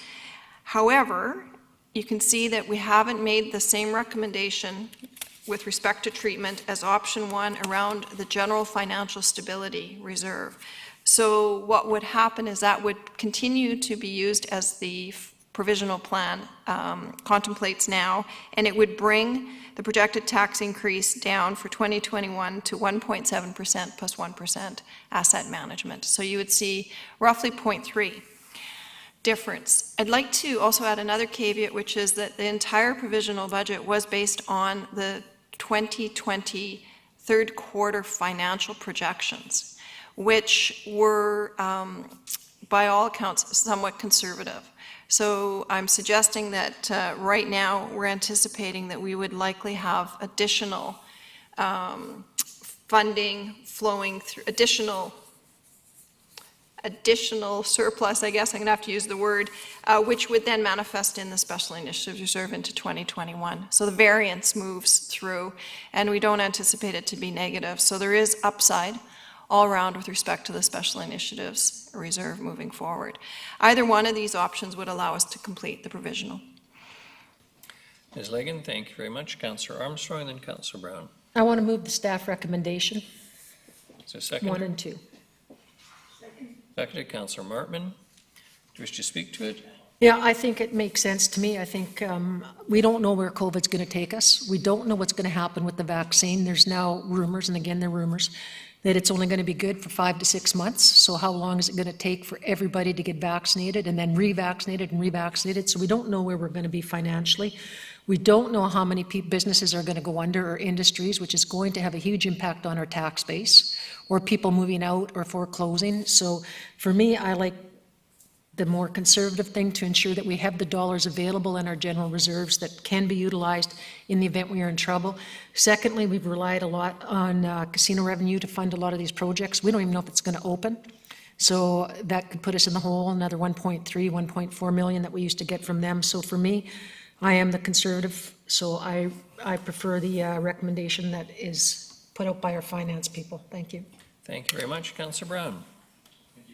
Thank you, Worship. I'd like to move an amendment. It's in relation to A and B of the second clause. So it would read, incorporate non-market change growth revenue information into the fall 2021-2025 financial plan and retain the target 2% tax increase plus 1% for asset management. For final, Clause A, that 380,000 be added to the 2021-2025 financial plan for health and housing initiatives, and that the 100,000 allocated for the daytime drop-in center be reallocated to health and housing initiatives in 2021 in the 2021-2025 financial plan. And Clause B would read, use the remaining growth to replace additional funding from the Special Initiatives Reserve that was used to reduce the property tax increase. Seconded. Count. It's not a friendly amendment. Correct. Seconded by Councillor Gesselbrock. Thank you. Discussion on the motion. Just quickly speak to it. The math was sent in an email from Shelley Legan earlier today. Like I said earlier, it produces a baseline funding of 480,000, which matches Dr. Turner's and the presentation, and also Councillor Bonner and Councillor Hammond's email. It increases money back into the Special Initiative Reserve that is not used elsewhere, and it brings the taxation rate estimated, depending on final numbers, but the conservative calculations were used, to a 2.9 to 3% increase, which was what Council agreed to at the last finance audit as an acceptable target. Thank you. Councillor Armstrong? Could we hear from our finance staff as to what their recommendations is on that motion, please? What's the question? Ms. Legan? What is your thoughts on that, on the motion that's on the floor now? The amendment. The amendment, sorry, yeah. I don't know. There we go. The decision is definitely council's, mayor and council.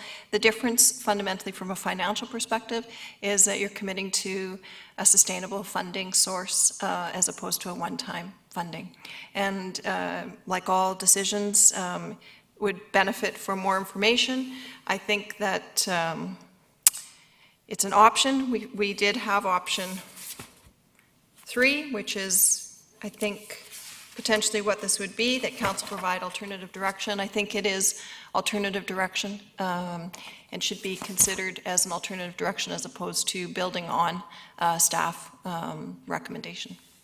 Thank you. For me, I won't be voting in support because I believe those dollars need to be stayed for COVID relief if required. Thank you. Councillor Gesselbrock. Thank you, Your Worship. I'm in support of the amendment. I think that it is a wise allocation of funding. I think that, if we're talking about COVID relief, allocating, annual funding for the Health and Housing Task Organization would quite well qualify for that.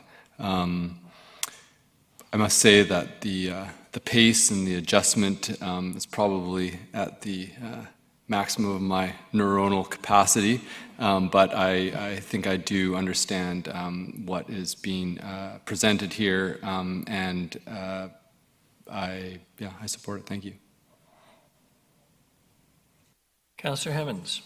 Thank you, Your Worship. I am also in support. I think this gives us the best of both worlds. It gives us secure funding for the health and housing portfolio, which we don't want to be back again here next year, I think, trying to weigh the merits of an initial piece of work. We're not asking economic development to do that, to prove themselves annually. So I think this is a great opportunity to get that covered annually, as well as to put the extra in our reserves. So I'm in support. Thank you. Councillor Thorpe. Thank you, Your Worship. I'm not going to support the amendment. I'm not comfortable at this point with committing to sustained funding. I think it's very, very premature. And I heard Ms. Legan say we'd benefit from more information, and I agree. So I think this is a decision that we're looking at making in haste, and for me, I won't be supporting it. Councillor Turley. Thank you, Worship. A question through you to finance staff. A comment was just made from Councillor Hemmens that the Economic Development Group has already received funding for the coming years. I wasn't aware of that.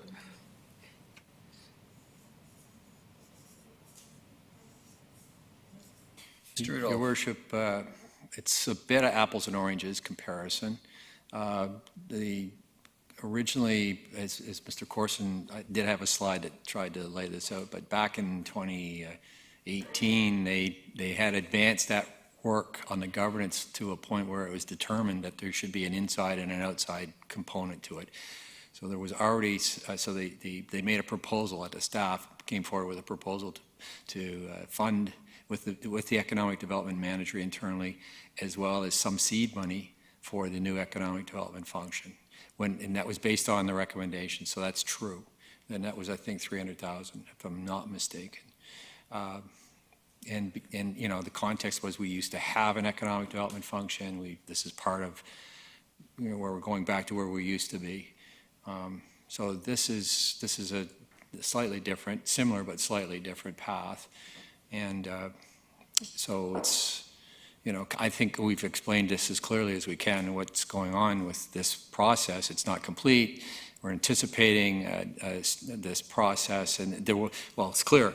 if we're going to do this model, there has to be money on the table to implement it. And the question is, do we step in and manage that at the outset? Again, the report and all our interests in this need to be articulated. I think so we need to unpack this a bit and give you some more information. So it's clearly up to council. I think we've said everything we can at this stage. And, it's been said before, and it's still there, is that the portfolio of homelessness and mental illness and all those things are something that belong with the senior governments. And that we have always taken a stand, which is the stand common to most municipalities, that this is not something that we're good at and that we're not there to do. So what we're saying is we're going to seed money to outsource and have an entity do it. So there would have to be contractual or negotiations and all that take place at some point in time. So I think we've said everything that you're aware of, and it's just a matter of what path you wish to go forward as a council. Councillor Turley? Yeah, just for clarity, the funding was put in for this coming year, but there is nothing that we've proposed yet for 2022, because quite frankly, we don't know. So I think Councillor Hammonds was misunderstood it there, so thank you. Councillor Gesselbrock?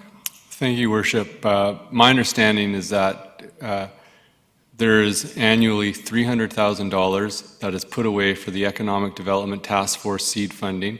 There's already $300,000 in the bank from last year that hasn't been used before the strategy was developed. This year there's this funding, and there'll be another $300,000 in the following year. Am I correct in that, Mr. Rudolph? Mr. Rudolph is shaking his head in affirmation there, Councillor Turley. Just to be clear, though, I think the committee, the task force, through the chair, is not really. Sorry. The task force has not made its recommendations in terms of funding. I heard numbers much higher than that being talked about at the table, so that's not been funded. So they may come in with their own recommendation for funding, but this would be the minimum. And I think Mr. Corson alluded to the fact that this will cover the cost for 2021, but we're not certain where that's going for 2022 on the ECDEV side. And how does that relate to tourism and all those types of things still have to be sorted out. So just to follow up on that, there may be more asks, but there has been this money been put in the past, and I think that given sort of the report from the Health and Housing Task Force, $400,000 is a little bit of seed money to get this organization going and put the commitment. We have a lot of people that are at the table. There is looking at an annual need of $18 million, I believe, and that's significant. And if we want to seriously tackle this issue, we have to fund it. And through this process, I've definitely seen more than enough that this is a necessary commitment that we need to make. One, to send a clear signal that we're in. And this question about jurisdiction and taking responsibility for mental health, it doesn't make any sense to me. We're spending a lot of money reactively on emergency response, social disorder. It's like, we saw the numbers in the modeling report. It's like if you spend 30, you'll get a 30-to-1 return on every dollar you put into this situation. That's pretty strong language for me. So I don't think this is preemptive or premature or irresponsible to start committing down this route. I think that we've all been here for quite a long time and know the scope of the problem, and this is just what we need to do. I think that there's more than enough opportunity to adjust our sails in our commitment, in outcomes that we get for information as we get feedback from the different agencies and the plan solidifies more to change our approach. And by no means by moving this amendment are we painting ourselves in a corner. It's just sending a signal that we're in. Thank you.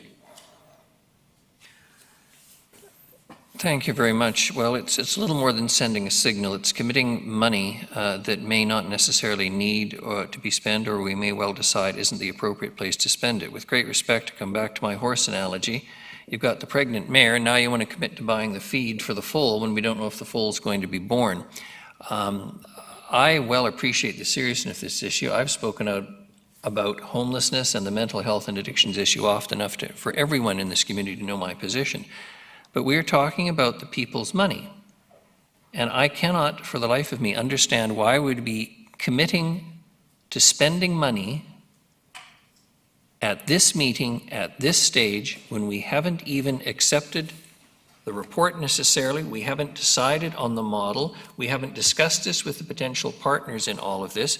With great respect, there's lots of ways to send a signal, but I'm not going to send a signal, in theory, with hundreds of thousands of dollars of the people's money that I don't have to commit to sending. They hear us, they understand us, they're intelligent, they know we care, we know this, they know this is a major issue for us. Lord knows they write to us enough about it and speak to us enough about it. But to make a commitment for this kind of funding without having decided and voted on and come to the conclusion about the model and whether it's going to be a continuing model, whether it's temporary, I just frankly think sends a very bad signal in a very clear way to the voters that we're prepared, because we've had a little benefit here in the last few days, unannounced and unexpected, to start spending their money without the kind of commitment, research, and staff reports which, in my mind, with respect to all members of council, are the hallmark of good governance. Councillors Brown and Martman. Thanks, Your Worship. So if this amendment gets voted upon and then the actual motion gets voted upon and approved, it'll be allocated in the provisional budget. Then when we receive the reports in the new year, council will obviously need to make a decision around the external agency and whether we choose to fund it and what role, et cetera, et cetera. If for whatever reason council chooses not to go down that route, all we have done is adopted a provisional budget. At that point, that 380,000 could be reallocated, or it could be used to reduce property taxes. I think that's a better pathway forward in the sense that it makes sure money's there than going the other way, not including it, deciding that we do want to fund this on an annual basis for a set period of time. It's already been advertised, our provisional budget is at X percentage, and now we go to the voters and say, oh, by the way, we're increasing it before final bylaw adoption. I think it's more appropriate and would be far better received to go the reduction pathway, if that's the decisions that are made, than the increased pathway. And further, I'll just add on to that, I think in terms of seriousness, it's going to be a lot harder decision to add that money, knowing that there's an additional pressure there. So I think it's the most responsible approach is to make sure, just like we did for ECDEV, to put it in the budget, not full well knowing what council's position on it would be, or the exact path forward, but knowing that there is some level of commitment there, and in this respect, there's more than enough opportunity to revisit that decision and reduce taxes or reallocate these funds. Councillor Martman. Thank you. I agree with Councillor Brown. I think if we're going to make these decisions, we make them now. It's 6 of one, half a dozen of the other. We could take it status quo as it is right now, and we could change it later. Or we could say, look, this is a priority for us. If it doesn't work out, we'll change our mind and we'll change it later. So I would rather, after all this work, and I understand the concerns that this is draft, it's not even a finalized report yet, but a lot of work has gone into here. And I think that the report, there may be a few more tweaks or something, but more or less, we will probably adopt this report. Well, the investment, I'm just going to read from the paragraph. Well, the investment is not insignificant. We recognize that. The potential return on our investment, as Councillor Gesabrock mentioned, is as high as $30 for every dollar we spend. We right now, the existing resources and the way we spend our money, which I personally believe is really Band-Aid, looking after our brothers and sisters that live on the street, We have a crisis right now in our country. It's an opiate crisis. It's mental health. It's people with brain injuries. It is something that is not our jurisdiction. It is something we don't have the money for, but I'm sick and tired of having to always point to say somebody else is going to do something. Now, I think as council, we really do have to. The province has stepped up. The province has built housing or is building housing. But what I don't see any action for, a government that can throw billions at COVID, which they should throw billions at putting people in homes and giving them the support or giving them the care and the hospitals that they need for those who cannot live by themselves, and to create safe communities. This is not an issue in Nanaimo only. This is not an issue in only BC. This is a Canadian problem and a North American problem. But right now we need this Canadian federal government to step up to the plate and to start doing something and call this a crisis as well, because we have people dying. We have people that we are displacing from fires in their tents to parks where people don't want to go because they don't feel safe. We need to make this investment. We need to do it now. And if things don't work out or things change, then we'll change it then.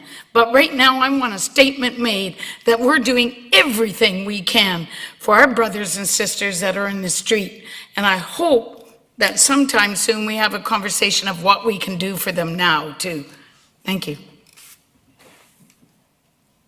Councillor Hemmens. Thank you, Your Worship, and thank you, Councillor Martin, for your passionate words.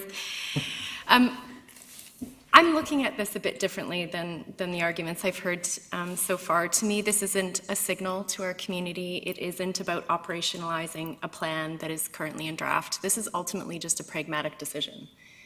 We know that this is going to be on the docket for years to come. We have a report that's identified a ballpark figure.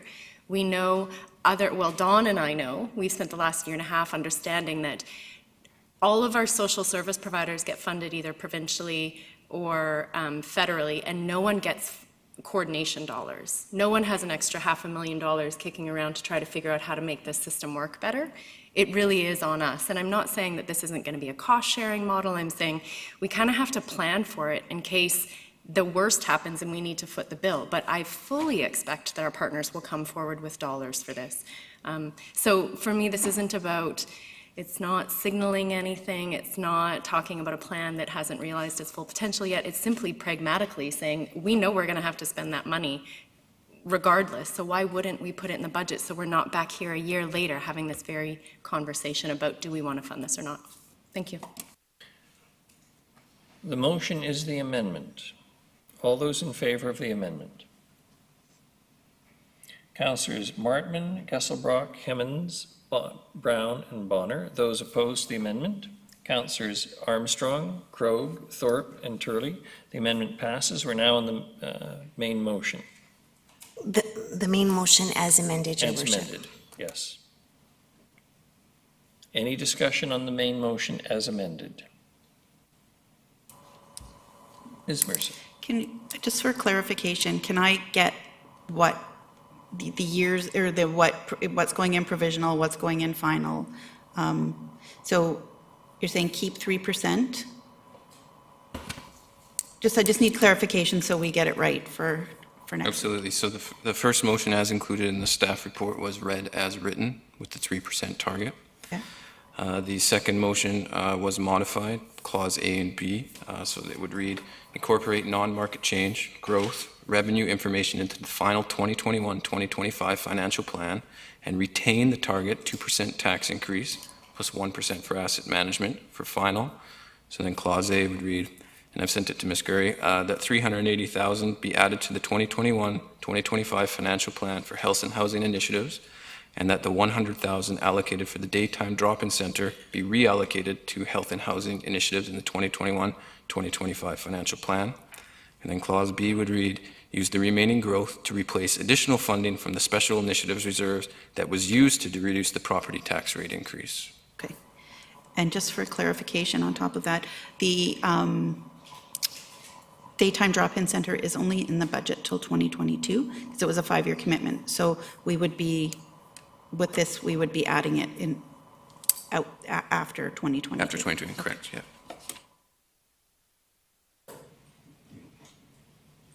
No further discussion. All those in favor of the motion? Councillors Martman, Gesselbrock, Hemmens, Bonner, and Brown. Those opposed?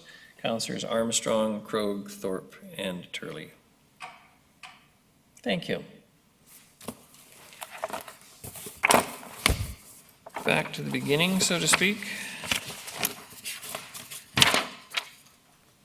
No notice of motion? No other business? Question.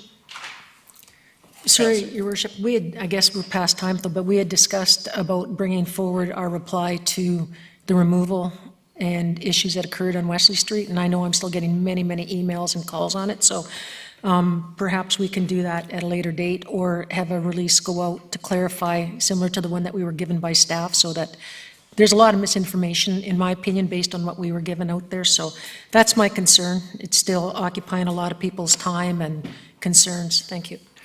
Thank you. For what it's worth, I think Mr. LeBerge's response is an excellent summary of what the city undertook and has undertaken with respect to Wesley Street, and I would happily support a motion that that be a public statement, if you will, on behalf of the city.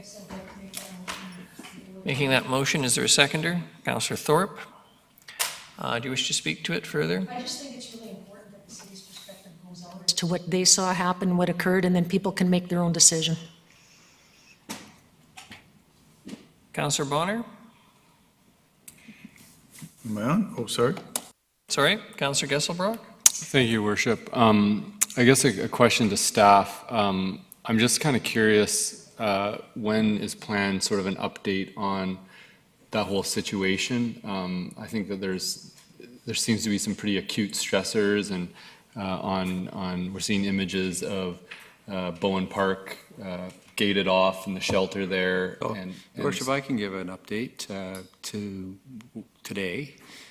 So Wesley Street remains fenced, and for two reasons. One is that there will be some remediation taking place on the boulevards of that street due to concerns expressed by the school board staff regarding contamination and that type of thing.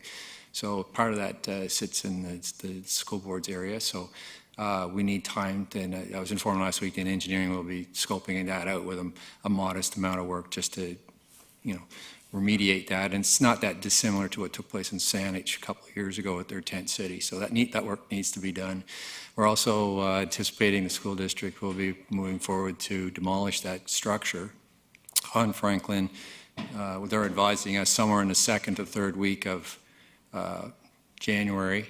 So between the two of those features, we're keeping that area closed, and it's likely to stay closed until after the demolition is taking place. So that's a street closure that's taking place. Provision has been made through the parking lot area for vehicles needing to access the building at the end of the street for servicing and staff and that type of thing to take place. And so that's gone according to plan. Also, for the fire department and emergency vehicles, they're having access. So there was an access provision made for that with locks and that type of thing. So I think we're in that's the situation there. With respect to the two picnic shelters in Bowen, last week they were both secured because one of them had become a place where structures were being erected inside, and that's not permitted in the parks bylaw under any circumstances, let alone overnight. So it became a concern. There were large numbers of citizens with their pets and so forth walking through there, and it became a situation where we just needed to secure the site so that it would be protected for its ultimate intended purpose. So the other site, the other picnic shelter up the road, is also was protected, and that could, so it's not just a gathering, it's not intended as a shelter for people, so it was structures being put in there. So that's the only area that's been addressed, those two structures in to my knowledge. The bylaw crews have been out redeployed from Wesley to deal with the park areas. So we're getting more coverage in our city now with the bylaw enforcement officers than we had before.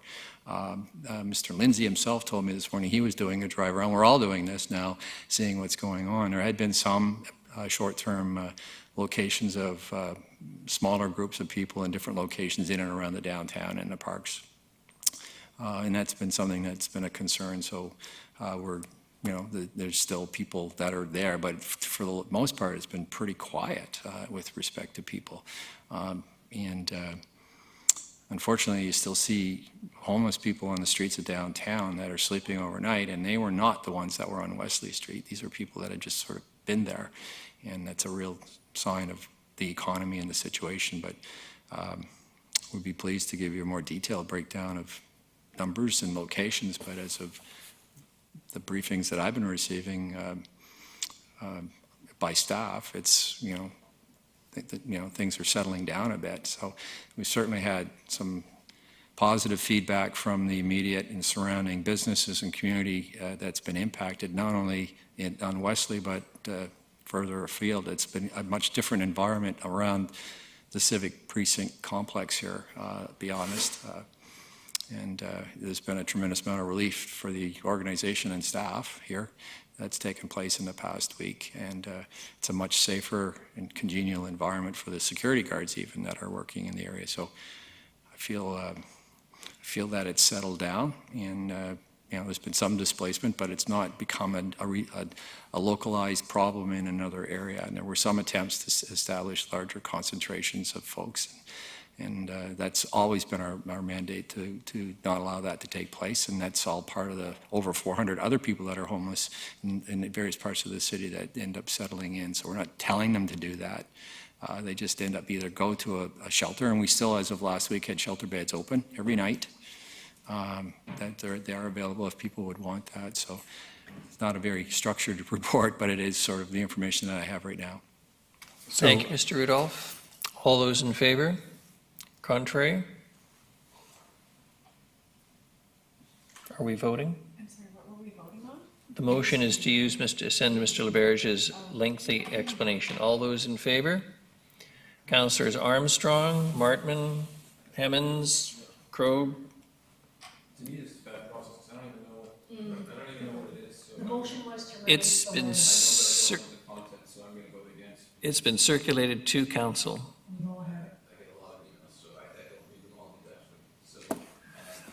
One I'm probably not caught up on, so I'm not going to vote against because this is bad process.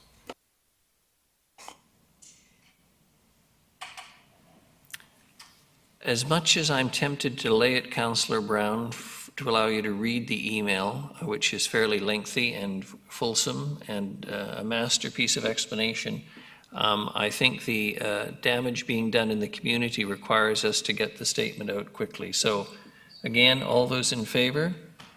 Councillors Armstrong, Martman, Krogh, Thorpe, and Turley. Opposed? Councillors Bonner and Brown, thank you very much. A motion for adjournment is in order. Councillor Armstrong, seconder. Councillor Martman, all those in favor? Motion carries. Thank you. Lindsay, he should have answered that question.